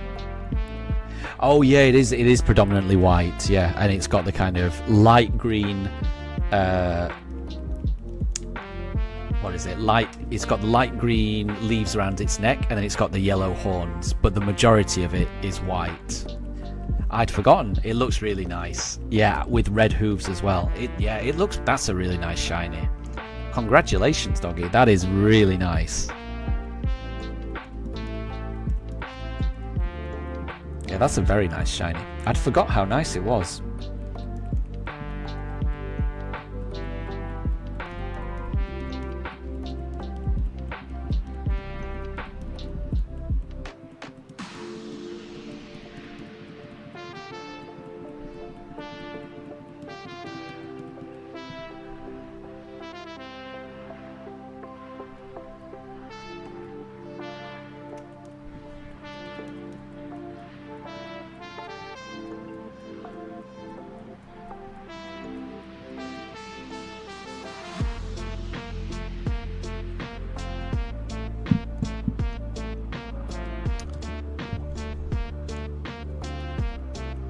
So Doggy, you're going to try for my starter shiny. Good luck if you're trying that, good luck.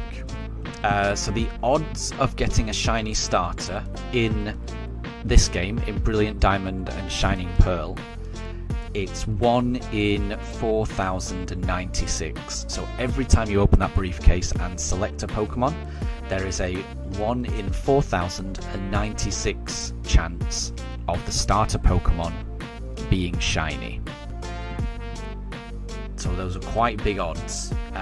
But Brilliant Diamond and Shining Pearl are the only games on the Switch where you can actually do this, where you can shiny hunt your starter. Every other Switch game, it doesn't let you do it. So that kind of makes this game pretty special.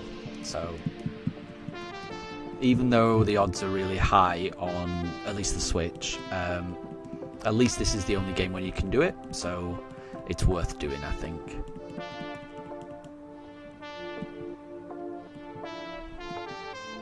But which game are you thinking of playing?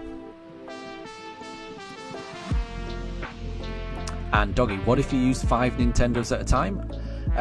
Well, the odds would be the same for each Nintendo, but you would be encountering Pokemon 5 times as fast on each Nintendo. So presumably, you would find it 5 times faster on average. The odds would always be the same. It's just about how fast you get through those encounters to find the one that you're looking for. But that, I would say that would take quite a lot of coordination. So I very briefly tried to do this hunt with 2. When I first began this hunt, I had Pokemon Pearl, and I was playing on my Switch 1 OLED, and it was very, very slow. Like the load times were slow. I realized it was pretty slow, but it was slower than I expected it to be. And then when the Switch 2 came out, I thought it would be interesting to do a side-by-side comparison.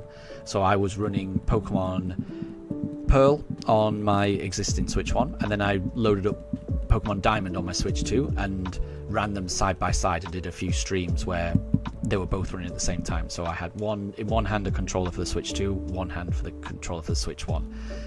It was very noticeable that the Switch 2 was a lot faster. There was more of a difference than I was expecting.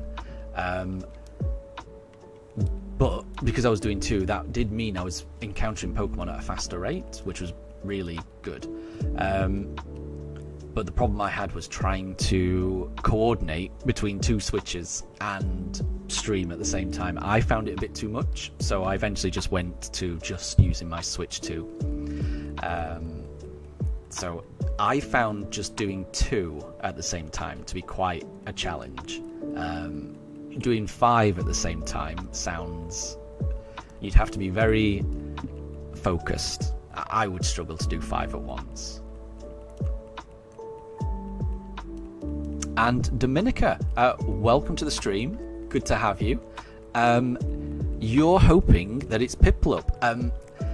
I'm kind of hoping the same thing. Yeah. So I love all the starters. I love Piplup. I love Chimchar. I love Turtwig. They are wonderful starters, and I love all of their evolutions. But if you put me in the corner and asked me to pick my favourite, I think I would pick Piplup as well. I think I've shown this before, but I do have this is my phone.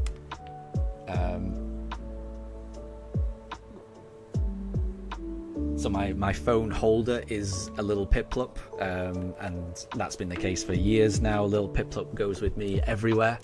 And I also do like I'm a big fan of Empoleon. It's a nice type combination.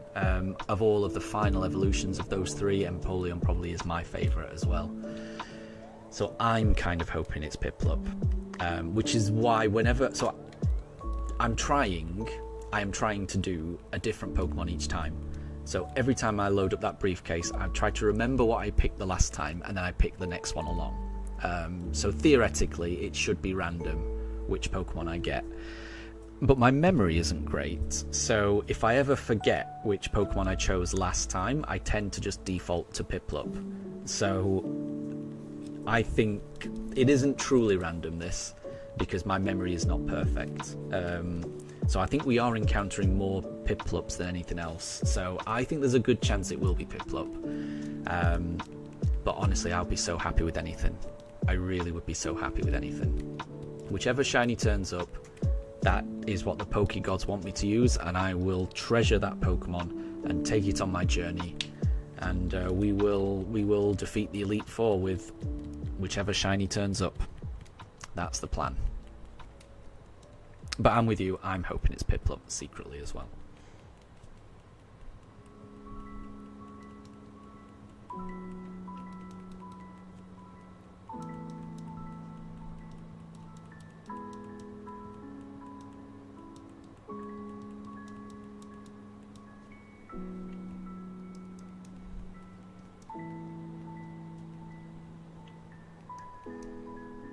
Okay, we did Piplup last time, so we'll do Turtwig this time. And Doggy, you love Turtwig, so we'll see if it's Turtwig. Again, I would be happy with anything. I really, really would. It's not Turtwig, not this time. But it could be the next time.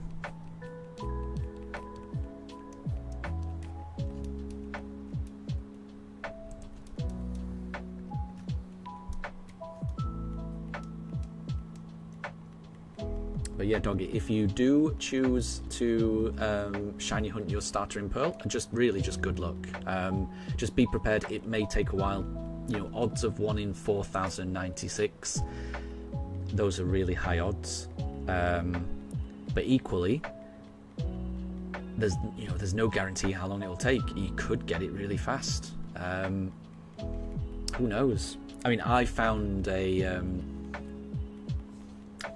two shiny Starlies so far on this run, and those occur with the same chances as the shiny starter. So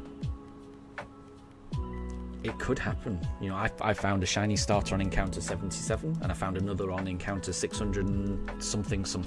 So, you know, you could find the shiny starter in not too many encounters. It is possible,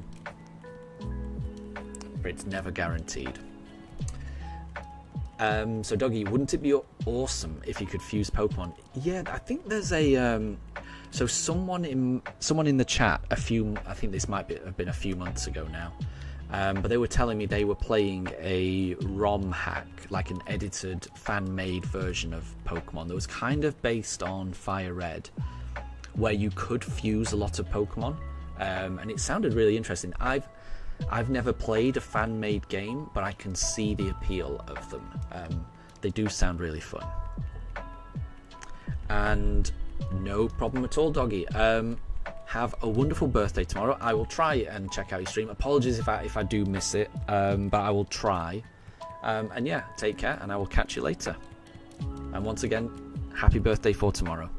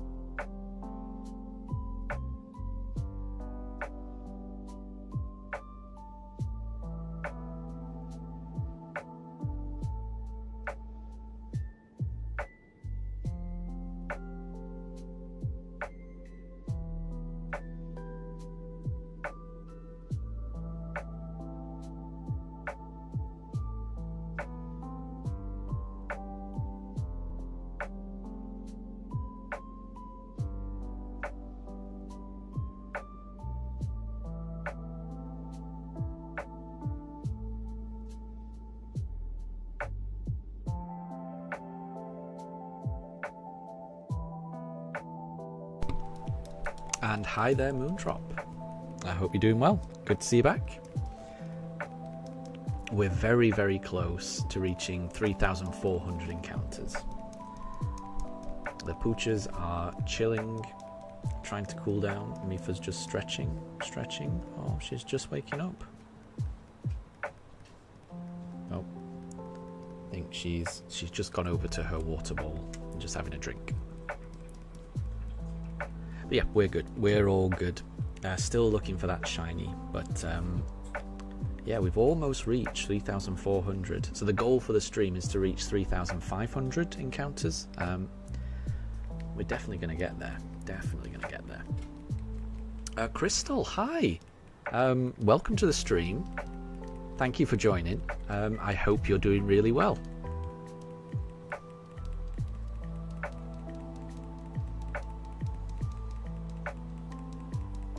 Yeah, you can just see Daruk just stretching there. So they're both awake. They're just chilling. They are just chilling.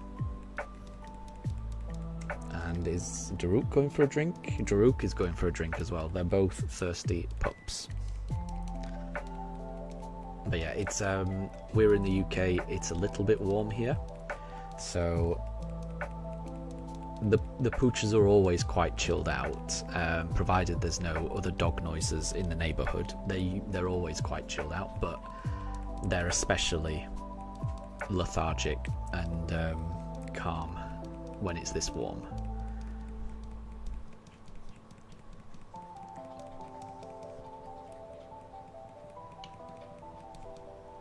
Okay, I forgot which one I went for last time, so we'll go for Piplup. But yeah, we're very, very close to 3,400 encounters. So this is encounter 3,397. Is it shiny? It is not shiny. So we'll go on to the next.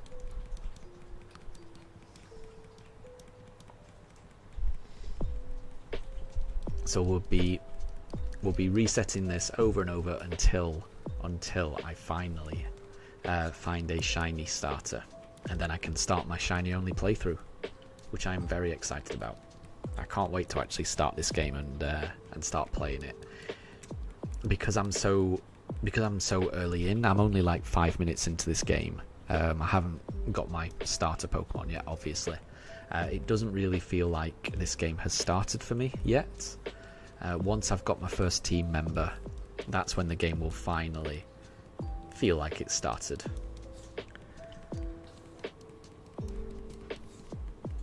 So I'm still hopeful that I can find it in this stream. It's still a possibility.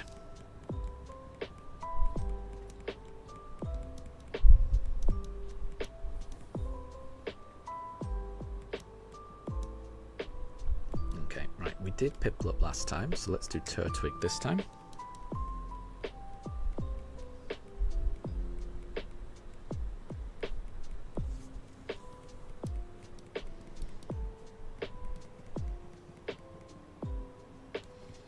Nope.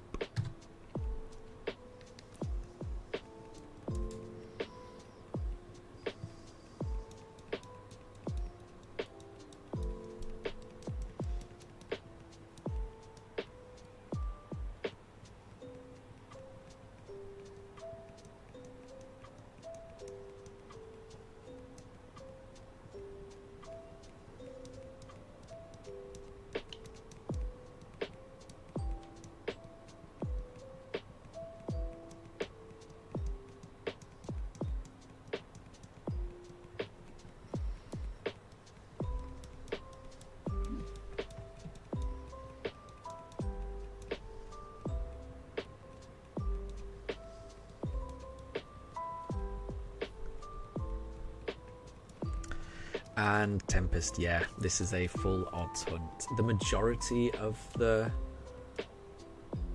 run is going to be a full odds hunt in this game. There's not a lot of ways that you can reduce the odds in Brilliant Diamond and Shining Pearl. Wherever I can, I will be trying to reduce the odds. But yeah, certainly for this one, it's a full odds hunt.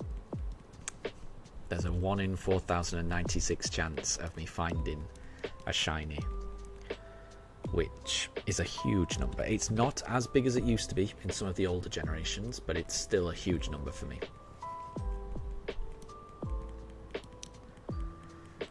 So we're still under odds at the moment. As soon as we get over odds, then the hunt is going to be more difficult for me to take. But we'll see.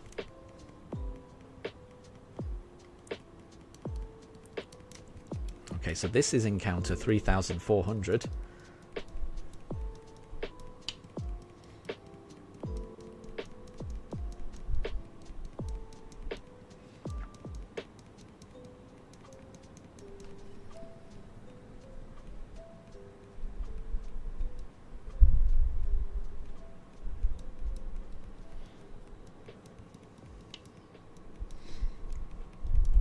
Yeah, so whilst the odds are not particularly good in this game, because you're dealing with full odds for the vast majority, even when you get the even if you get the shiny charm in these games, it doesn't really impact a whole lot. It only impacts the shiny rate of eggs. It doesn't impact the shiny rate of encounters or anything like that. So in this game, you're dealing with full odds the vast majority of the time. But at least, no, it's not a shiny, but at least you can shiny hunt almost everything in the game, which is good. That isn't the case in most other Pokemon games. So I think there's only 2 Pokemon in the entire game that cannot be shiny, and those are the 2 gift Pokemon that you get in Floaroma Town, which are the Gift Mew and the Gift Jirachi. Other than that, you can shiny hunt absolutely everything, which I do love about this game. And Temper Scheme, yes. If I go over 4,096 attempts, that means I've gone over odds. Exactly, yeah. So on average, if 100 people were to do this, on average, most people, the average number of encounters that most people would need to get a shiny, on average, would be 4,096, because that is the odds, and it would average out over time. So if you're needing to experience more than that to find your shiny, you've gone over odds, and if you get it under that figure, you're lucky and you're under odds. So at the moment, if it turns up, even though I've currently already spent 120 hours looking for it, and I've gone through to the up to this point 3,401 encounters, if it were to turn up on the next one, that would be under odds. That would have been a lucky journey for me. I would have had good luck in getting it in that amount of time.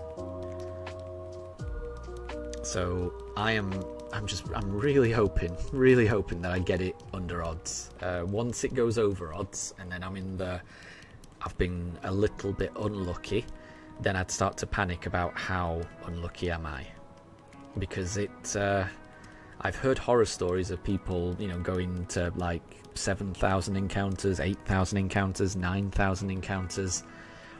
I don't want to do that. I don't want to do that. But if that's what it takes, then that's what it takes. So we'll see. We will see. I'm trying to look on the bright side. On the bright side, all of these encounters are going much faster than they were a few weeks ago on my normal Switch 1. The fact I'm on a Switch 2, this has sped up the process, so I am thankful for that.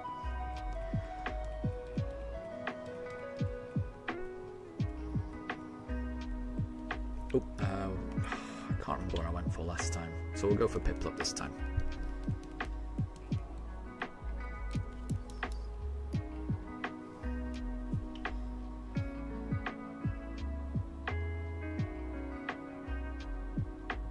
Nope.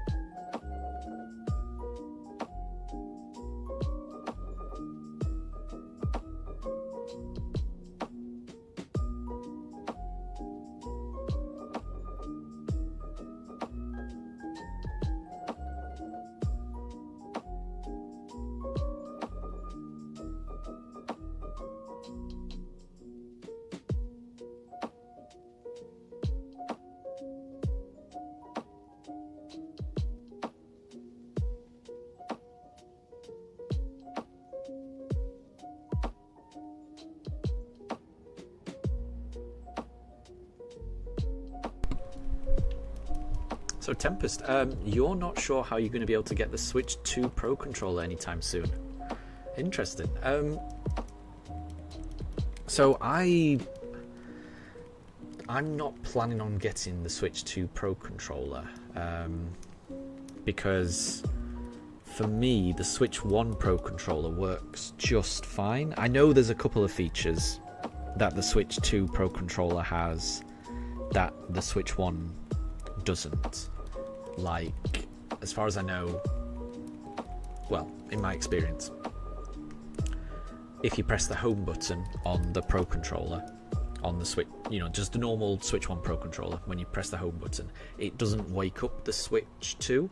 But you can, you know, other than that, once the Switch 2 is on, then you can use it just as a Pro controller, and it feels great. And I think that it's also missing the back, like, flappy paddle trigger button that the Switch 2 one has. But I'm very happy with my Switch 1 Pro controller. Ah, so your Switch 1 Pro controller drifts so badly, so you need it anyway. I see. Yeah.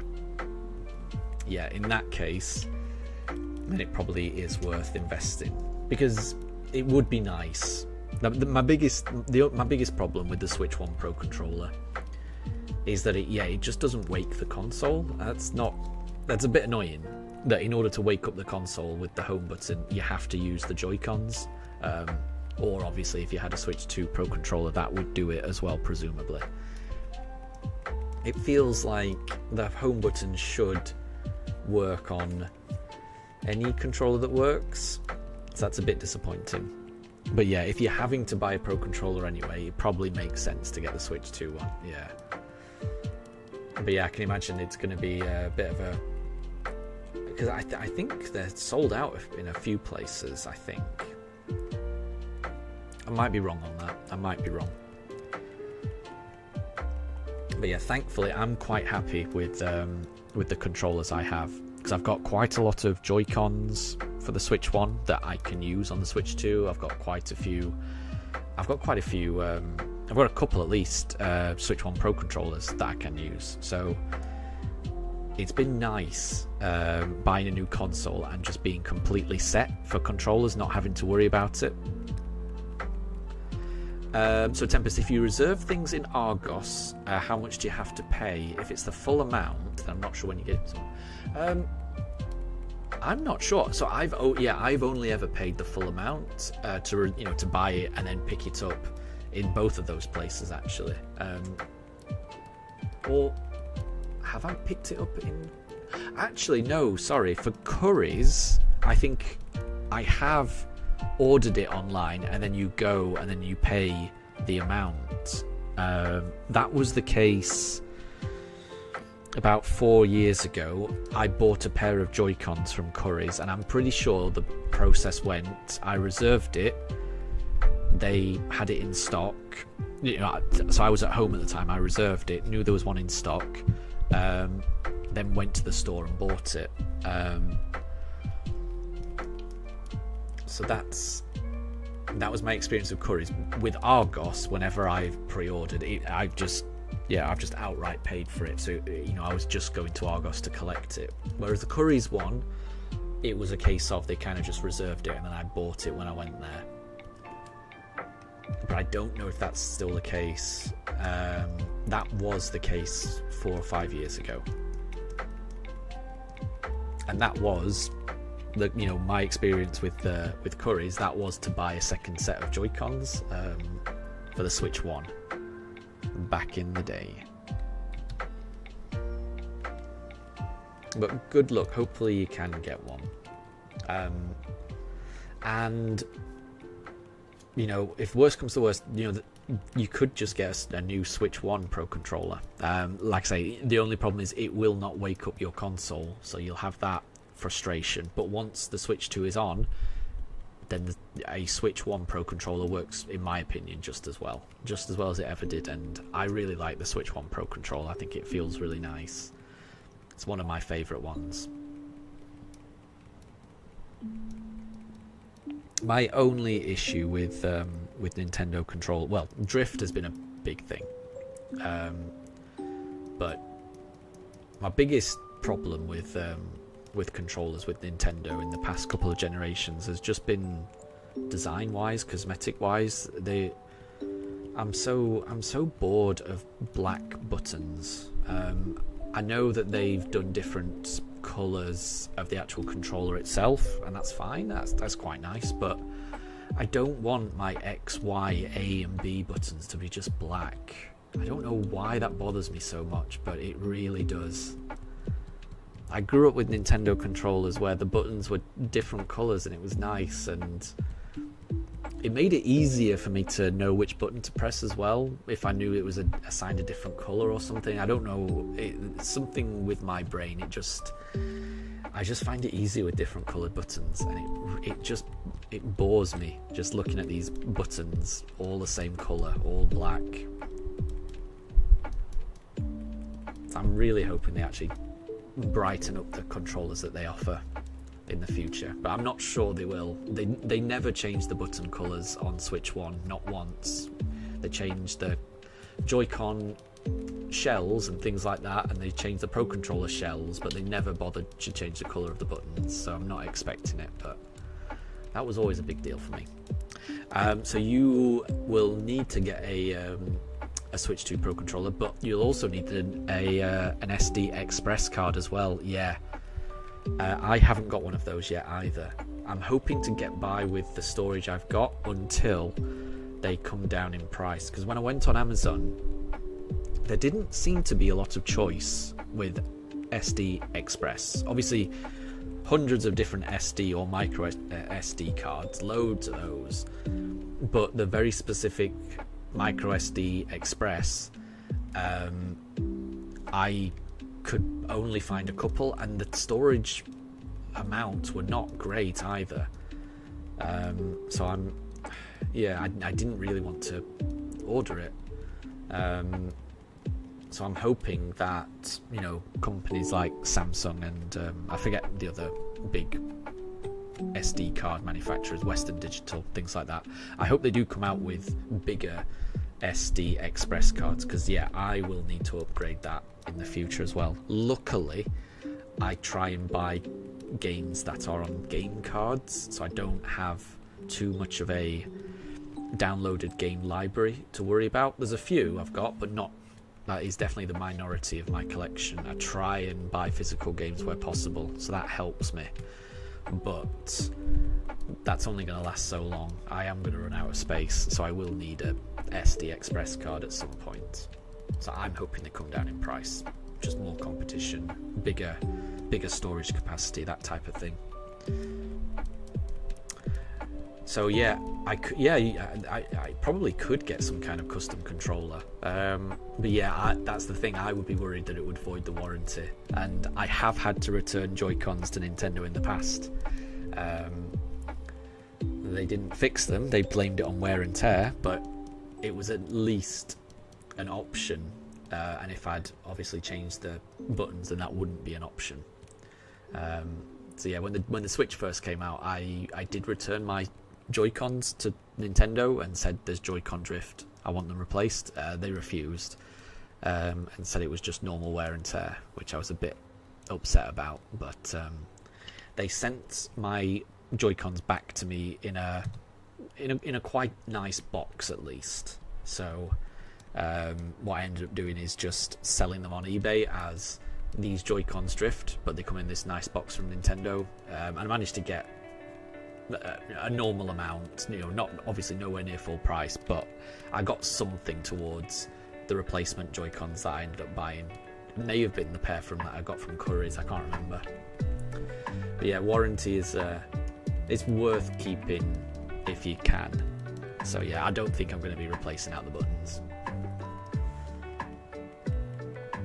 I just remember in the 90s, Nintendo used to do lots of different colours. They used to change all of the colours of the Game Boys. They used to change all the different colours. The Nintendo 64 had loads of different colours, not just for the game console, but for the controllers themselves. It was always a big thing, and I used to like it. I want those days back. I want a choice in colour for my controller. Yes, I completely agree. Yeah, Nintendo saying it was just wear and tear is such a cop-out. I completely agree. Yeah. It wasn't that long. I think it was within a year that it happened for me. So, yeah, I agree. I don't think you're meant to experience drift that soon, in my opinion. So, yeah, I agree.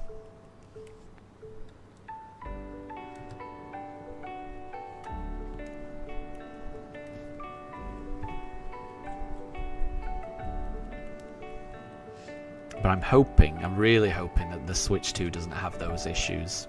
I haven't heard about any of those issues yet, and I certainly haven't experienced any of those issues. With the Joy-Con so far, I've only had a positive experience with them so far. So, long may that continue.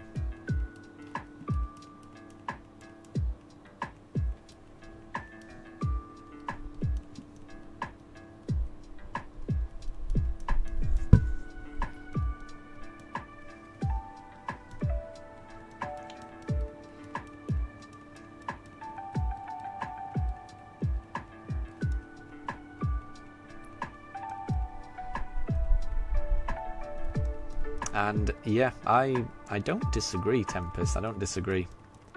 Yeah, I wouldn't expect Joy-Cons to be faulty, malfunctional, especially within the same generation it's released. And yeah, probably not even the next generation either. Yeah, I don't disagree. But I will say the Switch one was a long generation, wasn't it? It wasn't. I think it. I might be wrong, but I think it may have been the longest Nintendo home console generation. Maybe Game Boy was longer, but that was a portable one. But yeah, I think Switch 1 was a very long generation, so you could argue that is a long period of time. But I would be of the opinion that you would expect a Joy-Con to operate correctly for the duration of the console's life.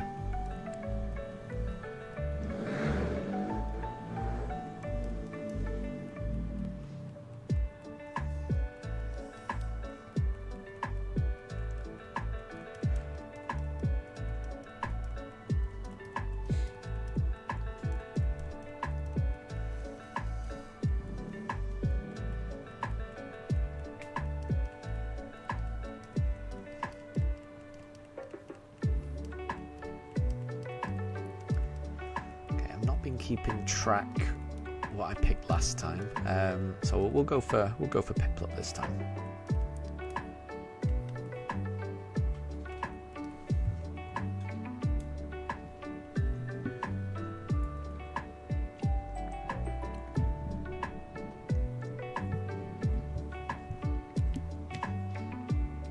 Nope.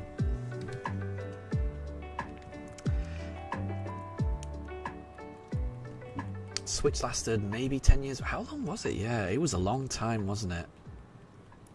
When did it come out? I think it came out 2017. So I think it lasted about 8 years. I think over 8 years. But just I think 8.5. I think 8.5 years. I think, if my memory serves. Because I can remember it coming out in 2017, or I can maybe not remember it coming out, but I can remember really wanting a Switch in 2017. So maybe it was out before then, but I think I remember being aware of it in 2017. So yeah, I think it was just over 8 years, which is still a long time for a console generation, I think. But it flew by. It's crazy to think 8 years ago, or well, just over 8 years ago, the Switch hadn't even come out. It's crazy. I can't get my head around it.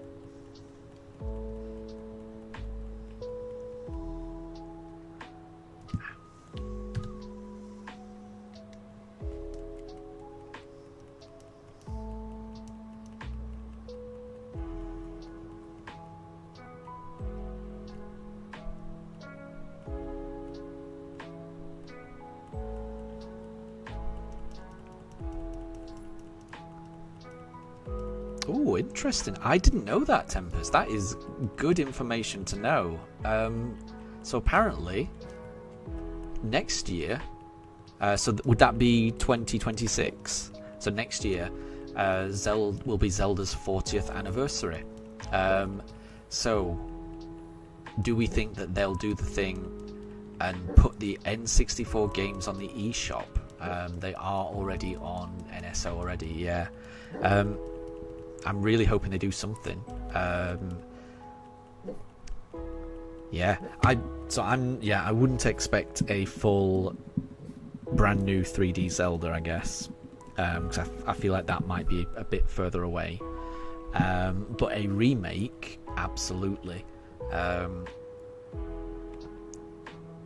Absolutely. So I could imagine them remaking Ocarina of Time. That would be the game I could imagine them doing.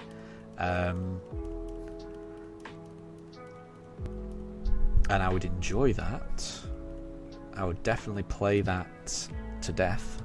I think the game I would most like to see, because I haven't played it before, would be I'm trying to remember the name of it, but the Zelda game that came out on the 3DS that was kind of almost like a sequel to A Link to the Past. I think it's called A Link Between Worlds, I think it's called.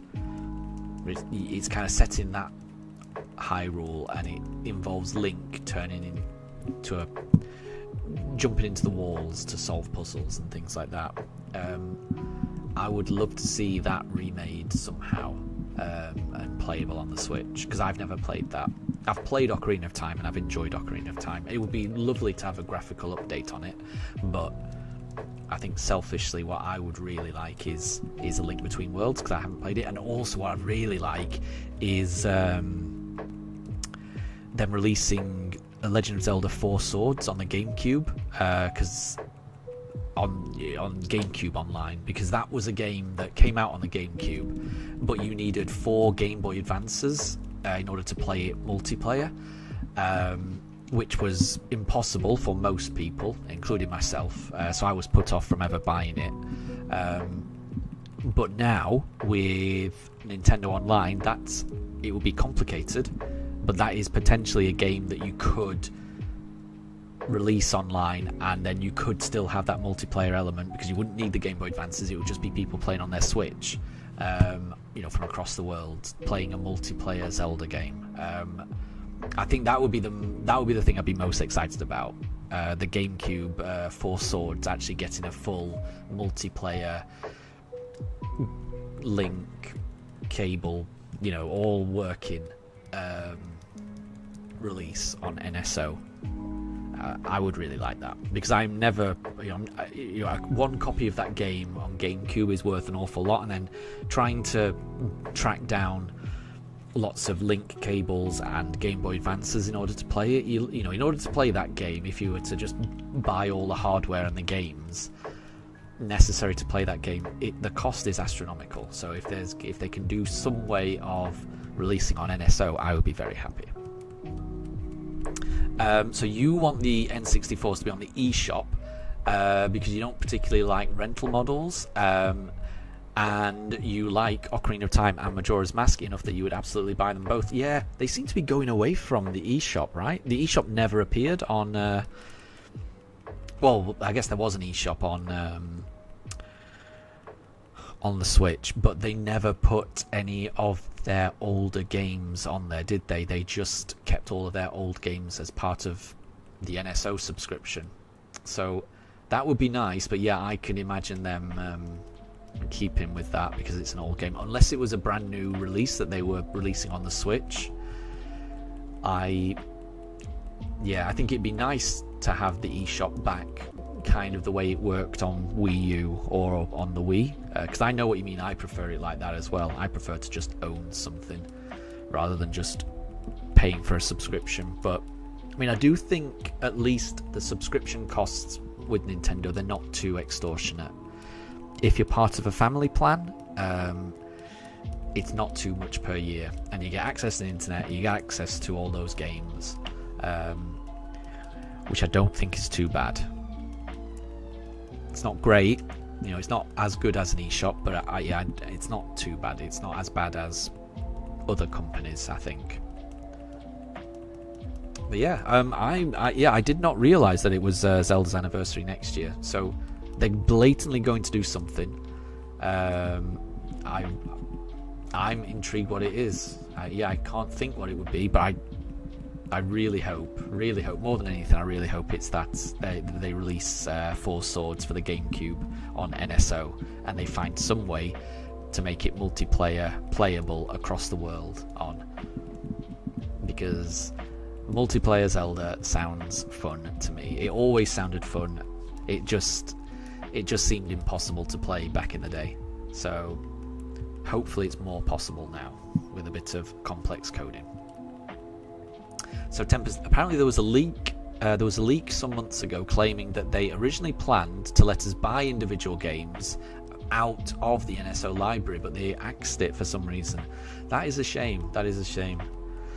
Yeah, I don't know if the reason they chose not to do that is maybe because they'd had two eShops fairly recently, because you know they had the Wii eShop and then they had the Wii U eShop, and I guess they didn't want people to carry over their purchases from those to Switch, because then they don't get any money from that. And I guess they were a bit scared of asking people to buy all those games that they'd already downloaded and bought on various old eShops all over again. So they went the easier route of just saying, well, let's just move away from selling these games to consumers, the same games every new console, and you know, basically them worrying about how many times they can get away with that, and instead move towards let's just rent them out to people, which is a shame, because yeah, I'm with you. I prefer to own things, definitely. And Draven, good to see you. I hope you're doing well. I hope you're doing very well. Right, let's go Piplup for this one. But yeah, I'm a very big Zelda fan, so I'm looking forward to any 40th anniversary celebrations.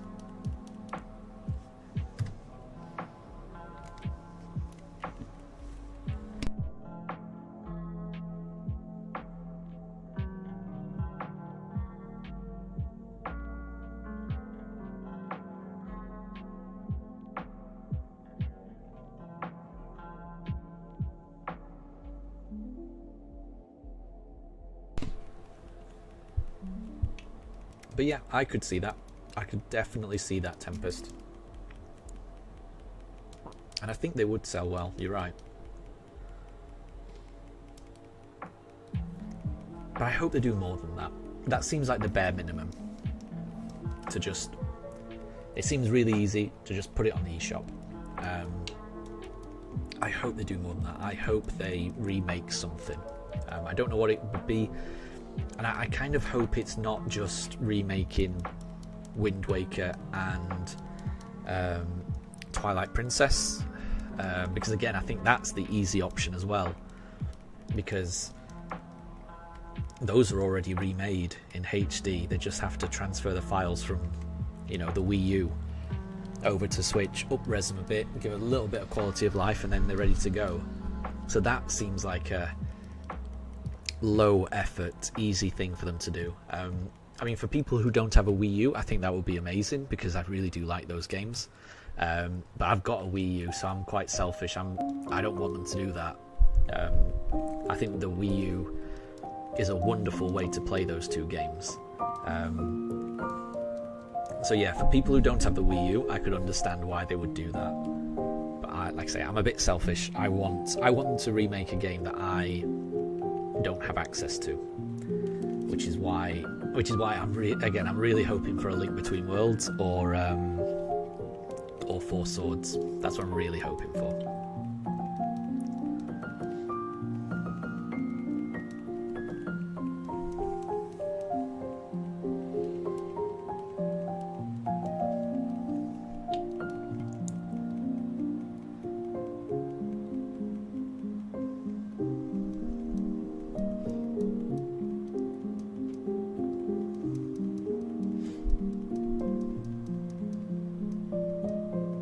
And Draven, nice.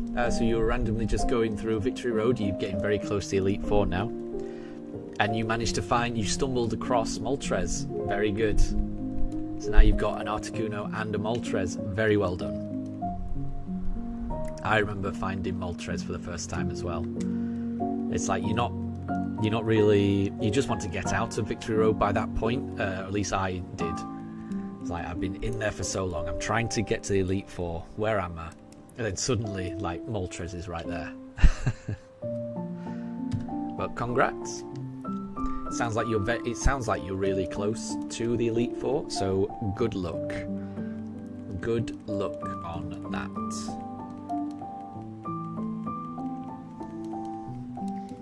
Do you know who your team is going to be for taking on the Elite Four?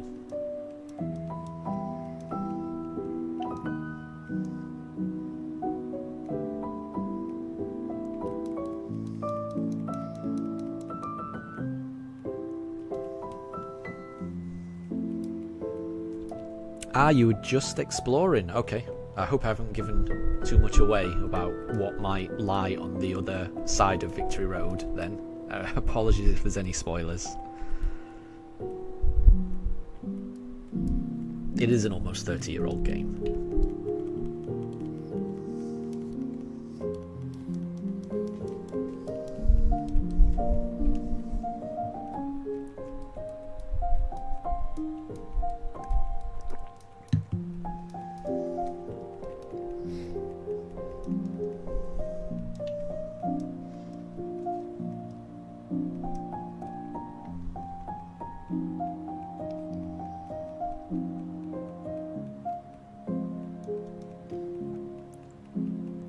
Yeah, Tempest, porting or remaking the original Legend of Zelda, I wouldn't have a problem with that. If they could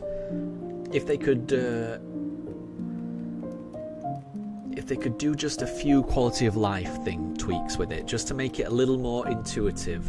Just, I don't like using the word, but make it a little bit more hand-holdy, so it does direct you where you might need to go.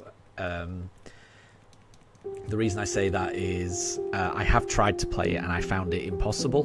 So, you know, some of the puzzles you would never, in my opinion, you would just have never figured out that you needed to go there and do that particular thing. So if they were to remake it slightly, just to make it a little more obvious where you need to go, I would appreciate that. So Draven, your team for the Elite Four is going to be Articuno, Eevee, Moltres, Jinx, Rhyhorn, and Nidoking. Very cool. Very, very cool. I had Nidoking in my very first Elite Four challenge. In my very first playthrough of Red, when I first picked it up, I think I had Articuno as well in my very first team. So I think you'll do well. I think you'll do well. Good luck.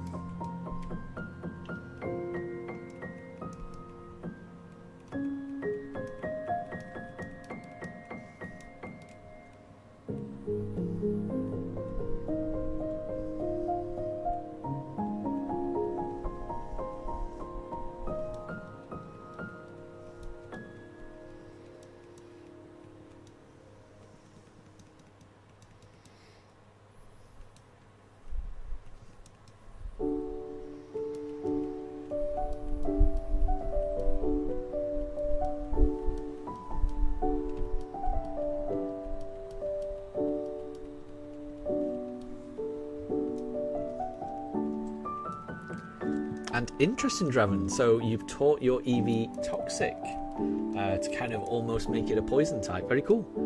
Eevee's got some great coverage, doesn't it? Yeah, I love the Eevee in Let's Go Eevee.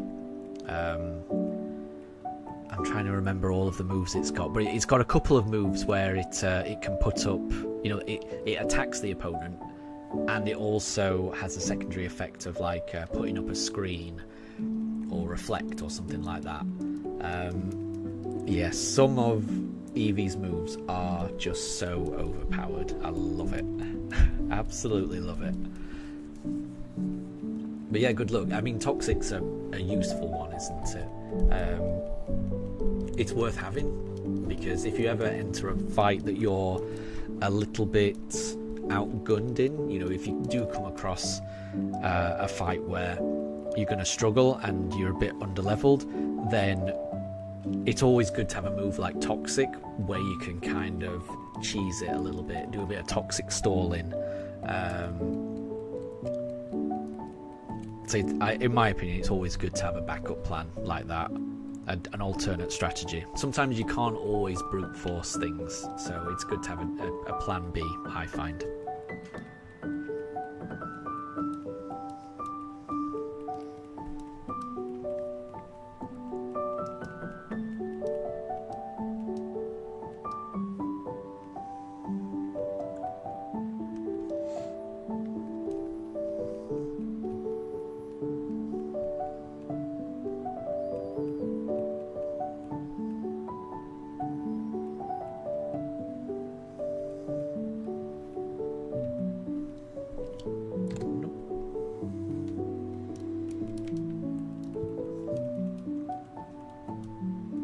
But yeah, good luck, Draven. I think you'll do well. I think you'll do well.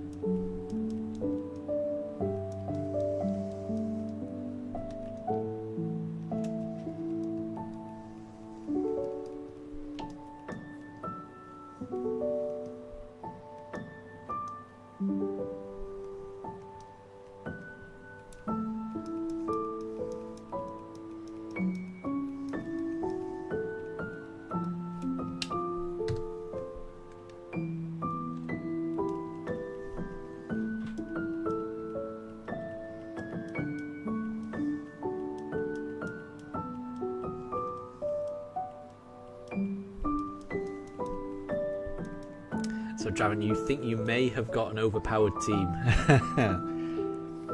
Don't worry about that. Don't worry. Sometimes it's good to have an overpowered team.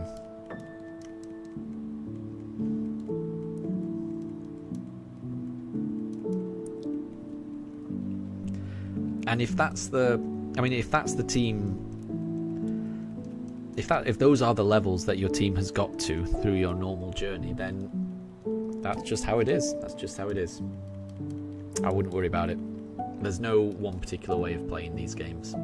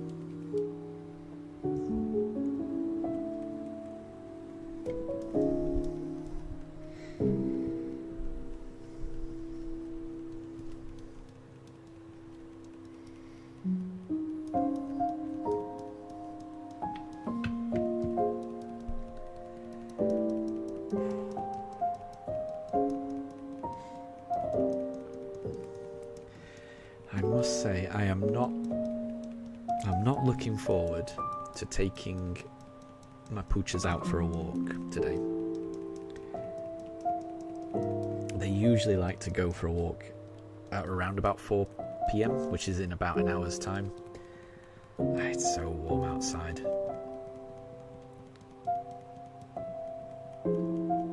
So Dravin, so you managed to get your whole team up to level 50?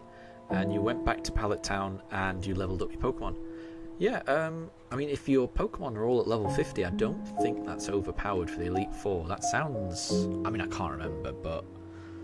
yeah, I don't think you're overpowered. I think you're about where you need to be. Might be underpowered a little bit. I can't remember. Can't remember what the levels are for the Elite Four. But I wouldn't consider level 50 overpowered for the Elite Four. That would be my first instinct.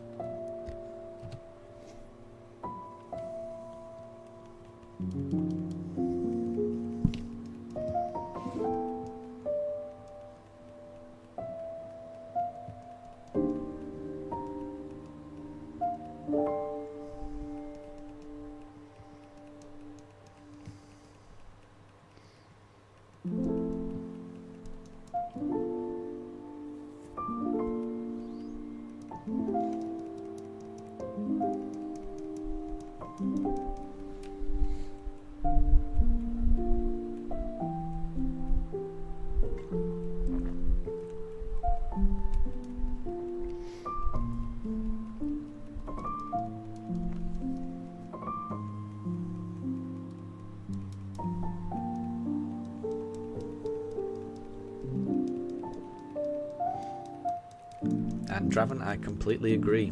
We really do need another Let's Go game. I was certain we'd get one. I really was. I was certain we'd get a Let's Go Johto, and it never came. Maybe they'll release it for the Switch too. Maybe. But yeah, I really hope we get one as well. I would love it. I would love it. It's such a different type of Pokemon game. And that's good. It's nice to have variety. Yeah, in a series that has stayed the same for so long, it's really nice to have different ways of playing it. And I hoped the Let's Go formula would stick around. Yeah, I'm not sure. I'm not sure if we ever will get another one. Because a part of me thinks that the reason that they made it was to latch onto the popularity of Pokemon Go, and now that that's died down, there's less of an incentive for them to do it. I don't know. But yeah, I would love a Let's Go Johto. I would love that. Or a Let's Go anything. Let's Go any region, I'd be happy. But a Let's Go Johto I would be especially happy for. Because I think that was the generation that I enjoyed the most. I was shocked at how much of an upgrade Gold and Silver was over Red and Blue. Okay, we'll go Chimchar. But yeah, I completely agree. I really hope we get it.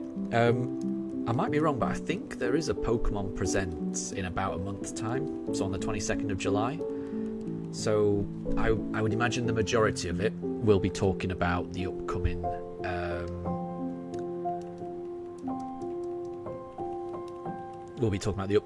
Legends ZA game, and probably a few other Pokemon mobile game type stuff. But I'm really hoping they announce, and they'll probably give a release date for Pokemon Champions, is it? The one where you can battle anything, the kind of free to play game that they're offering. They'll probably do some information on that. But yeah, I'm hoping that in addition to that, they provide some kind of announcement for a new game, either a new generation or a new Let's Go game. That's what I'm really hoping. Either of those two. So Draven, I should get a puppy pad that kind of looks like grass, and then I don't have to walk. Yeah. Well, I mean, we've got a garden. They can run around in that, and they generally do, but they do prefer to explore the neighborhood. Even so, yeah. When it is time, they will be excited and they will want to go out. As soon as they're out in it, they'll pant and they'll probably regret their decision, but they will want to go outside. So we'll see. In about half an hour, as soon as these poochers start getting restless, I will have to take a little break. But we'll see how long we can last. Because at the moment they're resting and sleeping like little angels, and I don't want to disturb them.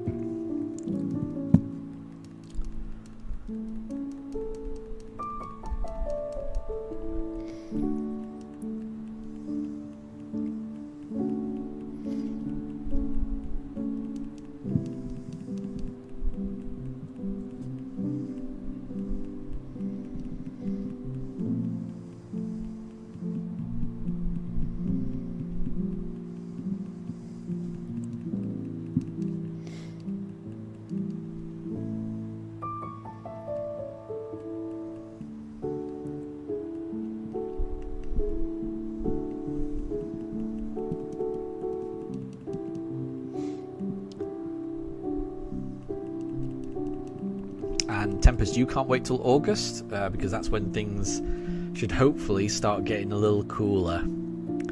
I don't know, August can get pretty warm. But yeah, you're right. It is, late August is when it starts to cool down a little bit. But the build up to that can be a bit brutal.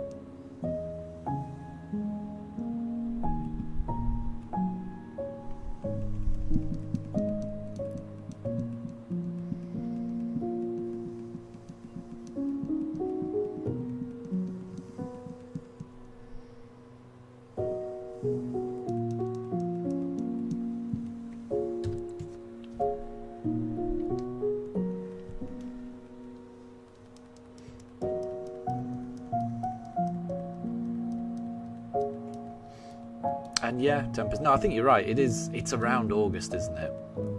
But I always do find August and September to be still quite warm. But you're right. That's when it starts to shift. You're right. It definitely starts to shift around then. It's definitely getting cooler each day. When you get to late August. Yeah, I agree.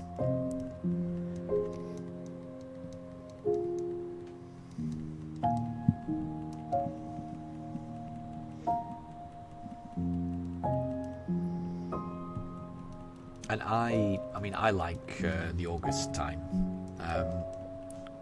It's the time when all of the tomatoes that I'm growing will have been, nice and ripe by then. So I'm basically at that point, I'm picking fresh tomatoes from my garden constantly around that time. So I enjoy August, September.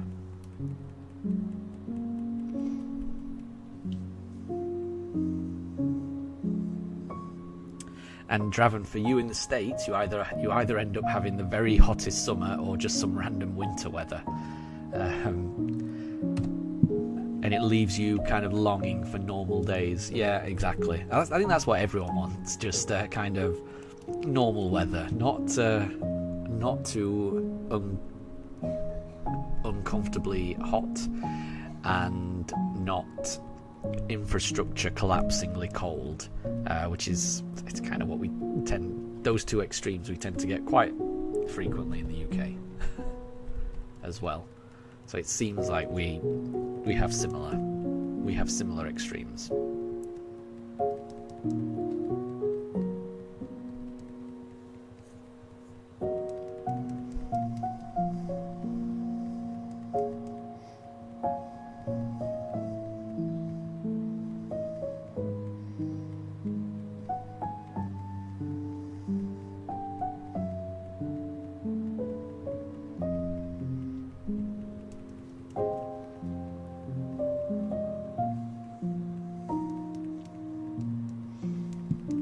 Yeah, I agree. I do agree, Tempest. I do agree. The winter weather's pretty good. It's when it snows. You can't beat that, really. A good snow day, it's impossible to beat. The feeling of that.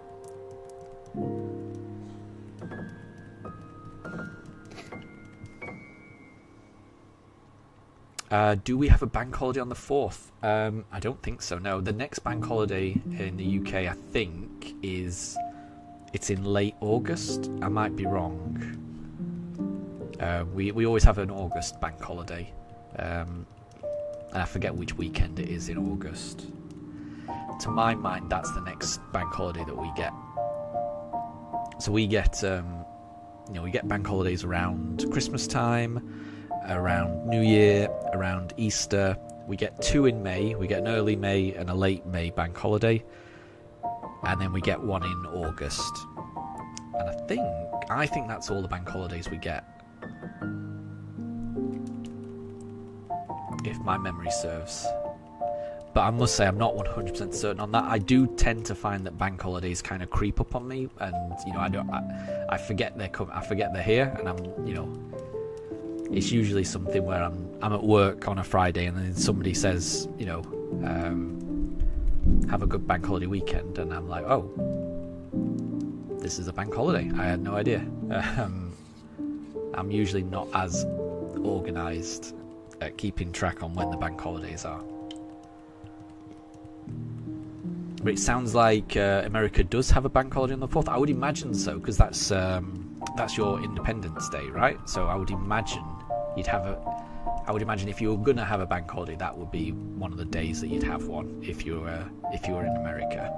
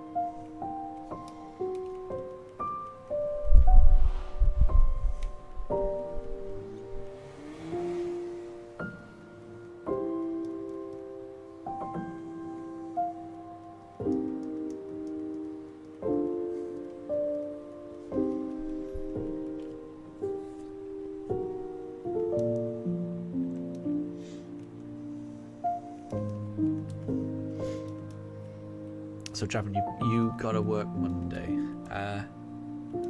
Yeah, I mean, I work a 9 to 5, Monday to Friday. Well, I say 9 to 5. I work an 8 till 4, Monday to Friday, and I usually have to go into the office once or twice a week. Ordinarily, I would go into the office on a Monday and a Friday, so I should be going into work tomorrow. But I'm not looking forward to it, because my commute to work involves quite a long train journey, and then once I've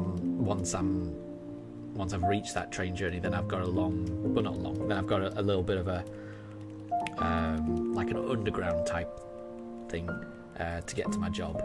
And I don't fancy doing that if we're in the middle of a heat wave. So I've definitely got to work tomorrow. I still haven't decided whether I'm going to risk it and try and go into the office or whether I just work from home. Because that working from home is more appealing. What do I do? I'm never sure how to describe what I do. I guess I just deal with complaints. That's my job. I deal with people's complaints. So whatever people complain about, I'll have a look and I'll give my opinion on what I think. That's pretty much my job. It's just my job is just giving opinions, which isn't too bad.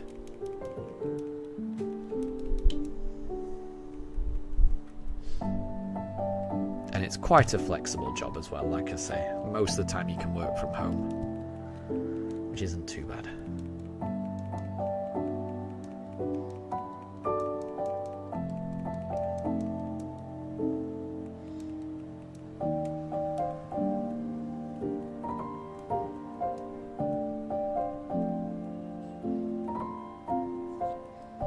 Is that working in customer support? It's pretty much that. Pretty much. I don't think it's too far removed from that. Yeah. Basically, HR. It's definitely it's a lot closer to customer support, like Tempest said, rather than HR. In the UK, HR is most companies have a HR department, and that is very strictly looking after your employees and making sure your employees are safe and making sure the company is protected from anything that might be happening with employees and things like that. That isn't what I do. It is more just dealing with complaints that consumers have, things like that. So it's basically just looking at complaints that people have and seeing whether there's something that I think should happen to resolve those complaints or not. So it's always nice when you can actually help someone. It's not great when you can't help someone, obviously, but yeah, that's the nature of life, I suppose.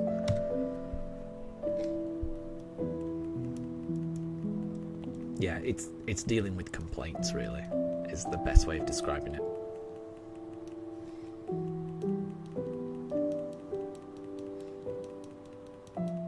Which, if you'd told me that would be my job when I was younger, I would never have believed you. Because, I mean, as an individual, I absolutely hate making complaints.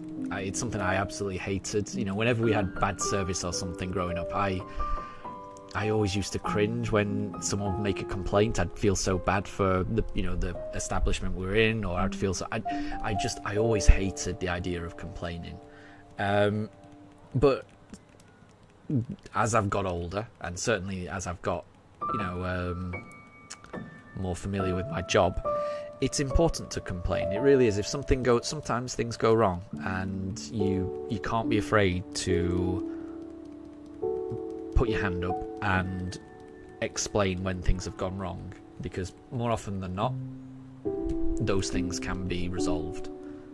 So I think it's always important to complain. It's important to know your rights, and it's important to complain when things have gone wrong.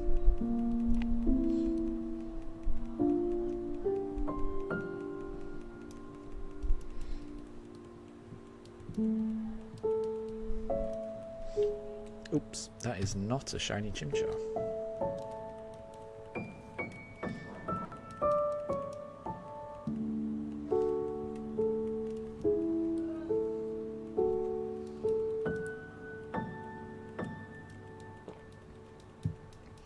And I would say so, yeah. I think it is good to complain. Yeah, it can sometimes be daunting, but yeah, I think it's important. You know, if you're feeling as if something's gone wrong, and that's how events or services have made you feel, then it is important to speak up. And that's not easy for all people. And again, myself included, I do find it difficult to complain. It can be a bit daunting at times. I'm not as averse to complaining now, but certainly, yeah, I used to be. It used to be quite daunting for me, the thought of complaining. But it is important. It's important to, yeah, if things aren't working the way that they should, if something isn't happening the way that it should, then usually there's a way of establishing whether that's the case or not. And when that is the case, then it's important to get things resolved. But equally, that, you know, there may be a good explanation for why something's happened the way it's happened. And again, the only way you'll know that is either by taking an exceptionally long time to go through all the terms and conditions and figuring out why a certain event may have happened the way that it did, or you could complain and then it can be checked for you, and then you know, if what happened was supposed to happen and there is no error to correct or anything, then at least you'll understand why and what happened. If something's gone wrong, it's important to find out why something's gone wrong, in my experience.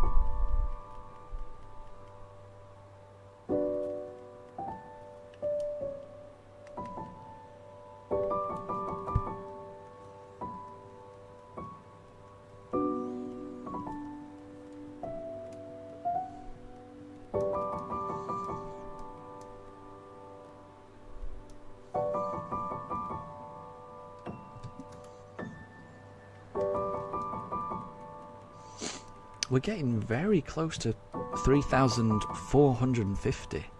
Very close. When I started this stream, I was really hoping that we'd get to 3,500, and we are definitely going to get there. We're almost certainly going to go beyond that. So we haven't found the shiny yet, but I've gotten through an awful lot of encounters today, which is good.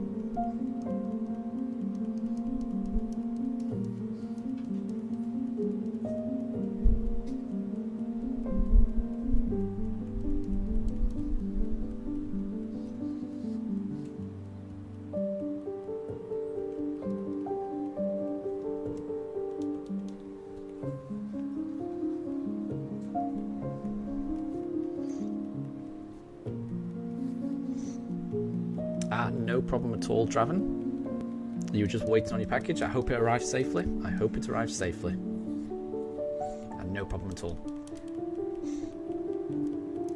We're probably going to need to take a break soon. I would imagine in 20 minutes or so I'm going to have to take a break. Daruk is at least woken up and he's wandering around. I think he's realising what time of day it is. So I think he's going to get, as the minutes go by, he's going to get a little bit more antsy. And as soon as he gets too antsy, I will have to take them out for a walk. And Marquez, good to see you. Welcome to the stream. I hope you're doing well, and thank you. They are lovely pooches. Yeah, I've got two lovely pugs. Mifa is the one on the bottom, who is currently fast asleep, pretty much. She turned 3 years old a couple of weeks ago. This time last week, actually. This time last week was her birthday. So she's 3 years old. And Daruk is the one who's kind of laid down, but he's sat up a little bit. The camera is strangely zooming in on his eye. If I can just move the camera a little bit. It's hard to control the camera sometimes. That's Daruk. He is almost 6 years old. He will turn 6 in exactly 1 month's time. So his birthday is on the 29th of July. And yeah, I've got two lovely pugs.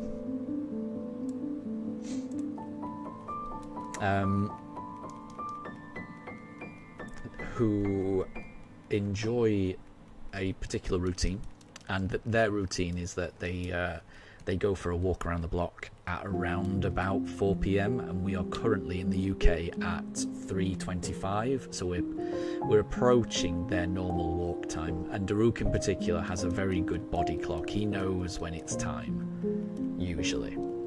So yeah, I'm anticipating in the next half hour or so that Daruk gets a little bit restless, but we'll see. We will see. We'll keep going until they do get restless.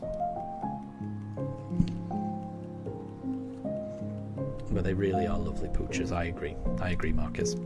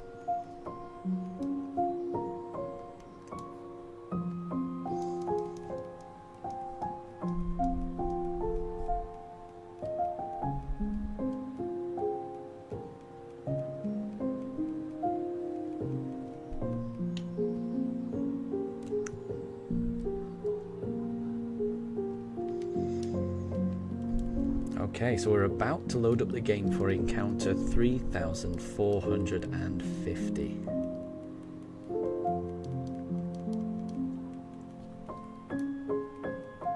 I love reaching these little mini milestones. I always naively think there's a better chance that I'll find the shiny on something like this. Obviously that's not the case, but we shall see.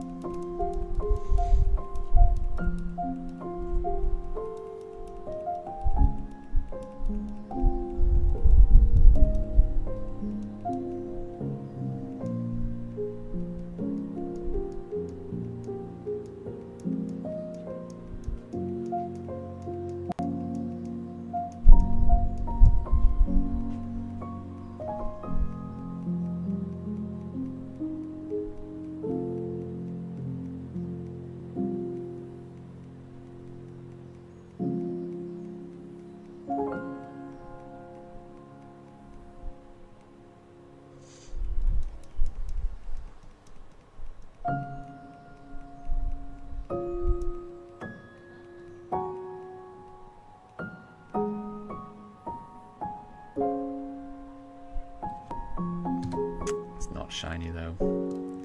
Okay, we keep going.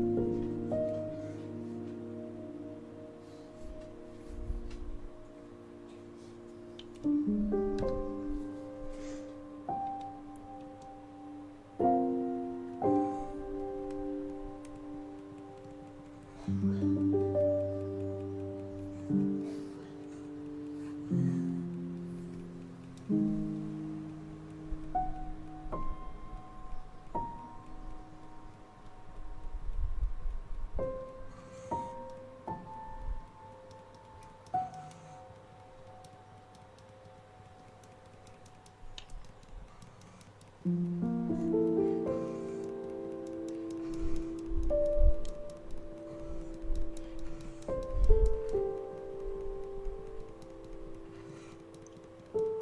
don't know if you can hear it, but Daruk is starting to get a little bit restless now. You can see him in the top right-hand corner.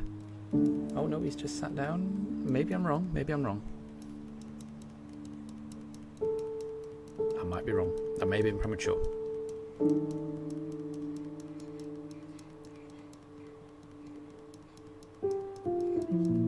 It does feel like his auntie's waiting for something.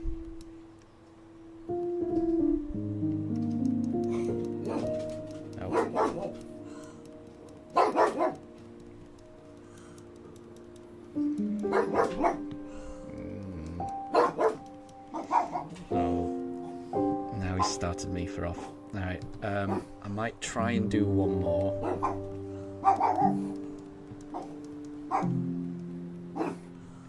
I thought this might happen. Calm down. It's okay. It's okay.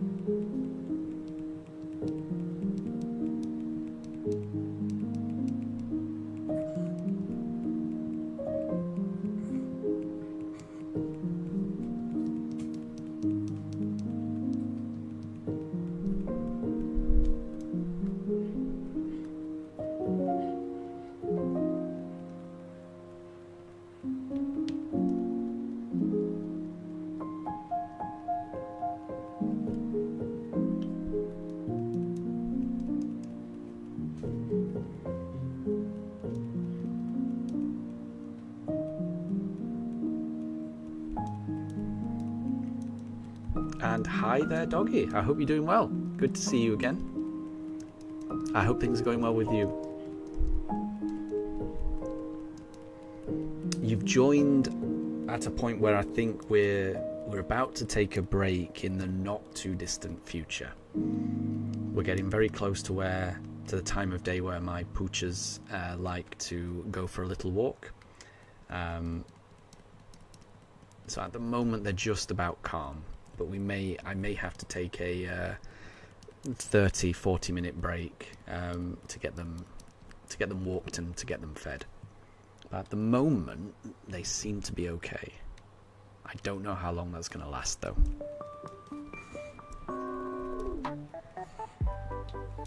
But I hope you're doing well.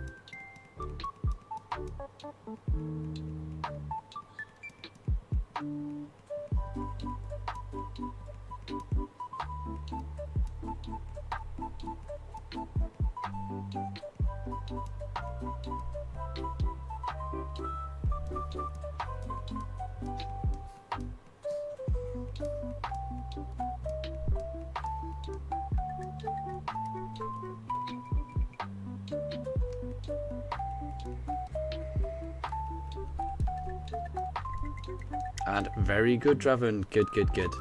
I always feel relieved when a package finally arrives. There's always a part of me that gets a little bit worried that you know, it's either just not going to arrive, or it's going to get delivered to the wrong place, or it'll get left behind and someone else will pick it up. So yeah, I'm always very relieved when a package finally gets delivered correctly. So I am glad that has happened to you.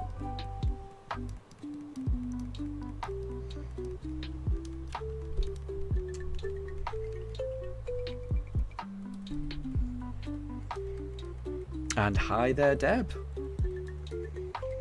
I hope everything's good with you again. Yeah, everything's good here. Still no shiny. Still searching for the shiny.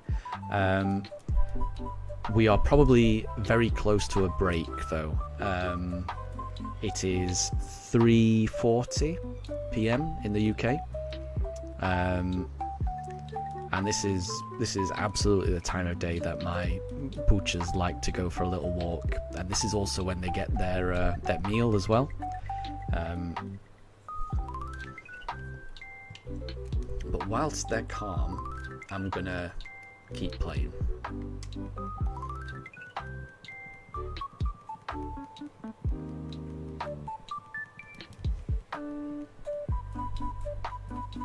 So Draven, you'll eat the package after lunch. You'll eat the package after lunch. What package is this? I was assuming it was like I don't know.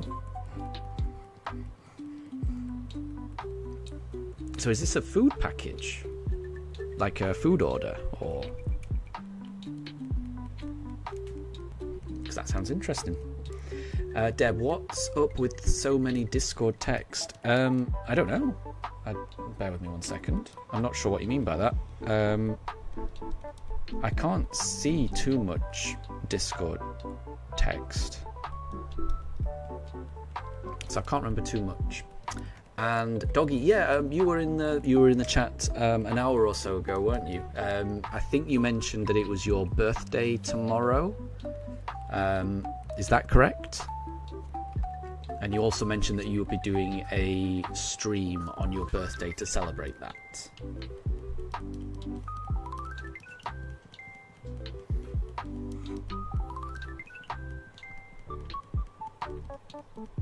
So if that is the case, then yeah, of course I remember. It wasn't too long ago.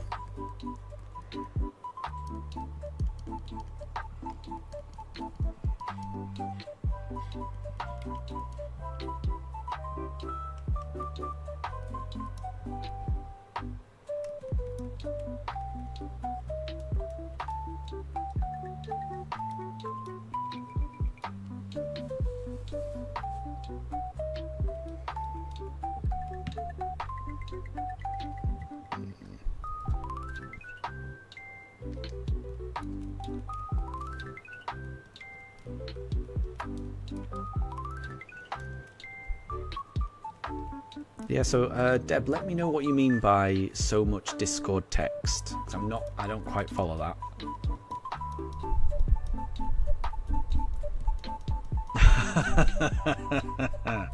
Sorry, I'm just laughing at what you wrote there, Draven. So you ordered pickled onion Monster Munch and Jaffa cakes. So you're in the US, aren't you? So I would imagine those are quite hard to come by, because those are very, very British snacks. In my opinion, those are top tier British snacks. There's not many things I'd put above pickled onion Monster Munch and Jaffa cakes. I'll probably put a Terry's chocolate orange up there, as in terms of like absolutely classic English, not English, British snacks. I think pickled onion monster munch, Jaffa cakes, Terry's chocolate orange. Those are the pinnacle, in my opinion. So yeah, it sounds like you've chosen well. Have you tried those things before, or is this the first time you'll be trying? Or can you just get them in the US? In my mind, they're very, very British, so I'm surprised you can get them elsewhere. And Moondrop, good to see you again, and yes, still live. I will be taking a break fairly soon, probably in the next 15 minutes or so. So there will be a break. I'll probably take a half an hour or a 40-minute break, maybe. But after that, I'll be streaming again. I'll probably be, streaming for the next 3 hours or so in total, so I've still got quite a way yet. So plenty more shiny encounters to come. Well, the potential for shiny encounters. And Doggy, you actually found a shiny starter. That's amazing. Well done. Did you find it in Pearl? That's really impressive if you did. That's so impressive. That gives me hope that it is possible to find it.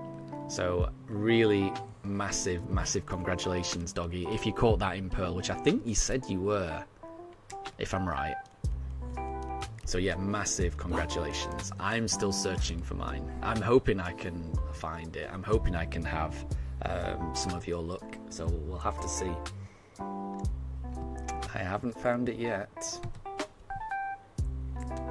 But it could always be the next encounter.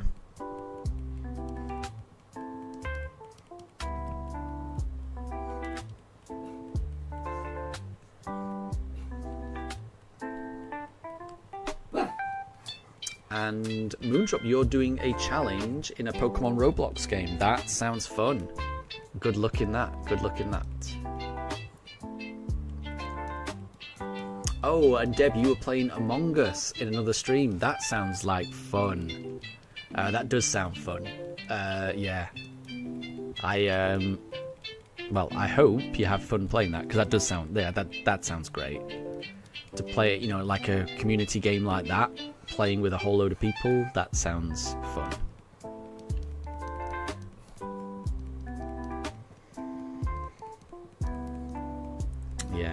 So Daruk is currently looking, and he's gurring and he's barking. So I think I'm gonna have to make this the last one, and then I'm gonna have to take a 40-minute break, I'm afraid. Sorry everyone, but I think it is about time for them to go on their walk. So for this last one before the break, let's go for Piplup. Let's see, can we get a shiny? Can we get a shiny? And so Moondrop, you're currently doing a challenge in Pokemon Roblox where you're doing Pokemon that you've drawn already. That's really cool, because I've seen a couple of your drawings already. They're really good. Yeah, I did not get the shiny Piplup that time, so I think I'm going to take a little break. So I'm going to be walking the pooches, and then after that I'll be feeding them, and I'll probably get something to eat myself. So I think that's probably going to take me 40 minutes. So I'll be back in 40 minutes, in 40 minutes. So yeah, apologies for that, but it's going to take a while for me to walk them and then feed them and then have something myself. And Doggy, so you did find it in Pokemon Pearl. That's crazy. That's so good that you found it so fast. That is really good. And Draven, you've tried the Monster Munch, but you haven't tried the Jaffa Cakes, but you know they're controversial. I think the Monster Munch is more controversial. I think you really have to like very vinegary snacks, which in my experience, that's quite a British taste profile. Not a lot of countries like really vinegary things, in my experience. But yeah, for me, a Jaffa Cake, it's great. If you like chocolate, you like orange, you like kind of like sponge, it's really nice. I think they're great. And thank you, Doggy, for passing on that look. I hope it continues. So, I'm going to take this little break. I'll be back in 40 minutes. So I'll see you all in a bit, okay?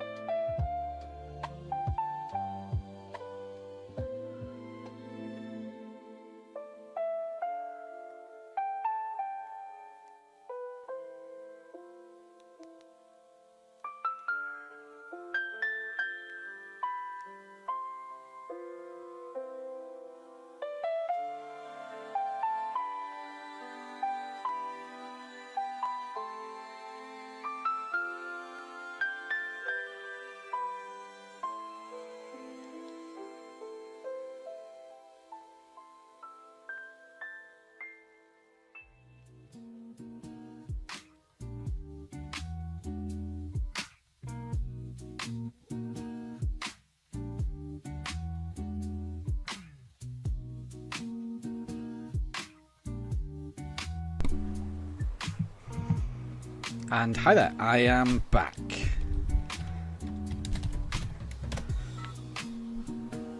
Oh, didn't spell that correctly. Back. There we go. Sorry about that. So, yep, we've taken the pooches out.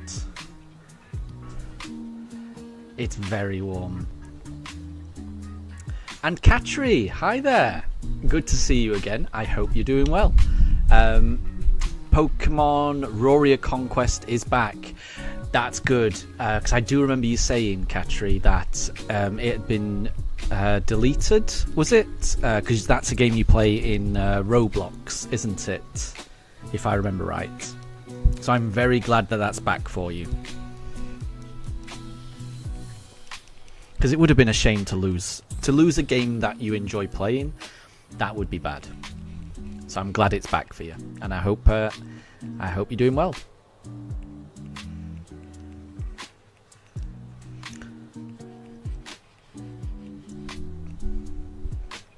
It's very warm here in the UK. So my pooches and I, we've just been for a walk. The pooches have had their evening meal. I've refilled their water bowl just now, so Mifa's just having a drink at the moment.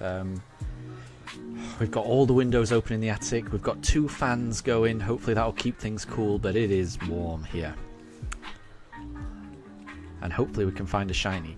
So Katri, you just beat Gym 1. Well done. Congratulations. Keep it up. Keep going. And I'm sure you'll have a good Pokemon journey.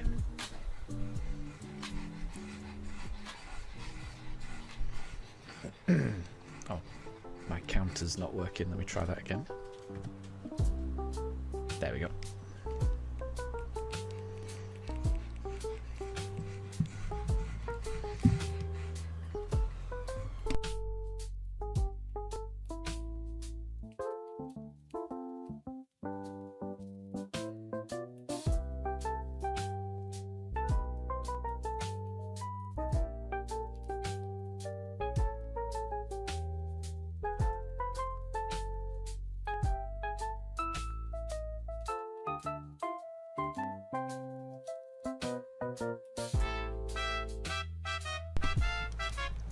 And Katri, your little El Tigre was level 28 when you beat the first gym. That's good.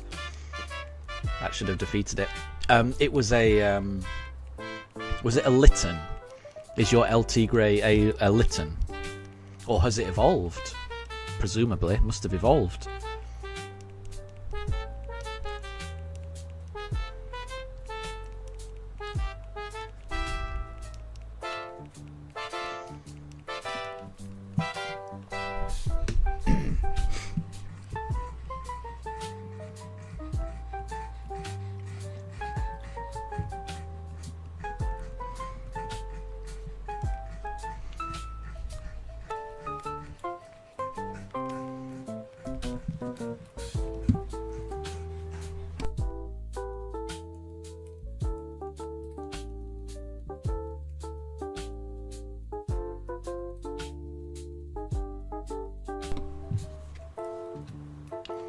Ah, that makes sense. It's now a Torracat. Very, very good. It'll be an Incineroar in no time.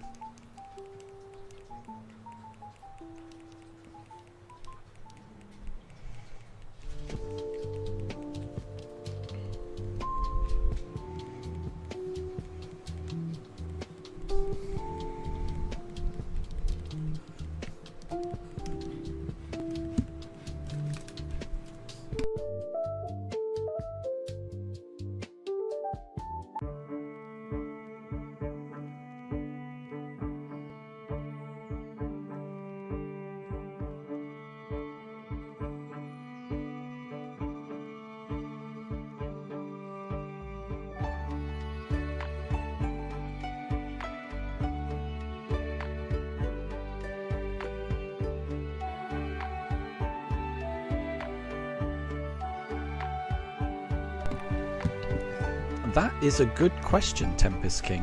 I'm not sure I do. I'm going to be honest. I've played Mario Kart World, and I've done a few races with my family, but I haven't spent an awful lot of time just exploring it on my own.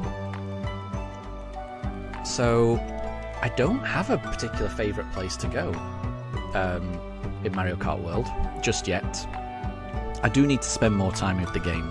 I know that I've driven around the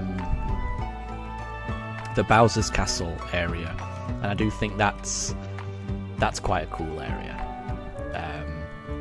And I always like driving around where all the dinosaurs are. I don't know all the names yet. But yeah, I don't have a favourite area, to be honest. I guess I haven't spent as long as I should have done in that game.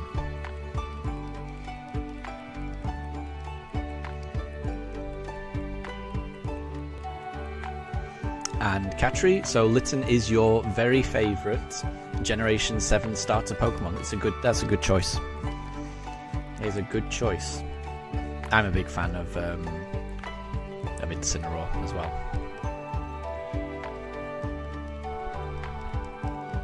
Oh, that makes sense. So Tempest, your favourite area is the snowy area. And because that's the closest we'll be getting to that type of weather for a while. No, that's a fair point. That's a fair point.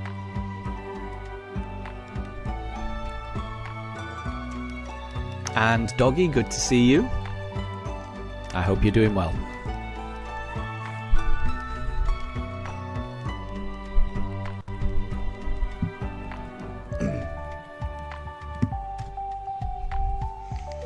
We are still hunting for that shiny starter.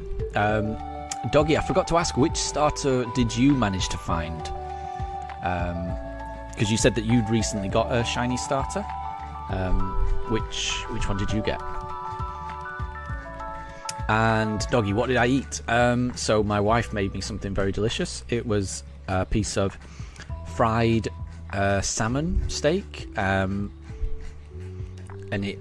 the way it had been fried, it wasn't just fried, it had clearly been fried in some kind of like soy sauce type thing. It had a nice umami taste to it, with a bowl of rice, some fried broccoli and green beans, and some sliced cucumber. It was very nice. It was very nice. And Doggy, you got a shiny Turtwig. Nice. Well done. Well done. That is a nice shiny. I can't believe you got one so fast. That's incredible. That is incredible. I've been searching for a shiny starter for over 120 hours. So it can take a very long time. And I don't even think 120 hours necessarily is a long time. And what I mean by that is, I think on average it can take longer than that. So yeah, to get one so fast is incredibly lucky. So well done.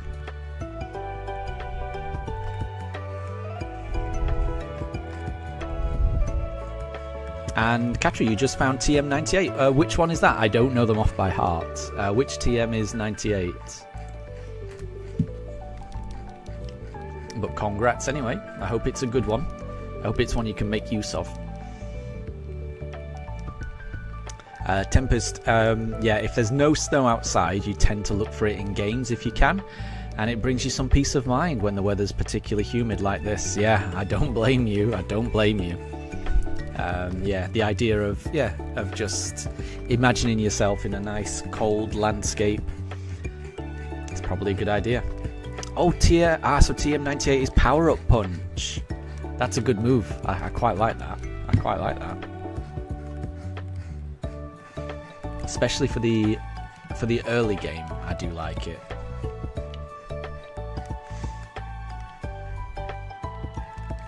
And yes, both pooches are there. Mifa was just sniffing Daruk, but they're both quite warm. I don't know if you can hear them panting. They are trying to cool down. I mean, they've been for quite a long walk in the sun, and then they've had their meal, and then they've come back here.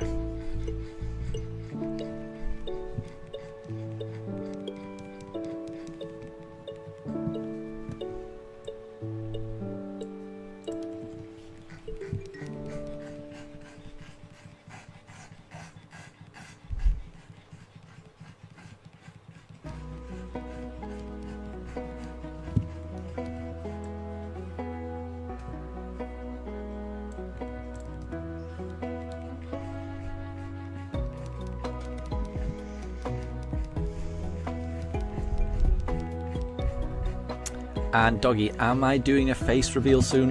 No, I'm not planning on doing that. I don't think I'm planning on ever doing a face reveal.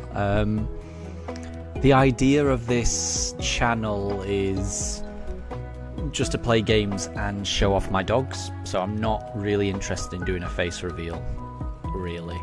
Yeah, it's just a nice way for me to play and hang out with my dogs. So no, I can't imagine any scenario where I'd want to do a face reveal personally.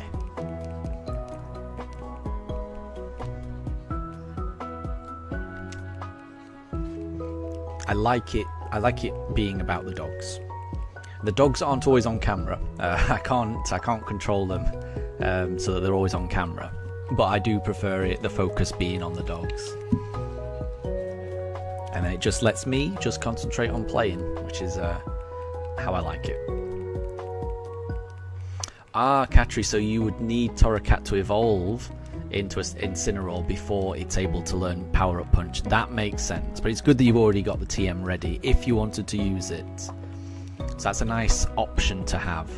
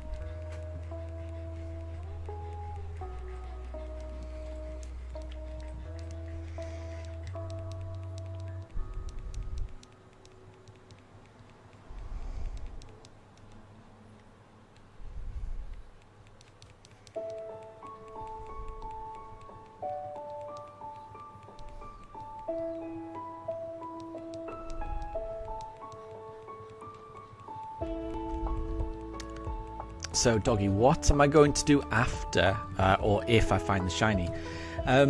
So what I'll be doing after I find the shiny is I'll be playing the game. I'm playing a shiny-only run of Pokemon Shining Pearl. So what will happen is once I've got the shiny, I will progress the game. So I'll go to...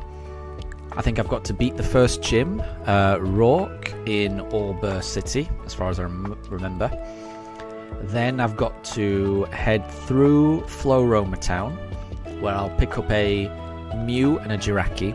I won't be using them on the run, because those are not shiny, but I'll be picking them up anyway. Then making my way through to Eterna Forest. And then once I'm in Eterna Forest, that's when I'm going to do my next shiny hunt, where I'm going to be trying to find some kind of shiny Pokemon in the forest. So my second team member will be in Eterna Forest. But I need to find my shiny starter first. But yeah, the idea is to play through the entire game using only shinies, and seeing how long that takes. At the moment it's taking a very long time, because it's taking quite a long time to find this starter, but it will take as long as it takes.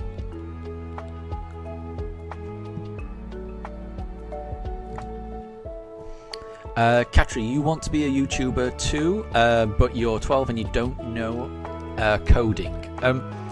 That's fine. I think it's worth doing when you're a bit older. I wouldn't worry. I wouldn't concentrate on thinking about anything, what you want to do, when you're 12 years old. I would just concentrate on school, concentrate on having fun. That's the main thing. When it comes to deciding what you want to do, though, I would say that as far as I'm aware, YouTubing, you don't need to know anything about coding. I certainly don't know anything about coding.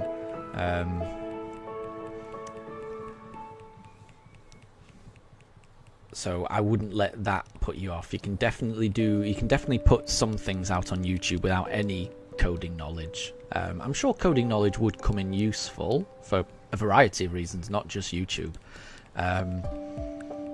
But yeah, that certainly wouldn't be a barrier as far as I'm aware. How do you have the Nintendo recording perfectly? You've always wanted to know. Right, so the way that I do it is I use a capture card. So that's something... So I stream on the PC. So I've got my PC running. I've got my Switch 2, which has a... any Switch 2 or even a Switch 1, they're exactly the same. Both of them have a HDMI cable that runs out the back of it and is designed to run into your TV in most cases. There we go. And close it. So if you use it normally, the other end of that HDMI cable would go into your TV, and then you'd be able to see what you're doing on your TV.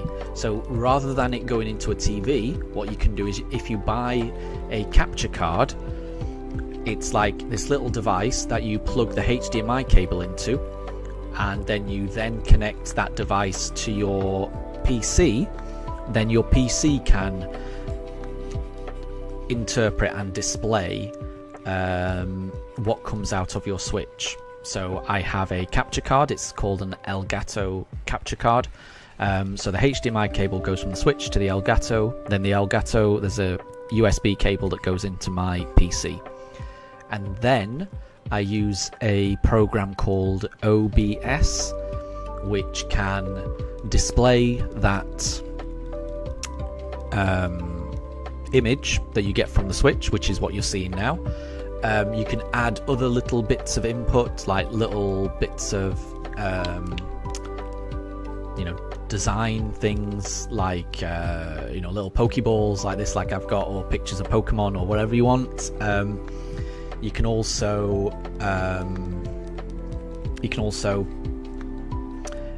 include inputs from a webcam, for example. So I've got 2 webcams plugged into my PC, which is why they're displaying the pooch cams at the moment. So you can add that as an input into your OBS. And you can also, you know, have a counter, which is what I've got in the bottom corner, that kind of tracks how many encounters I've had. So there's little bits you can play around with in OBS. OBS takes a bit of getting used to in terms of understanding it, but if you watch a few YouTube tutorials, there'll be some really good YouTube tutorials that'll explain how to do it. Can you show me so I know what to buy? So it will. I can tell you what I've got. I can't. Let me have a look. Because I haven't had it that long. I bought it at the end of December, so I haven't been doing this for that long.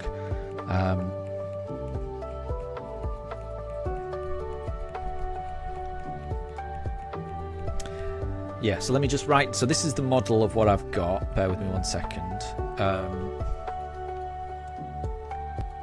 So what I use is an Elgato HD 60X gaming capture card.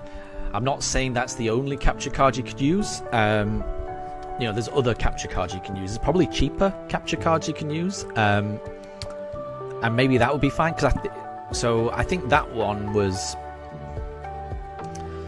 I can't remember exactly how much. It was around about £100. So it's not cheap, but you can get really cheap HDMI capture cards, and you can get them a lot cheaper. So you could probably pick up a cheap HDMI capture card. So what you want is, yeah, a HDMI capture card. So something that will take a HDMI output and then transfer it into a USB input, so that you can put it into your PC basically.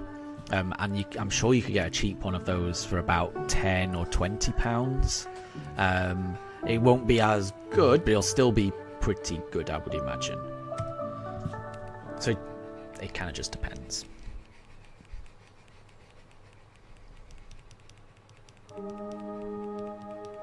Oh, and Katri, so you just got kicked by the lag and you thought that your game on Roblox was getting deleted again. I'm sorry to hear that, but I'm glad that it hasn't been deleted. Because I'm sure you're eager to complete your Pokemon journey on it.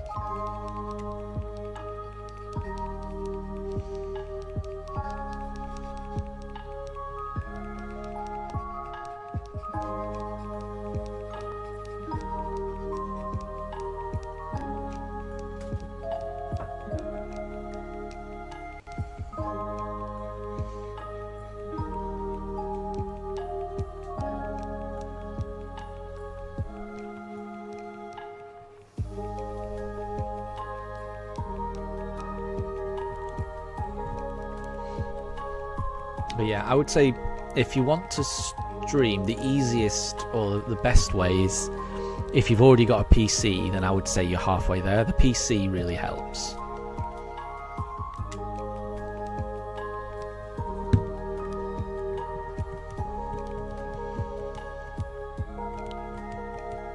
And if you don't have a PC, then you could always just record it on your phone. I think it's more important to just get stuff out there and just get experience and practice and things. But I would say it's definitely something to do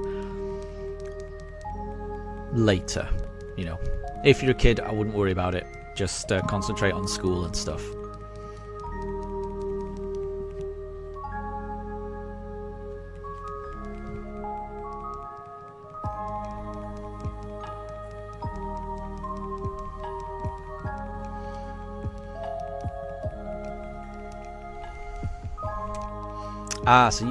So Doggy, you've got an idea where we do a stream and we do a union circle and we could do shiny hunt with everyone. That does sound fun, but the thing is, I think the union circle, that's a Scarlet and Violet thing, and I really want to complete this this Pokemon Shining Pearl run.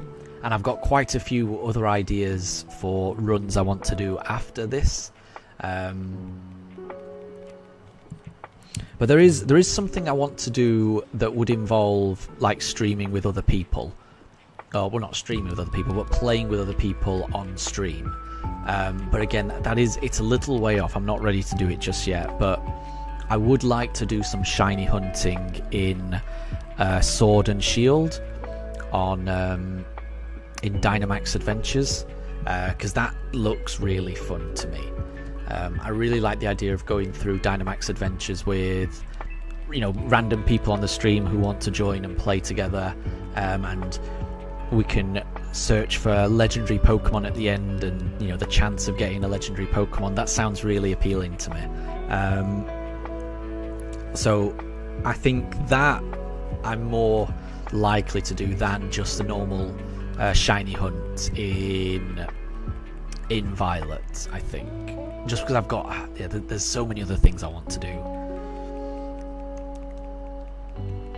Because like I say, I want to do my shiny only run in Shining Pearl, and I need to get that done as soon as possible.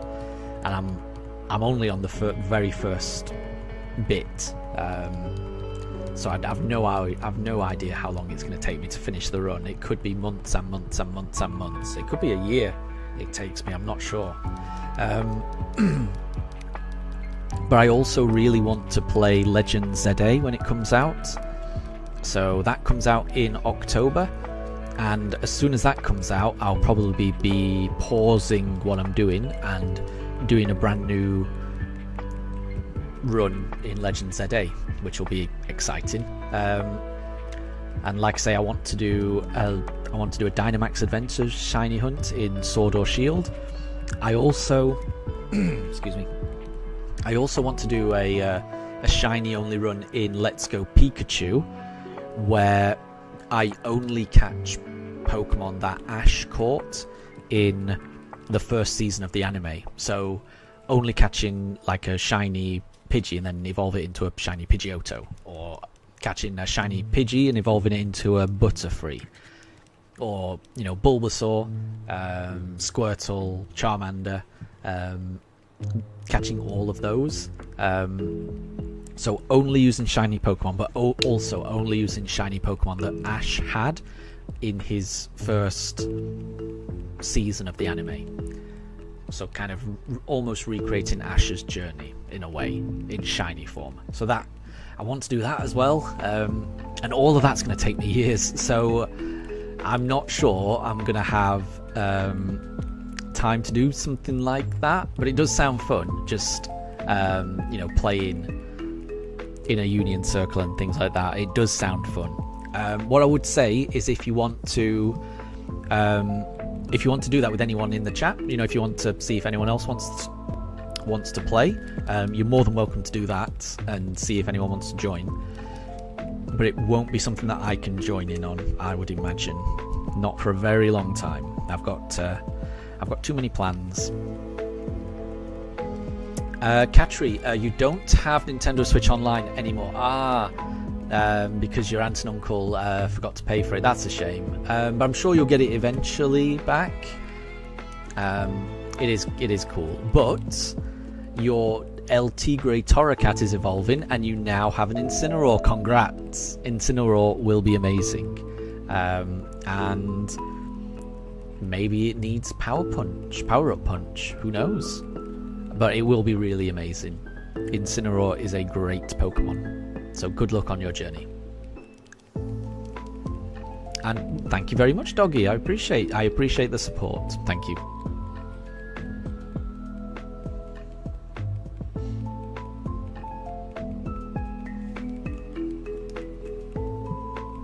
Oh, it can't learn Power-Up Punch. Don't worry, Katri. Incineroar learns so many good moves. Don't worry. Just, even though it can't learn that one, it's got a really good move pool. So that just means that you'll be able to use a different amazing move with Incineroar. So don't worry. Incineroar is worth it.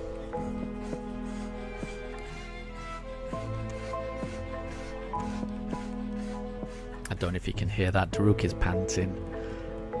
It's very warm here. I hope it's not too warm where everyone else is.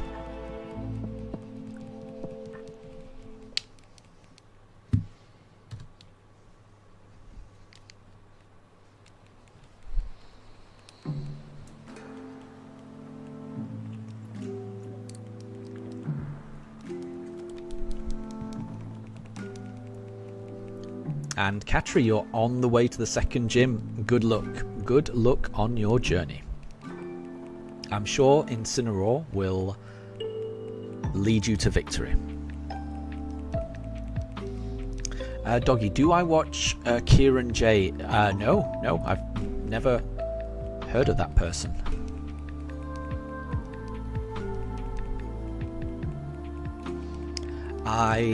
I'm assuming they're a YouTuber. I watch a few YouTubers.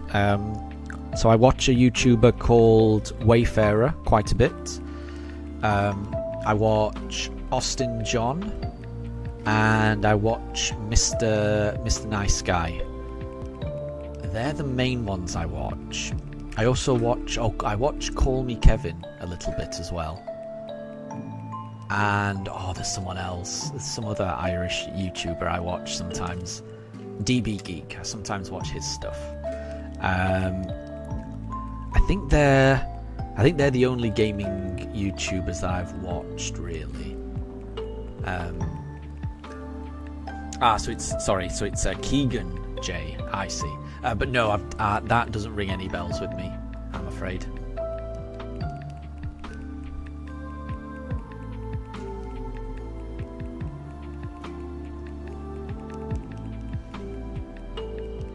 What kind of stuff do they do? Do they do Poke streams?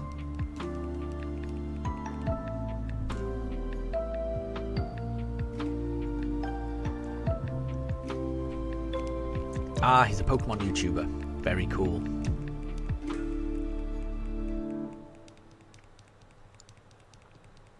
Doggy, you're in England as well, and it is boiling. You're right. Yeah, I don't disagree. Yeah, I'm in the UK as well. I'm in southern England, and I agree. It is far too hot. Yeah, I've got 2 fans going. I've got all the windows open. I mean, if you're in the UK, then you'll know it's 5 PM here pretty much. So hopefully it's going to start getting cooler. And Katri, you're in Maine. Very cool, very cool. That's what is it? That's the northwest area of the US, isn't it? New England type area, right? I've always wanted to visit that part. It seems nice. I hope the weather's not too bad for you.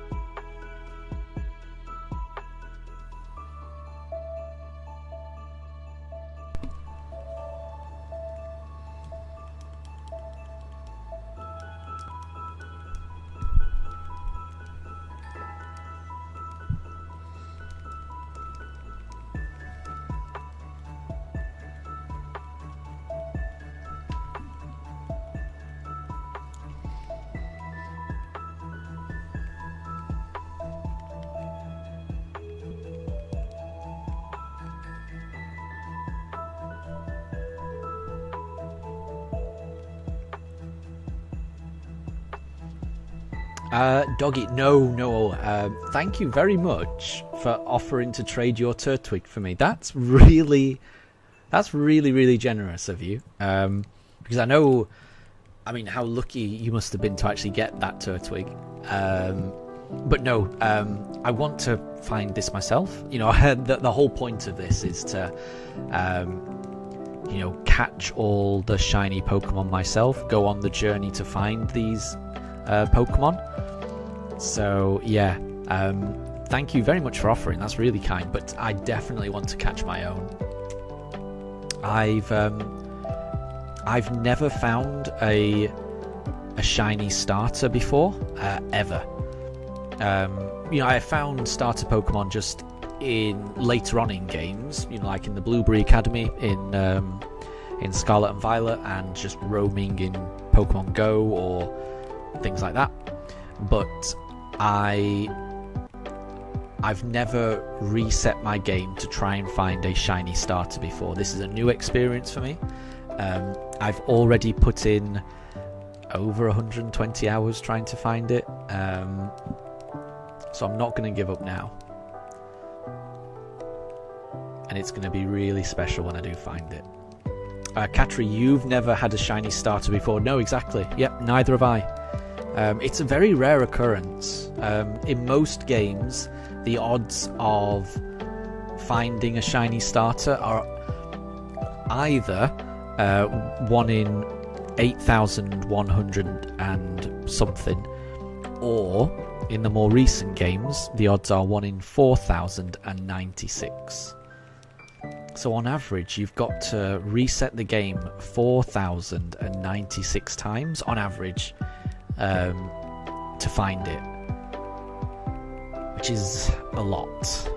It just goes to show just how rare shiny starters are, and how incredibly unlikely it is that you'll find one. But if you keep going, there's always a chance you'll get it, and that's what I'm doing.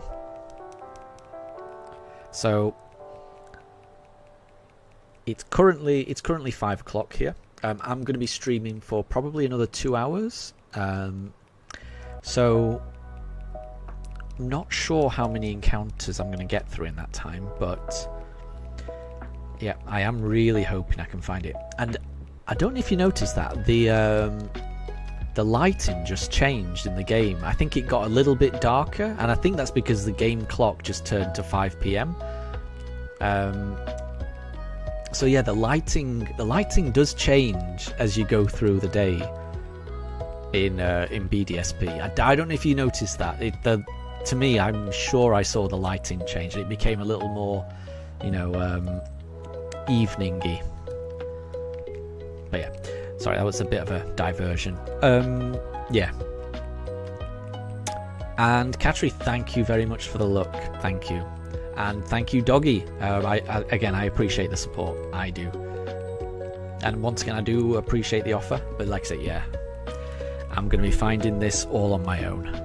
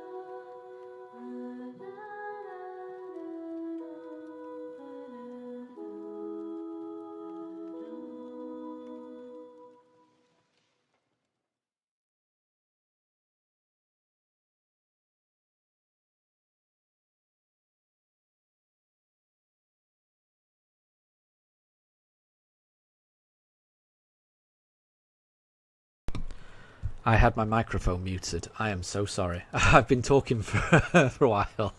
I am glad you mentioned that then, Doggy. Because I was just sat talking away, thinking you could hear me. Apologies for that. I'm not sure when I muted it, so apologies for that. I was just saying that...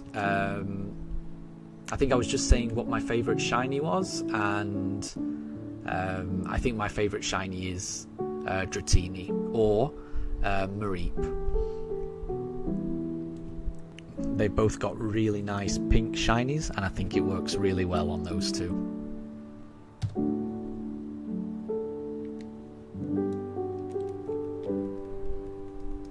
Yeah, apologies for that. That must I'm not sure how long I had the microphone on silent then. I was just happily talking away.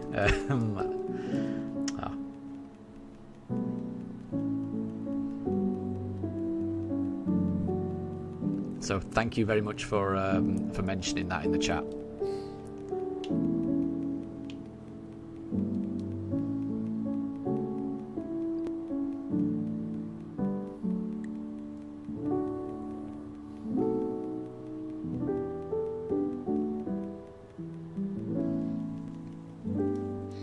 So I was also talking about the shiny Sprigatito that you mentioned there, Katri. So I was talking about that while it was silent. So what I was saying is I'm a big fan of shiny Sprigatito as well. I think it's a really nice shiny. It's a little subtle, so it's got those purple eyes, but I think it works really well. I managed to find a shiny Sprigatito because I did a Masuda egg hatching where you use one Pokemon from a different country and another Pokemon from another country, and then that boosts your shiny odds, and that brings the chances of it being a shiny all the way down, which makes it much more likely that you'll find one. And I think I managed to find a shiny Sprigatito in, I'm not sure how many eggs I had to hatch. It was about 500, I think, which isn't too bad at all. Doggy, if there's a Pokemon movie, would you watch it? I've watched a few Pokemon movies. I mean, there's loads already, right? So I watched the original Pokemon movie when it came out, and I watched the Pokemon movie with Entei in it. I remember that. And I've also watched the Detective Pikachu movie. I enjoyed that. I may have watched one more. I can't remember. But there's loads more than that. So yeah, if you did like Pokemon movies, I think there's loads to choose from. And speaking of choosing, yeah, Katri has seen Pokemon I Choose You. I've heard of that, but I've never actually seen it. Would you recommend it?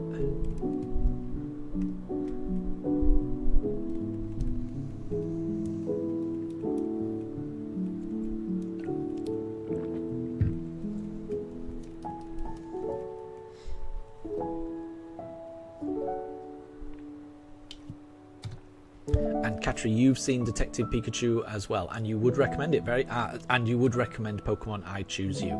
Very good. I'll have to try and catch that one, because I think, like I say, I think I've heard of it. Well, I've definitely heard of it, but I've never got round to watching it. So I'll watch that at some point, I'm sure. But yeah, there's no shortage of Pokemon movies. There's quite a few out there.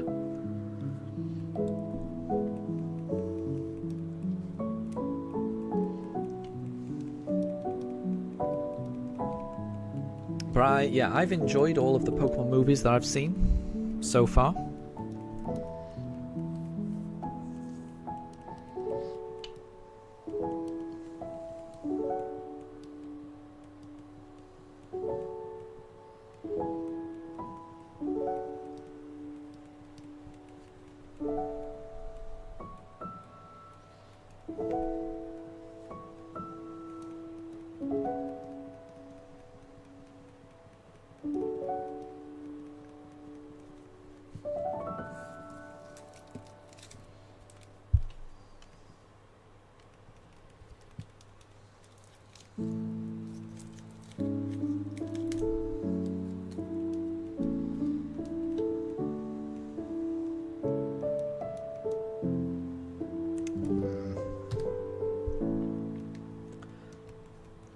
Doggy, do I play Super Smash Bros. Ultimate? Not really. I do have the game, and I've played a little bit, but not too much.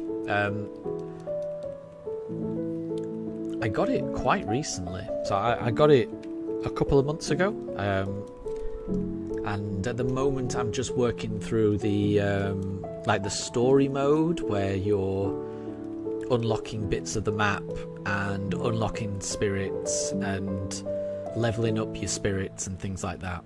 So I'm playing through the story mode at the moment, and I'm having quite a bit of fun with it. It's got some cool references in it. So it's a very big game. I'm very impressed with how big the game is. But I only play it very, very casually.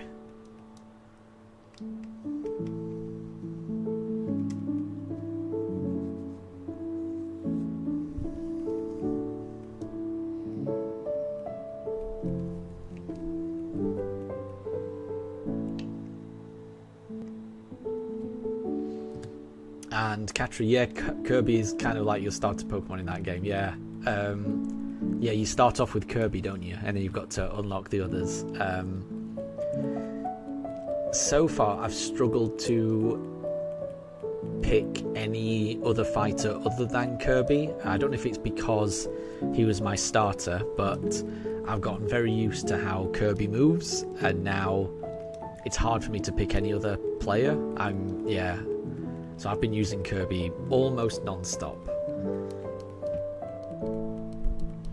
So yeah, I do quite like Kirby in that game. I like how he can fly around. Makes it less likely that I'll fall off. So I think it's quite good.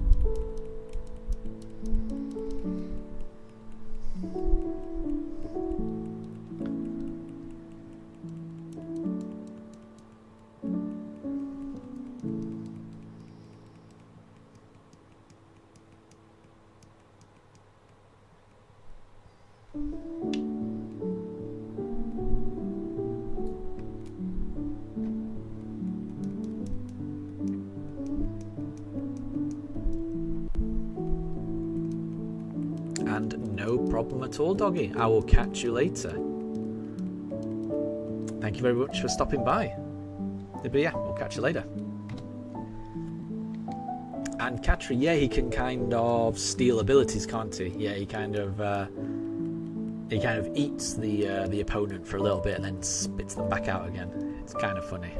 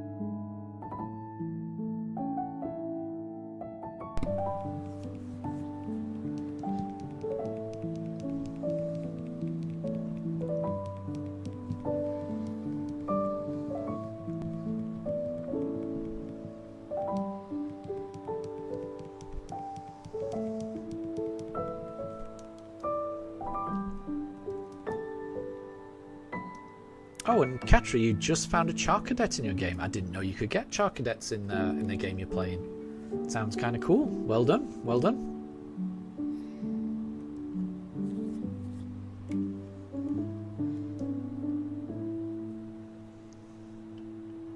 Charcadet's a cool one.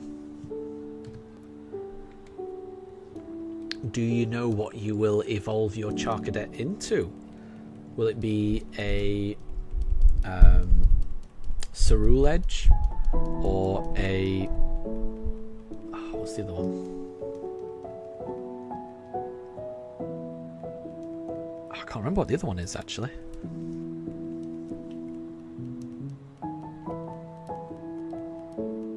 I was thinking it would come to me, but it's not. You're going to evolve it into a Ceruledge. Nice. That's the that's the one I can remember. Armor Rouge, that's it. I just remembered it. Armor Rouge. Yeah.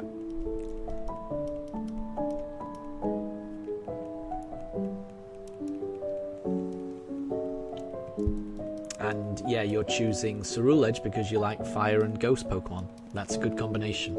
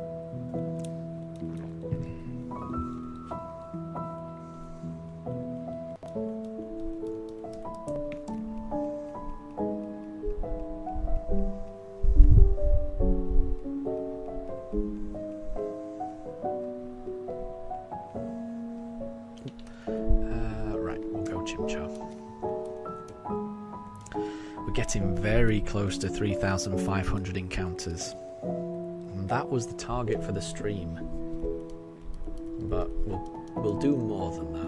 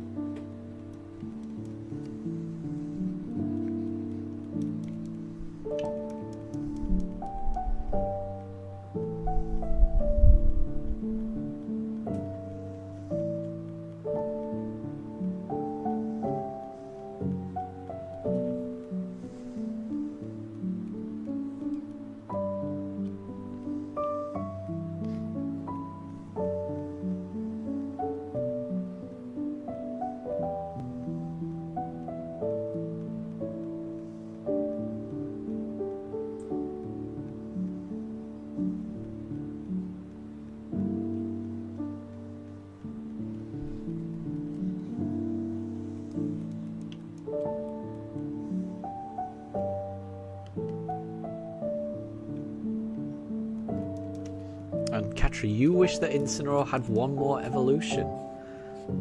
I think Incineroar's a good design. I think Incineroar is a good place to stop. I can't imagine what it would be with another evolution. I guess there's a chance it could get a Mega Evolution. I don't know too much about Mega Evolutions, but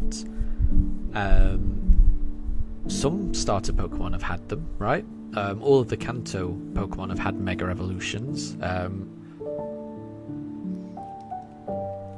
Trico and Mudkip have got one. So they could do a Mega Evolution for Litten. That is possible. So you never know. The new Legend ZA comes out, and that deals heavily with Mega Evolution. So there's a chance they could do a Mega Evolution for Incineroar, and that would be cool. That probably would be very cool.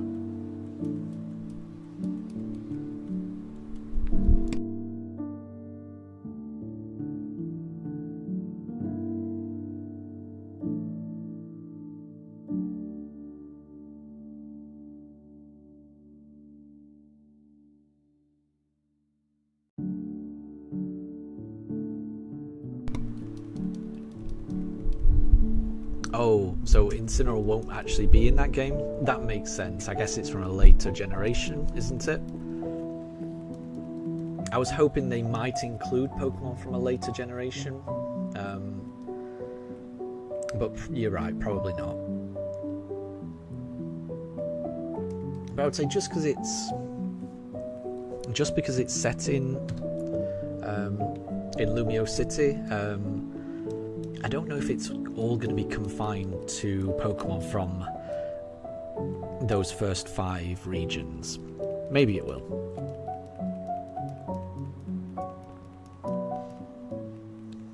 But I'm hoping it includes more. And T-Rex, good to have you back. I hope you had a good sleep. No shiny Starly, no shiny anything just yet. But we are very, very close to 3,500 encounters. Very, very close. So that's something.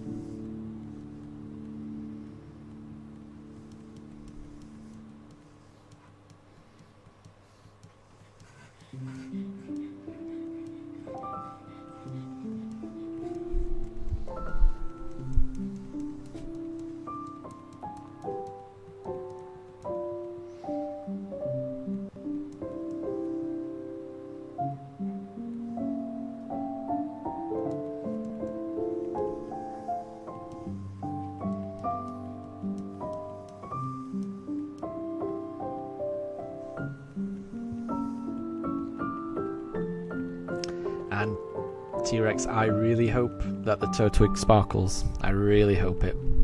Oh, and Katri, you've caught another Charcadet. Well done, well done. You could turn that one into Armor Rouge if you wanted.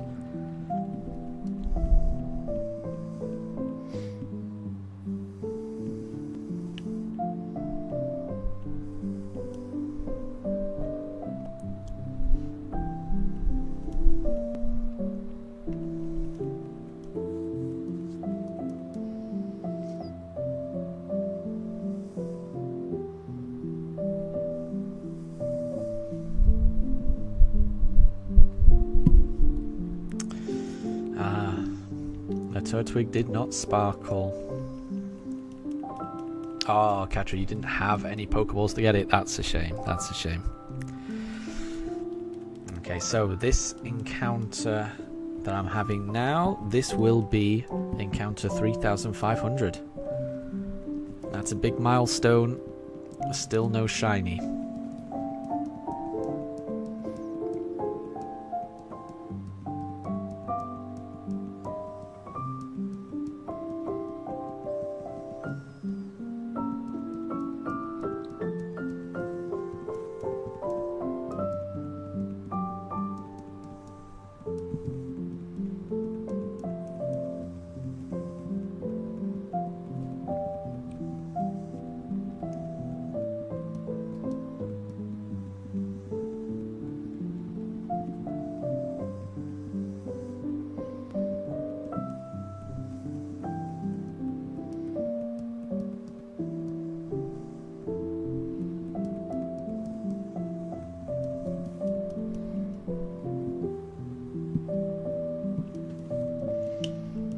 Yeah, so T-Rex, I think the game that Katri's playing, yeah, is Pokemon Roria Conquest. I think it's a game within Roblox.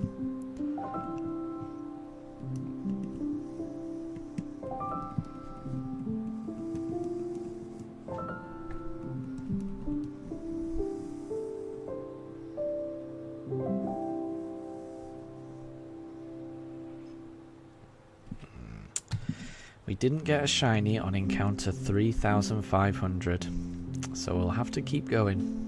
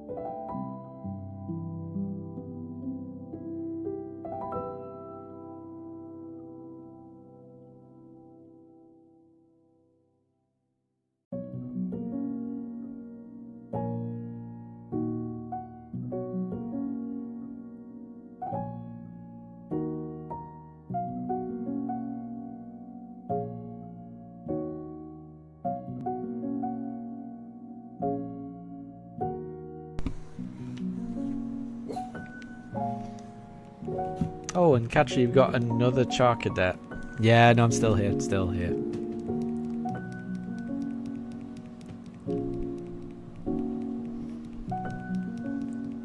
It sounds like Pokeballs are really hard to come by in that game.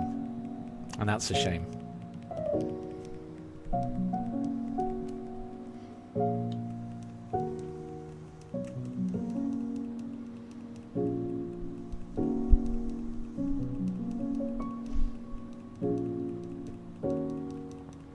So how do you actually get Pokeballs then? Can you not make it to like a Pokemart or something?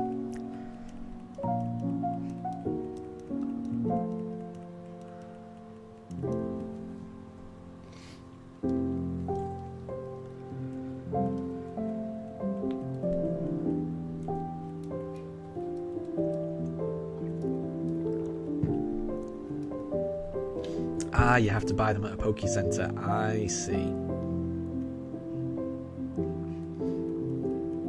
Well, hopefully you'll have enough the next time you go.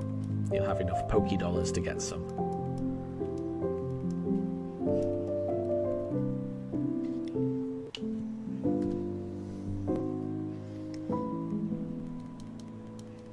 But yeah, I hope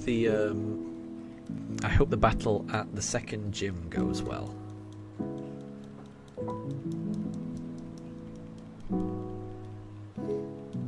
Oh, and you have enough, so that'll be fine.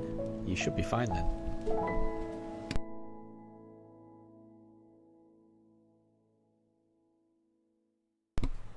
$18,000 sounds like quite a lot, yeah. Yeah, you should be set, hopefully.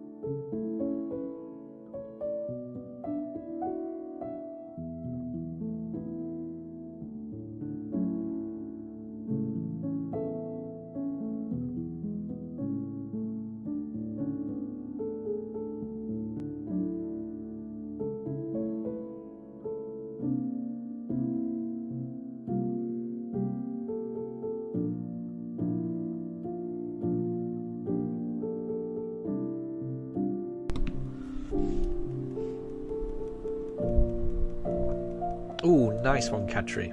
We've managed to get 30 Great Balls. That should last you quite a while. Very good.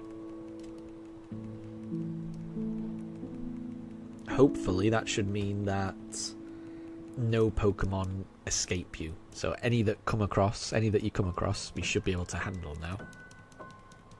Fingers crossed. And Deb, good to see you.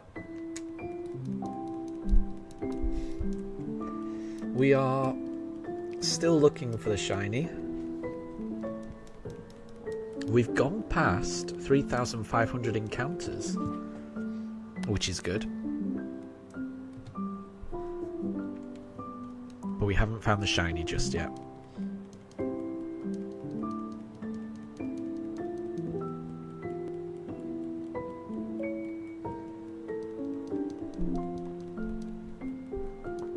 So I'm trying to decide how many encounters to go up to.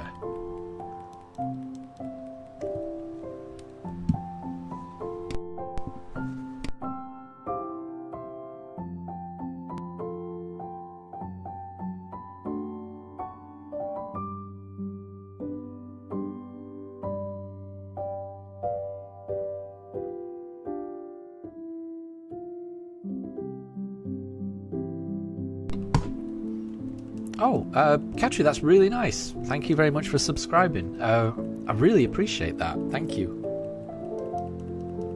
It's really nice when someone subscribes. I really appreciate it. Thank you. And Deb, you just woke up, but you've got a headache. I am sorry to hear that.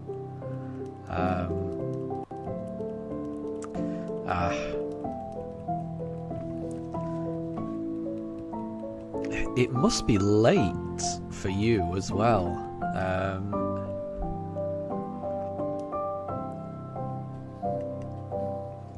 So I'm hoping you're able to, get a good night's sleep.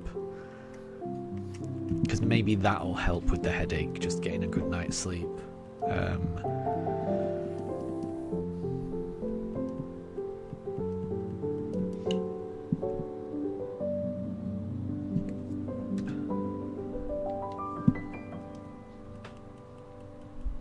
And Katri, so when you wake up, your legs hurt like they got hit by a truck. That sounds really painful.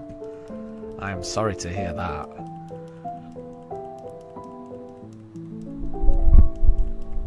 Yeah, that's not good.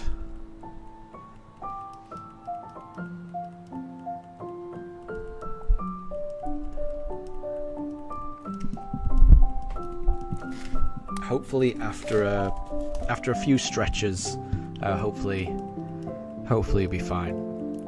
So Deb, you slept from 9 PM to 10 PM, and now you're not sure how your night sleep is going to go because you slept from 9 until 10. Yeah, that would disrupt my sleep as well. Although if I'm honest, I would probably go to bed at 9, so I would just sleep through if that was me.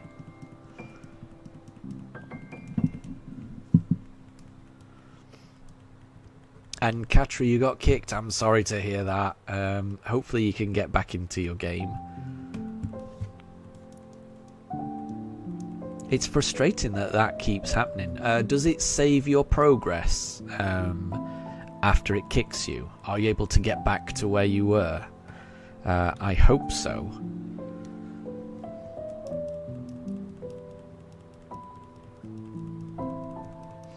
Okay, and Deb has a game. So Deb has a game, and it is... The game is Who is that Pokemon? So this is a Pokedex entry from a Pokemon, and it reads... it has a body and heart of ice. It will quietly observe those around it, then imitate their appearance and behaviour. Some believe it replaces people and lives among us undetected. Oh, that sounds very sus, doesn't it? Lives among us undetected. A body and a heart of ice.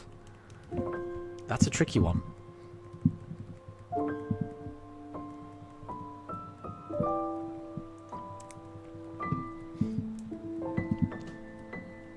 So Katri thinks it could be unknown, or Katri thinks it could be Ditto. That definitely works for Ditto. Ditto's wrong.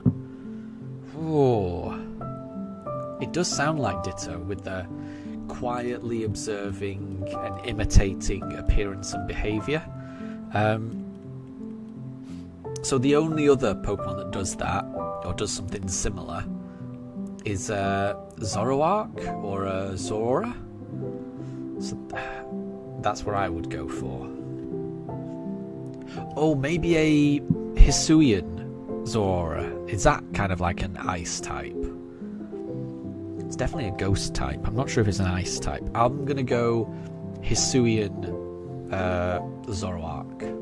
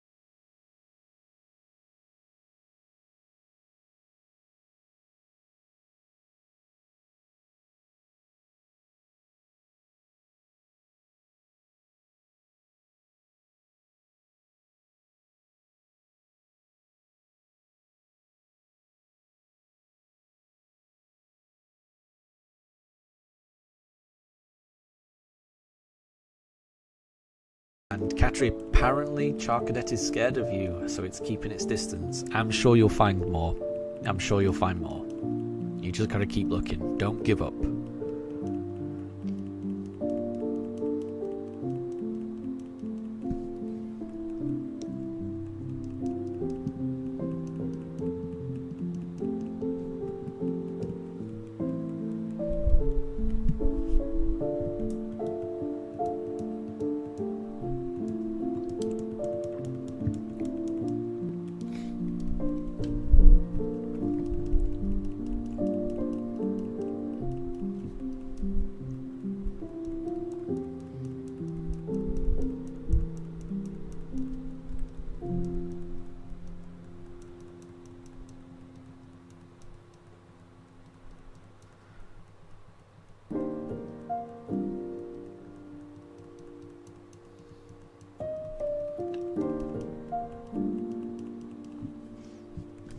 Ah, Deb, so Hisuian Zoroark isn't an ice type. I wasn't sure. So it's just a normal / ghost type?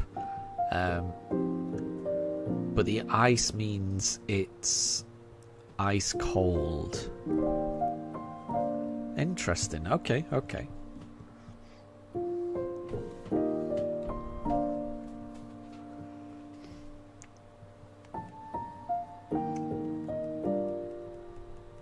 And Katri, you finally found another Charcadet. Very good. Very good.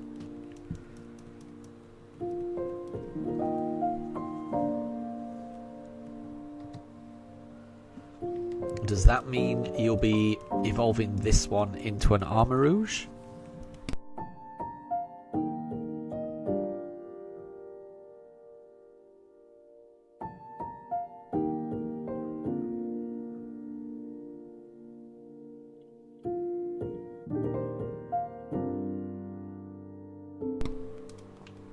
Nice. Then you'll have the complete set because you've already got Cerule Edge. Very good.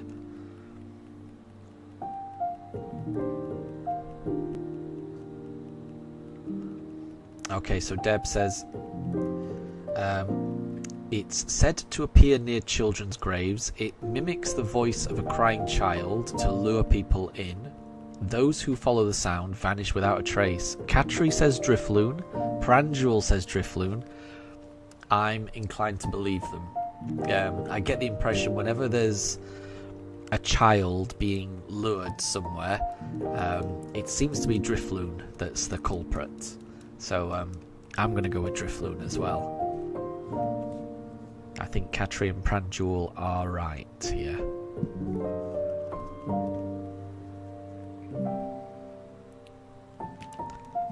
I don't know what Drifloon's deal is, why it seems to like luring children away, but that seems to be what Drifloon spends most of its time doing.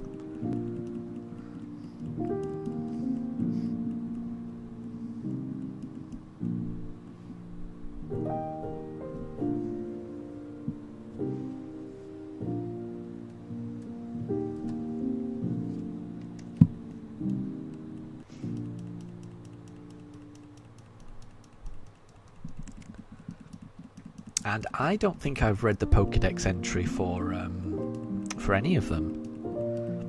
But Deb has posted quite a lot of Pokedex entries in the chat as a kind of trivia quiz thing.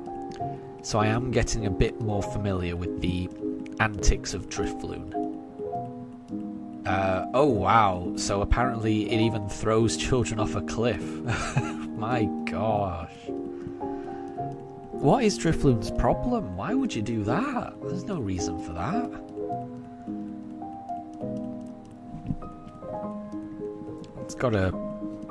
Drifloon's got anger issues, in my opinion. Needs to work on them. No reason for that. No reason for that. It looks so innocent. It looks like a cute little balloon. It's a savage one. Let's go for a Turtwig this time. So we're up to encounter, so this is going to be encounter 3515. Still no shiny. Still no shiny. And I think we're going to be going all the way up until 3550. So that means another 35 encounters left in the stream, so fingers crossed we might be able to get it. Doggy, welcome back. And Katri has mentioned that Drifloon just hates kids. Yeah, it seems that way, doesn't it? It does seem that way. It does seem that Drifloon has got something against kids. Don't know what it is, but it's got a grudge, and it seems pretty mean to me.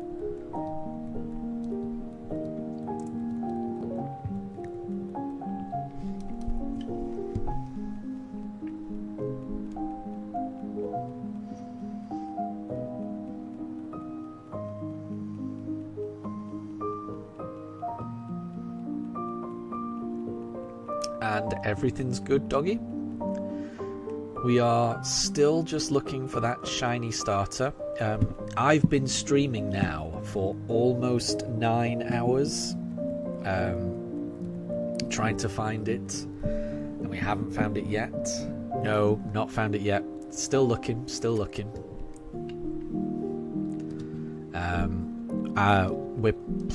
I'm planning on doing encounters all the way up to 3500.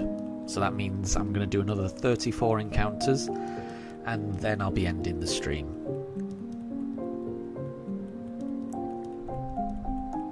So there's still a chance I might be able to find it in this stream, but it's getting unlikely now, unfortunately. But we'll see. There's always a chance. The next one could be shiny, you never know.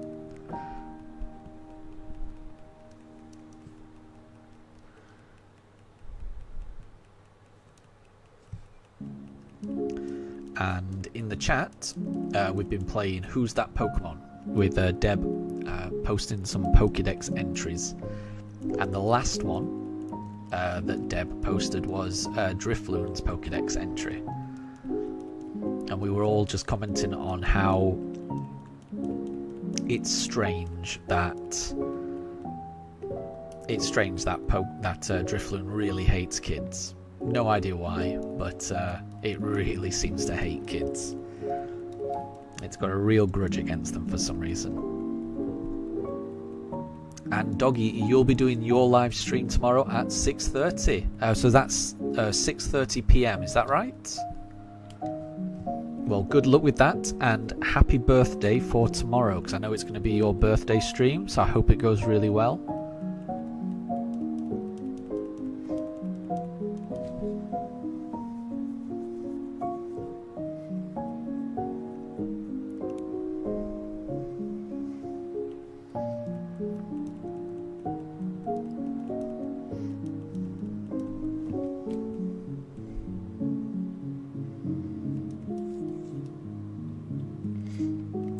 And I agree, Katri. Yeah, Drifloon throwing kids off cliffs is messed up. There's something very wrong with that.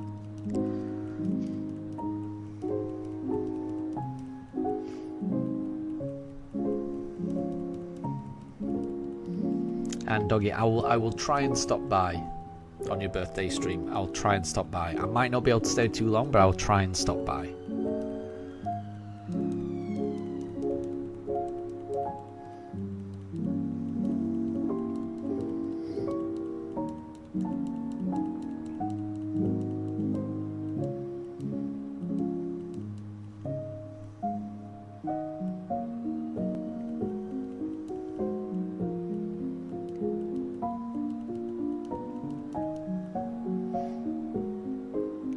And Doggy, yeah, the challenge is going to be really difficult, yeah. But I mean, I could get the shiny at any point. I mean, you managed to get the shiny quite fast, so there's always a chance. But yeah, doing a shiny only run in Pokemon Pearl is a big thing. It's a big time commitment. It's always going to take a long time. Yeah, this one search for the Shining starter, it's taken me longer than it took to do an entire shiny only run in Let's Go Pikachu.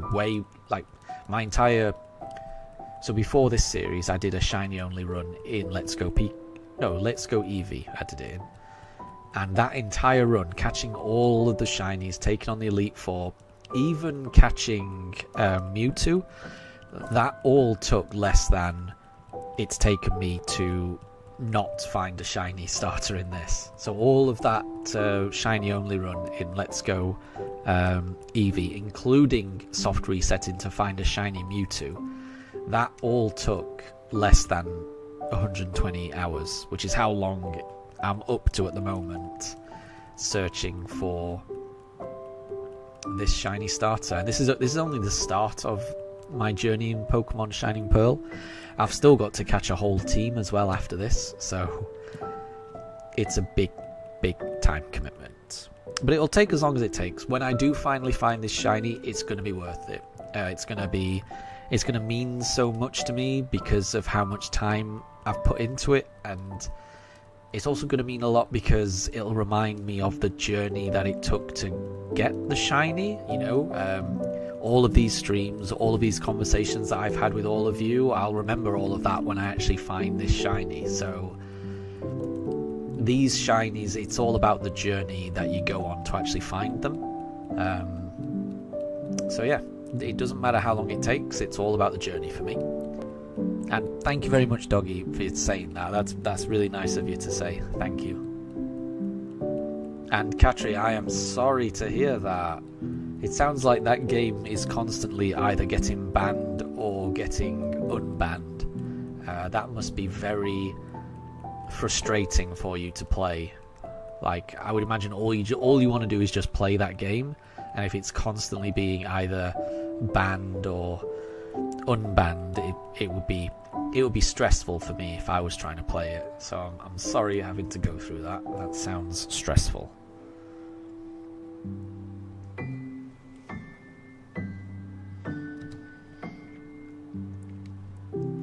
So, no shiny starter for me so far. We're up to 3,520 resets. I'm going to do another 30 resets, and then I'll be ending the stream.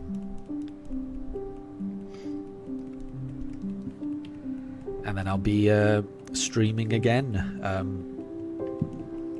I think at the moment I'm probably going to be streaming tomorrow as well, but it won't be a very long stream tomorrow. It'll probably just be a little 2-hour stream that I do after work. I usually don't stream on a Monday because I usually go into the office on a Monday, and when I go into the office, the time it takes to commute back from the office usually means I can't stream in the evenings. But because of the weather right now, I don't think I'm going to be going into the office tomorrow. So I think I'll just be working from home tomorrow, which means I should be able to stream, so I can have another shot at trying to find this shiny starter. But I guess there's a chance I could still find it now. We'll see. This could be shiny. Who knows?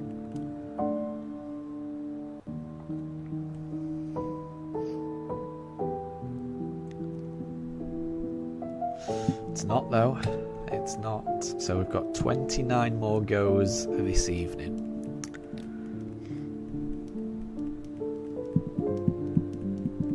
And who's been here the longest, asks Doggy. I mean, I guess it depends on what you mean by that. Because I mean, this is a long stream, so I'd be surprised if anyone's been in the stream all the way from the start. Most people would have dipped in and dipped out, because this is a very long stream, this. I don't expect anyone to be able to watch the whole thing.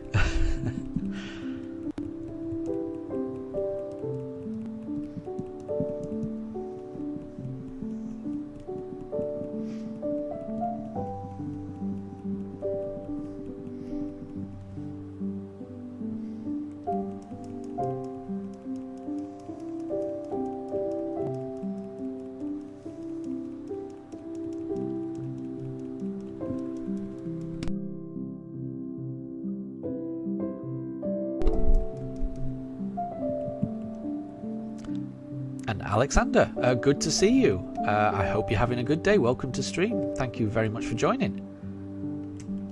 How's it going?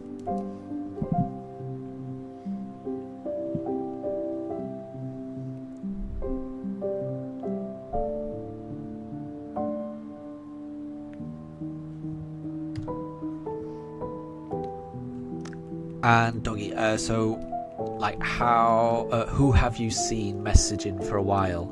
Well, I mean, Deb's been here for a while. I think Deb might have been the very first person to comment in the stream, about 9 hours ago.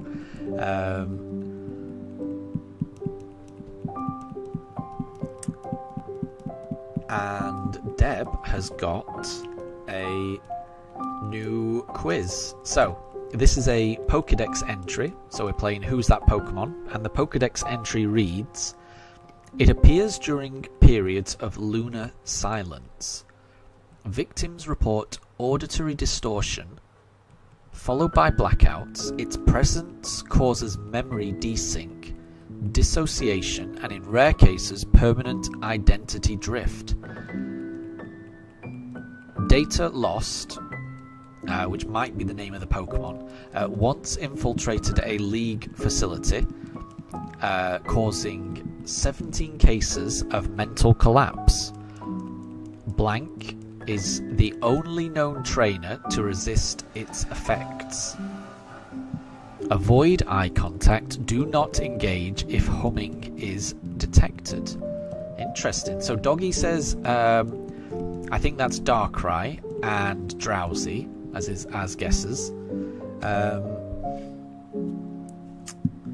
Let me think about this. Darkrai makes sense to me. It sounds a bit too. It sounds a bit too legendary to be Drowsy. So I think Darkrai is a good shout here, but let me just think about this. Everything apart from it appears during periods of lunar silence. Everything other than that makes me think of like Mewtwo or something. Because it sounds like some kind of... Yeah, I'm going to go Mewtwo on this one.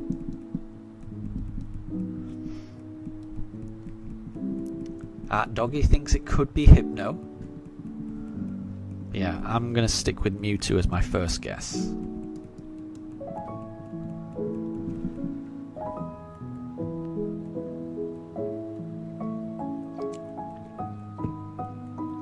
Ooh, Katri thinks it might be Mewtwo as well.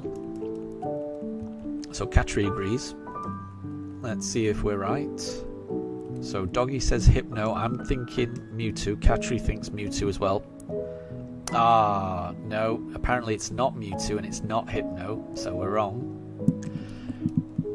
Okay, so now Doggy thinks it could be Mew. I'm thinking maybe Deoxys? To me, the description makes it sound like a legendary, and it makes it sound like a psychic type. That's all I'm thinking. So I'm going to go Deoxys as my second guess.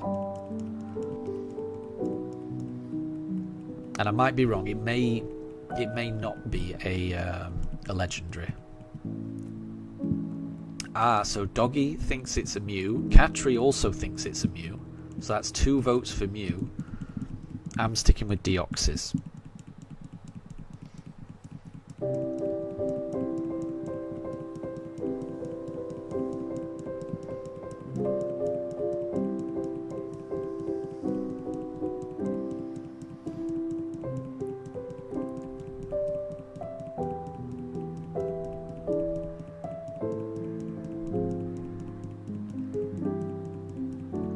It sounds like it's not Mew.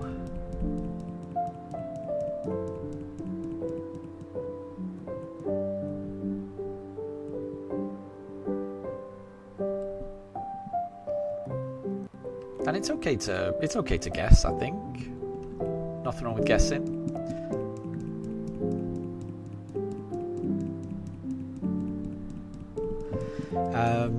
Yeah, what about Deoxys, Deb? Could it be Deoxys?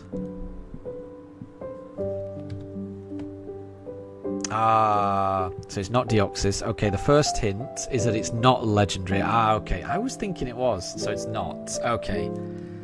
It's not a legendary. Right.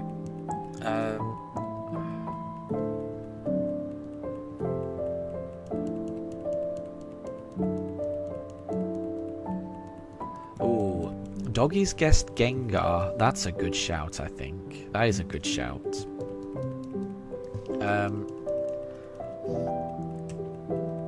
I want to guess a Dusk Noir, because I think Doggy's on the right line that it feels like at least a final stage evolution. Then if it's not a legendary, then in my mind it's got to be like a final stage evolution. So yeah, I'm gonna go Dusk Noir.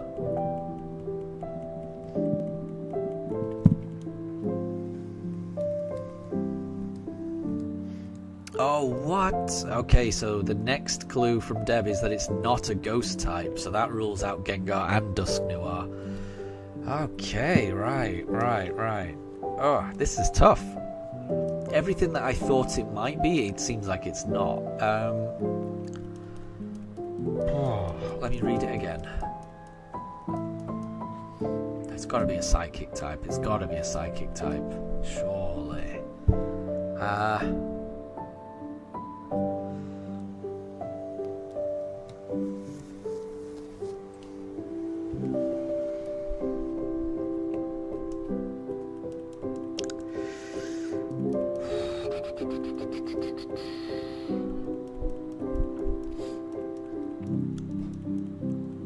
Okay, I'm gonna go a Hatterini. I'm gonna gonna go Hatterini. This is a tough one. I think this is a tough one. So Doggy has gone for Combi. Oh, apologies that Daruk started barking. I'm not sure what he's barking at. I didn't hear anything. But apologies for that. Yeah, so Doggy's gone for Combi and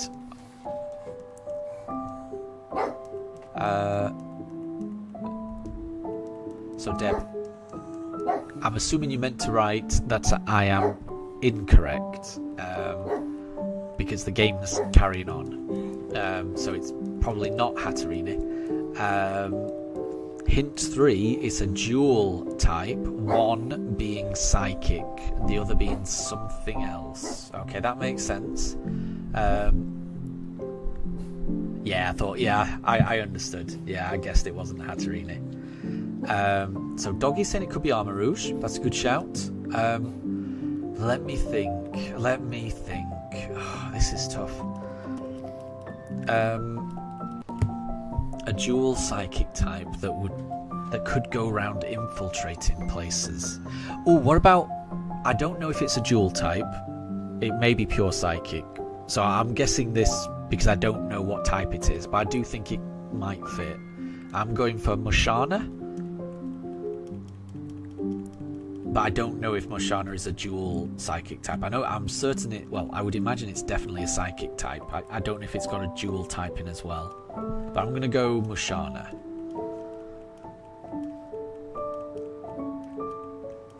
And if I'm wrong on that, I think we might need a clue in terms of what generation it's from.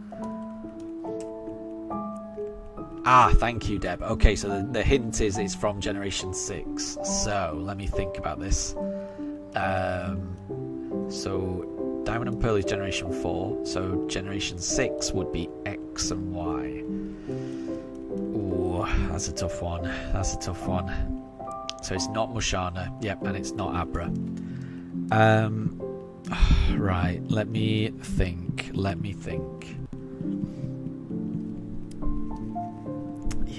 I struggle on generations 5 to 7. Generation 6. So what I'm doing now is I'm opening up my Pokemon Go and I'm looking at my collection of Pokemon and I'm putting them in Pokedex order. I'm scrolling down to where Generation 6 would be and seeing if that helps me inspire some thoughts. So I reckon it starts... Where are we? Roundabout here. So let's have a look. What could it be? Oh, what about a Yamask? Oh no! I've got a different answer. Okay, I'm gonna change. I'm thinking maybe it's Gothitelle. That's a pretty creepy one. That's got to be a psychic type. And Doggy says that I'm cheating by using Pokemon Go. I never played X and Y or Black and White or Sun and Moon, so I don't really know.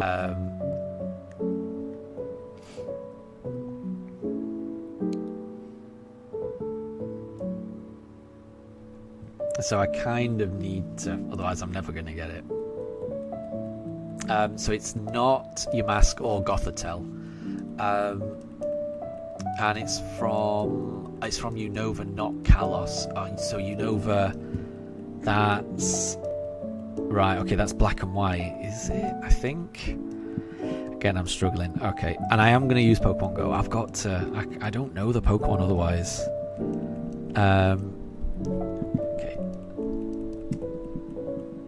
Okay, let's figure this out. Who could it be?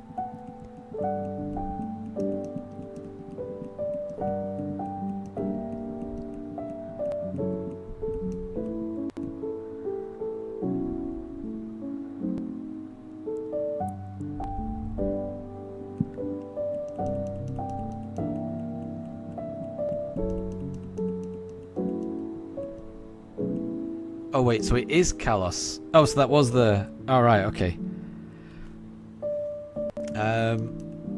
we may need a pass because I think I'm struggling. Yeah, I can't think what it would be. I give up as well.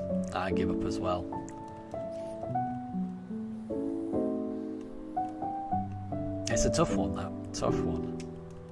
When I read the Pokedex description, I was sure that it was a legendary, or I was sure it was a... Yeah, I was just sure it was a legendary. It feels like a very legendary Pokedex entry, that. It's very epic.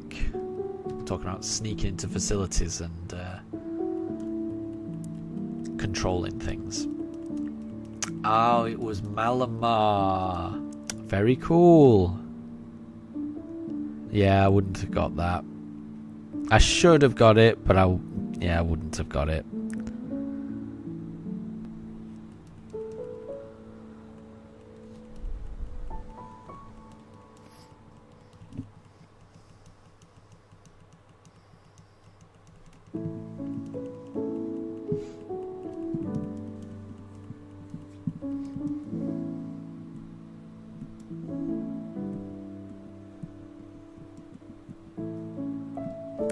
And Doggy, yeah, if you want to go. If you want to have a game of who's that Pokemon, if you want to type a clue into chat, we'll try and guess it. Absolutely.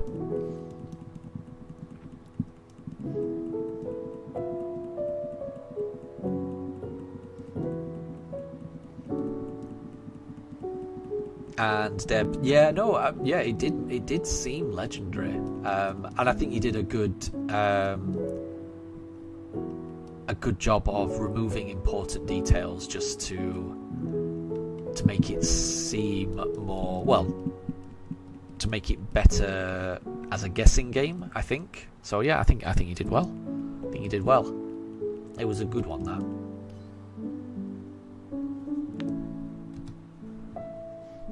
Katri, should you watch Demon Slayer? I don't know anything about Demon Slayer, so I can't give an opinion on that, Katri.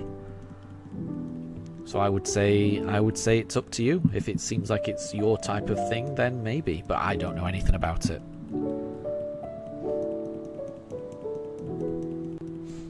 Okay, we're on encounter 3530. We're going to go through 20 more encounters, and we'll leave it on encounter 3550. So 20 more encounters, 20 more chances to get this shiny. Fingers crossed we can get it. There's still a chance. I would love to get this shiny. You have no idea. I would love to get this shiny. I would love to get it this stream. Really would. So we'll see.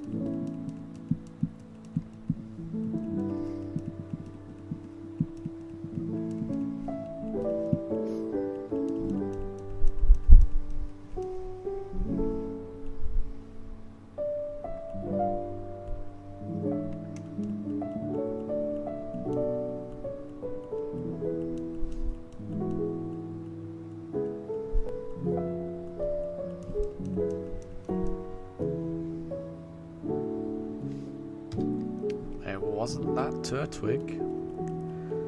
So we've got 19 more goes.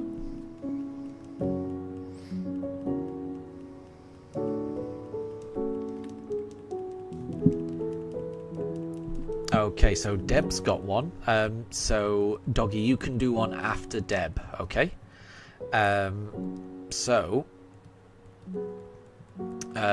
Deb's entry reads, it appears during space-time fractures. Seen as a familiar shape, then shifts. Cry is reversed speech. You're not supposed to be here. Victims lose identity. Soul replaced. Dex reads. Oh, I'm a bit confused. Okay. So, when it says seen as a familiar shape, I will go for Jiraki.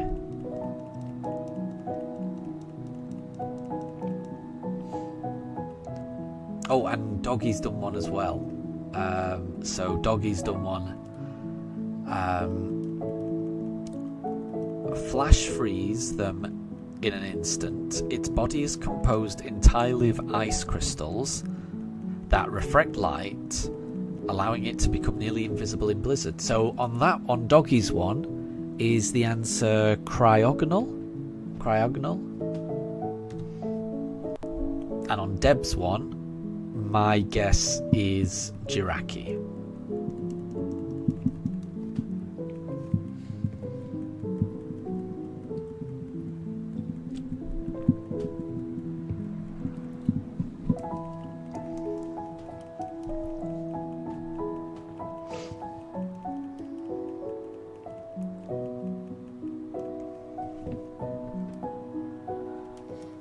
Ah, Deb, so yours is pretty tough. Okay, and we'll do Doggies first. Okay, right, so we're on Doggies. So Doggy, your one is flash freeze them in an instant. Its body is composed entirely of ice crystals that reflect light, allowing it to become nearly invisible in blizzards. So is the answer cryogonal? Doggy. That's my guess.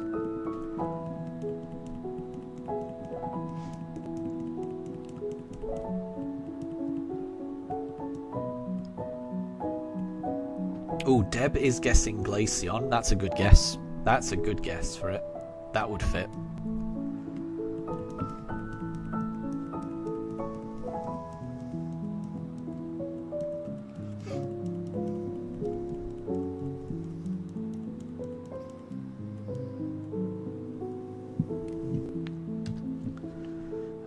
Didn't get a shiny Chimchar, so we've got 17 more goes to try and find that shiny.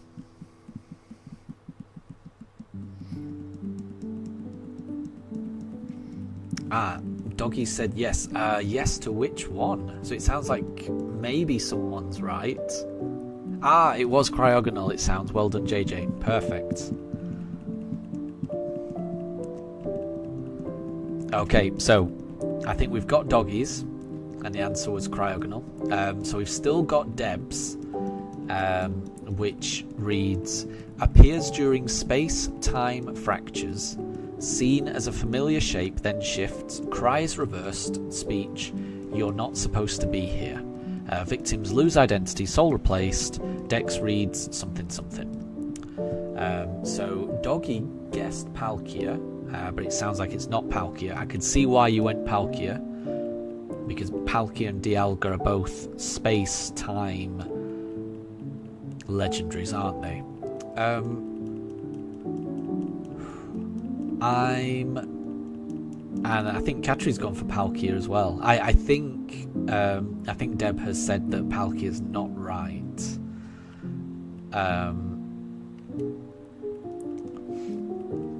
Oh, and the answer. And a hint from Deb is that the answer is not a legendary. So this isn't a legendary. I was gonna say Arceus or something. So it's not a legendary again.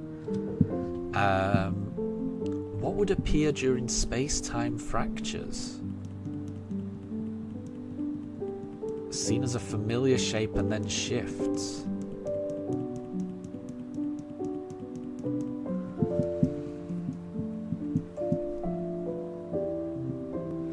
I'm trying to think of what shifts its shape. Maybe whenever I think of something shifting and its image, its shape or whatever, I always think Ditto or Zoroark. So I'm gonna go with Ditto.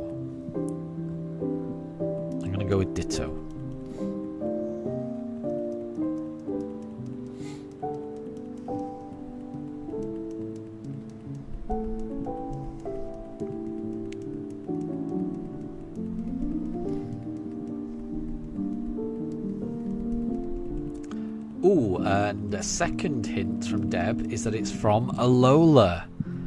Okay. Right, let me think about this.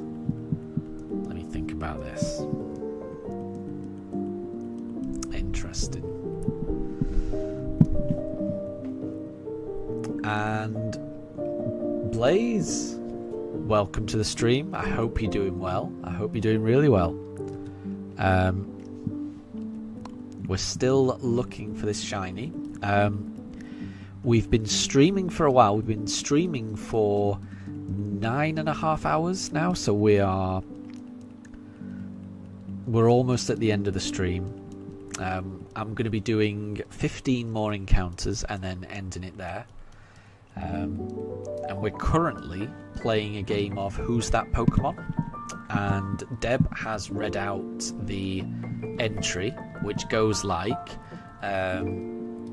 appears during space-time fractures, seen as a familiar shape, then shifts, visual error, cry is reversed speech, you're not supposed to be here, victims lose identity, soul replace, Dex reads question mark. So Doggy said ditto. I was thinking ditto, but Deb has said no. Interesting. What could it be? And one of the clues is that this Pokemon is from Alola. So that's a clue. This is an Alolan Pokemon.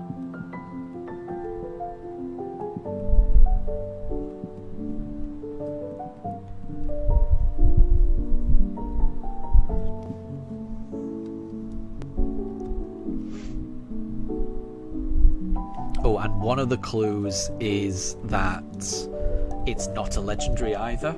I forgot to mention that, Blaze. So Blaze has guessed Arceus, but Blaze has also guessed Marowak. So I don't think Arceus is right because Deb has confirmed it's not a legendary. I should have said that. I forgot.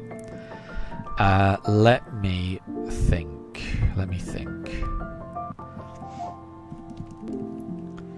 It's a tricky one, this. This is a tricky one.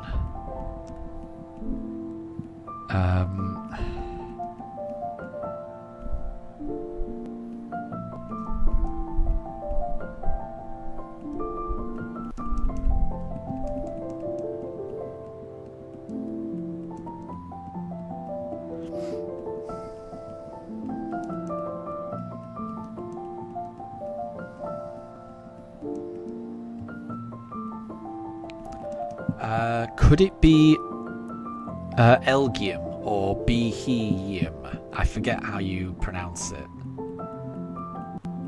And Moondrop, good to have you back. And yes, still live. Yeah, it's been 9.5 hours so far. So we are almost gonna reach 10 hours here. So we've got 14 more encounters. Let's see if we can get it. Ah, it's not a Turtwig though. 13 more encounters.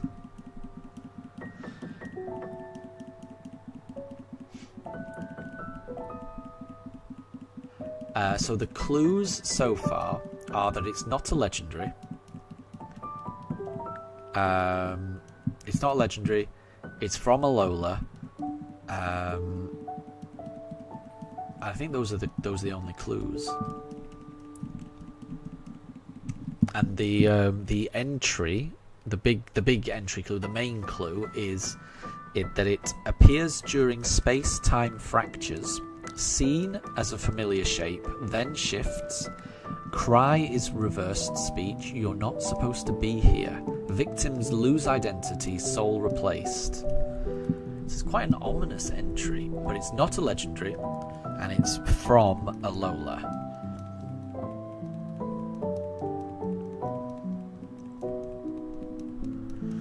And it's not Spiritomb. This is a tough one. I'm trying to think what it could be. Trying to think.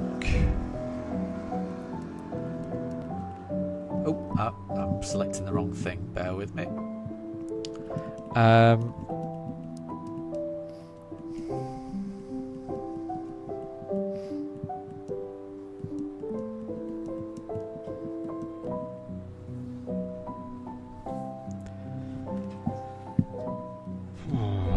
is really tough.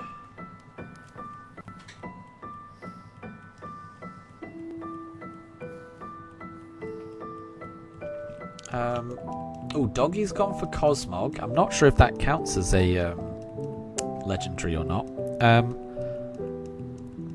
What about... Have I done Mushana for this one? I know I guessed Mushana for a previous one. I can't remember if I've guessed it for this one as well. But Mushana is an Alolan one, I think. Oh, wait. So Deb's next clue is that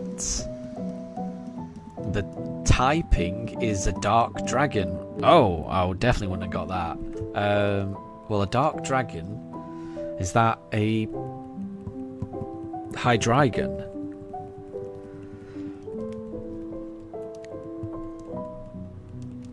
I can't think of many other dark dragons. So yeah, Hydreigon would be my answer.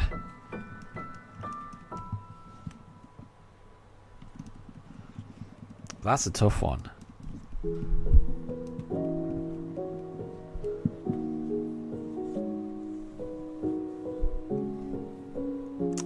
So, Blaze... No, I don't think Shedinja is Alolan. I think Shedinja is from Generation 3. I think it's from Hoenn. Ah, I'm wrong. So it's not Mushana. Ooh. Oh, sorry, wait. No, sorry, I'm wrong. So it's not... what did I say? I said Hydreigon, didn't I? Wait, so it's a dark... It's a dark dragon, and it's not Hydreigon.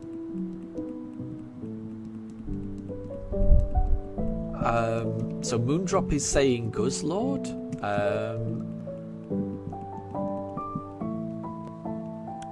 Yeah, I don't know too much about Ultra Beasts, so I don't know the typing. But yeah, I could imagine that being a dark dragon. That could be it. And Moondrop got it. Well done, Moondrop. I didn't see that there. Well done, well done. That was a good effort. I was struggling there. Okay, so we've got 11 more encounters. We've got 11 more encounters. Oh, did the clue mention Ultra as well? I think it did. Yeah, it said... So, your clue, Deb, it did say Ultra. So that should have been a... That should have been a clue. I should have got it. You know, I should have known it was an Ultra Beast. Yeah. And Moondrop, as soon as Deb said Dark Dragon, Moondrop knew exactly what it was. Well done, Moondrop. Well done.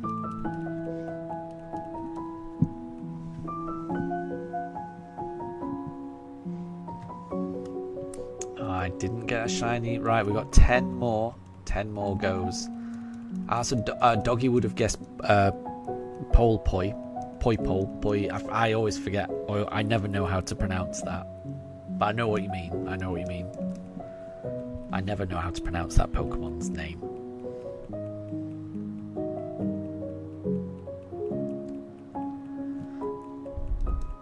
And yeah. That was a good clue, Deb. You left Ultra in there, and that was a hint to Ultra Beast. You removed Beast, but you left Ultra in as a clue. That was a good clue. It only made sense once you knew the answer, and that's the sign of a good clue. That. So yeah, well done, well done.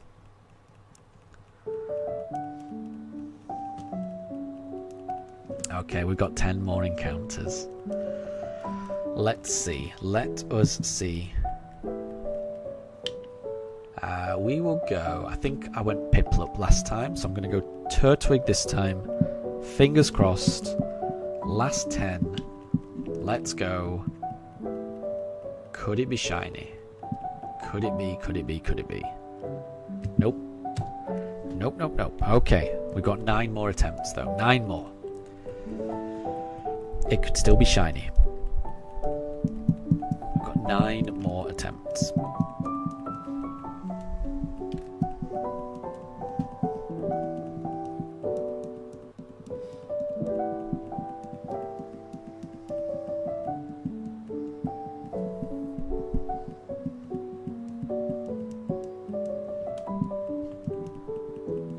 Okay, Doggy's got one. So Doggy's got an entry. Its upper and lower halves come from different species. Oh. Causing instability. Despite this, its immense electric power and strong legs make it a formidable predator when it's not tripping it over itself. Ooh, that's got to be one of the fossils, right? Is it Dracozolt? It's got like the upper and lower half being from different species. It's got to be one of those. It's got to be one of those fossils, surely. So I'm not sure which one. My guess is Dracozolt. Okay, let's go Chimchar for this one. So Blaze, have I missed it at all? No. There's not a chance I've missed a shiny. I don't reset until I'm absolutely certain.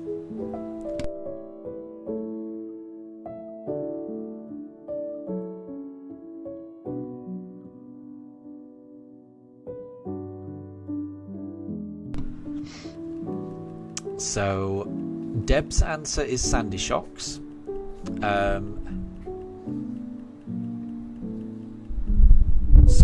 And Doggy said no. So it sounds like I'm wrong with Dracozolt.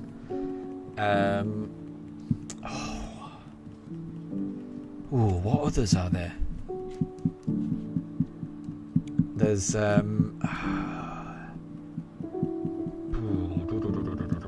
can't think of the others, but in my mind it's got to be one of those fossils, surely. Arctozolt? Maybe?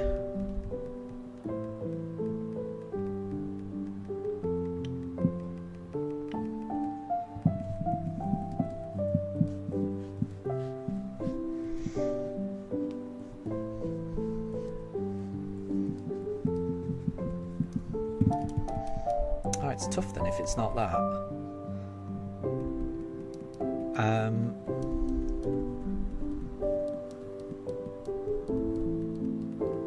So yeah, Doggy. Is it Sandy Shocks like Deb guessed? And Katri, we're doing a bit of Who's That Pokemon? Doggy has done a clue, and the clue is its upper and lower halves come from different species, causing instability. Despite this, its immense electric power and strong legs make it a formidable predator when it's not tripping over itself. I really thought that was Dracozolt, but it sounds like it's not. And we just need to find what it is.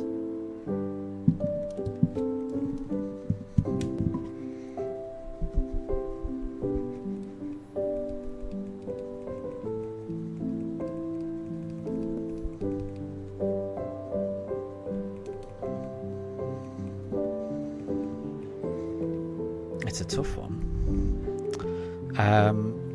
So Deb's got one as well. So Deb's one reads, found near silent lakes, wears a mask shaped like the observer's own face. The mask ages, you do not. Do not look into its reflection, you may see your death wearing your smile. Oh my gosh. That is dark. And Doggy's asking whether we can go to 3569. No, we're going to be ending on 3550. Oh, and the answer was Dracozolt. I thought it was Dracozolt. I thought it was. Yeah. Awesome. I'm glad I got that. So we've got 6 more attempts. So Deb's one. Moondrop thinks it could be your mask. That's a good guess, isn't it? Anything, yeah, I would agree with that. But I'm gonna go Mimikyu with Deb's one, because that kind of wears a disguise, maybe. So my guess for your one, Deb, would be Mimikyu. Oh, and your mask is correct. So Moondrop got it again. Well done, Moondrop. Moondrop, you're on a roll. Well done.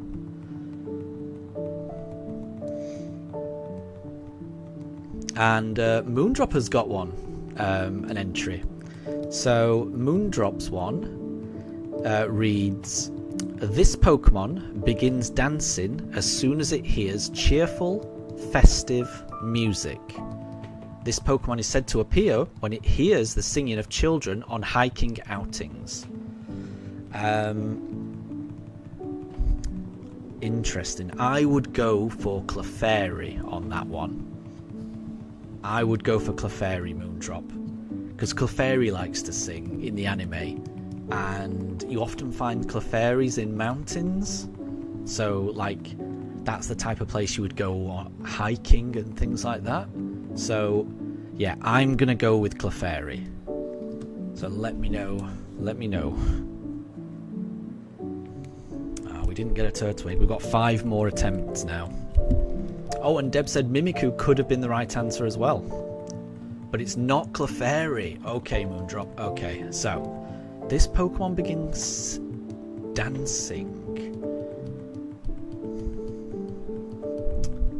What Pokemon dances? Ooh, what about Spinder? Spinder likes to dance, doesn't it? Yeah, I'm going to go with Spinder. Can I go with Spinder as my next guess, Moondrop?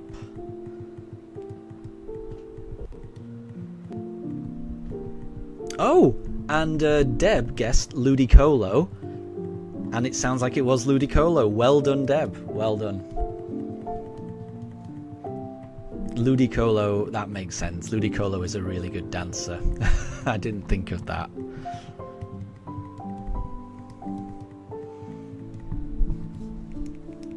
Okay, here we go. Right, we've got 5 more attempts. Let's go for Piplup. Let's see if we can do it. Can we do it? It would be amazing if we could. It would be so amazing if we could. Let's see.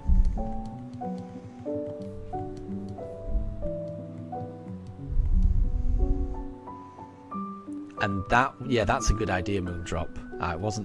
I didn't get a Piplup.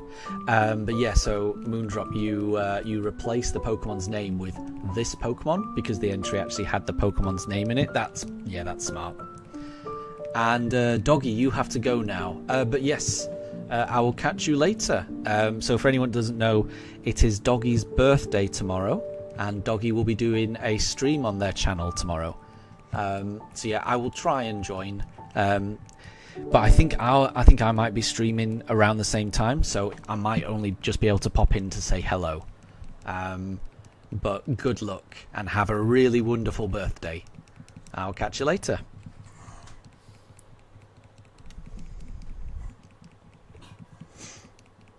Okay, right, we've got 4 more encounters. Ah, so that's the full entry, Moondrop.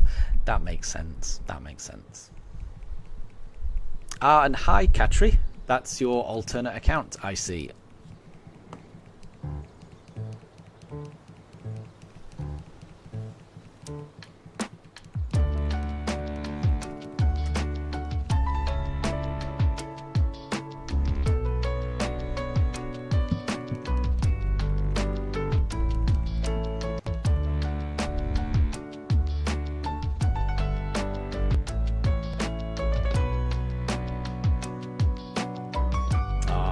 Wasn't a Chimchar.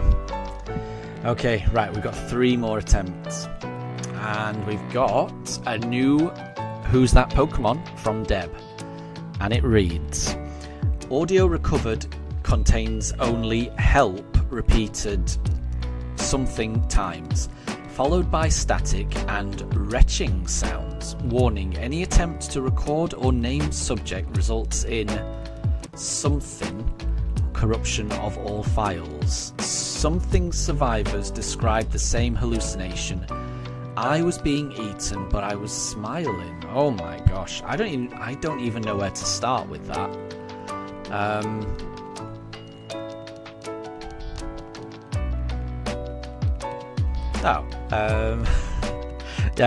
Blaze, you don't need to tell me things like that. I don't need to know that. Right, but Deb's clue, I'm not sure what the answer is. I'm very confused by that last line where it says, I was being eaten, but I was smiling. Oh, what about Gengar? Like the Mega Gengar, the one with the absolutely, not Mega, the Dynamax Gengar, you know, the one where he's got the absolutely massive mouth, but it's like Gengar's trying to lure you in with stuff. Yeah, I'm gonna go with Dynamax Gengar. And Draven, welcome back. You've caught the very, very end of the stream, I'm afraid. We're going to go for 2 more encounters so that we end on 3,550. So we've only got 2 more. So it's not Mega or Dynamax Gengar. Okay, fair enough. Okay, what could it be? So Draven, we are playing Who's That Pokemon? And Deb's put the clue in chat. I'm very puzzled by the last line of the clue, which is, I was being eaten but I was smiling. I'm not sure what that could mean. And Draven, you went to lunch with the fam. That sounds lovely. It's really important to spend time with the family. So that's good. I'm glad you were able to spend some quality time with the family, because that is really important. Right. I'm gonna go for Turtwig. And Deb, could we have 1 clue? But yeah, it may be tricky, this one. I've got a feeling this one could be tricky. But if you could give us a clue, maybe we might be able to get it. Right, so it's not Turtwig. And this is the last encounter. So Deb, yeah, we might need some clues quickly.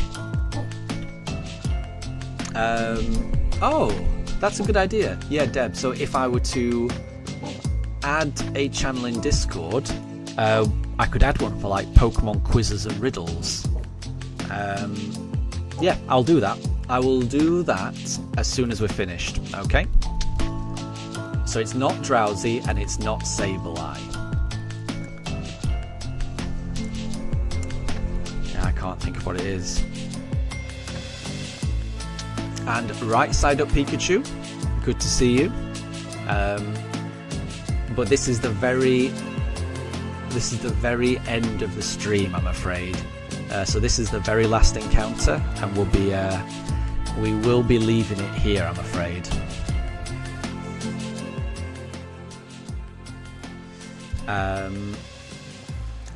So the clue is, it's again from Alola, and it's not a legendary. So it's not a legendary, and it's from Alola. Oh, right. So this is the last one I'm picking. So since it's the last one, I'm going to go Piplup. Let's see. Could it be? Could it be? So could it be? Could it be?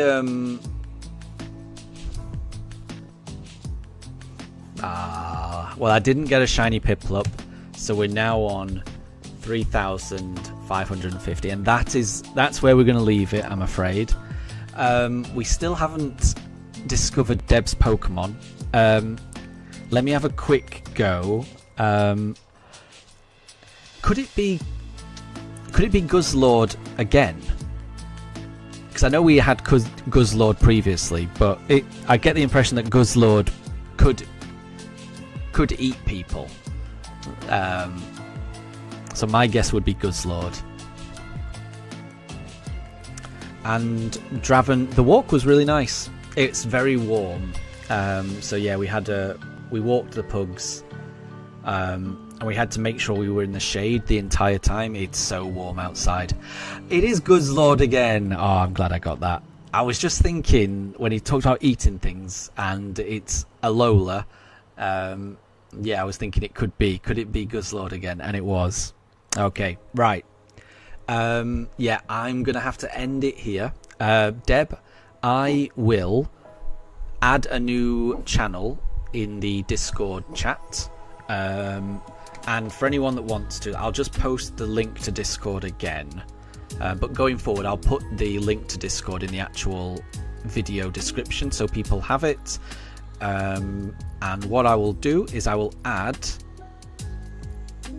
Hold on. So that's the link to the Discord. I'll add a channel in the Discord, and that'll be for quizzes and riddles. So I'll get that done later. And yeah, just thanks to everyone who has joined. You've made this stream really lovely. Thank you very much for joining. And I hope you have a wonderful rest of your day.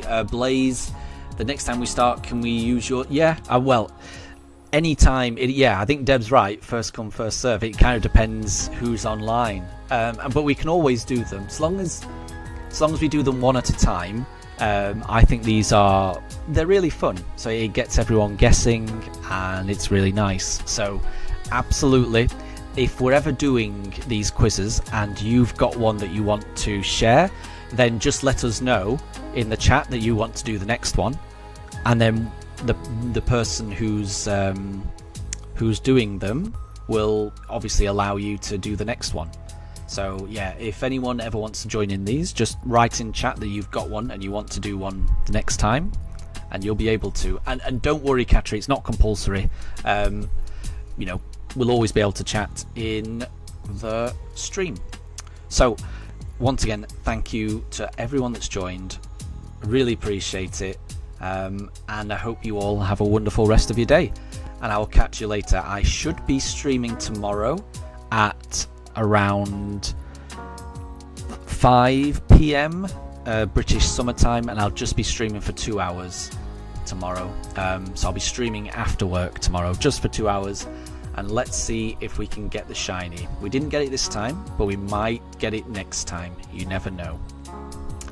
Okay, so thank you all again, and I will catch you later.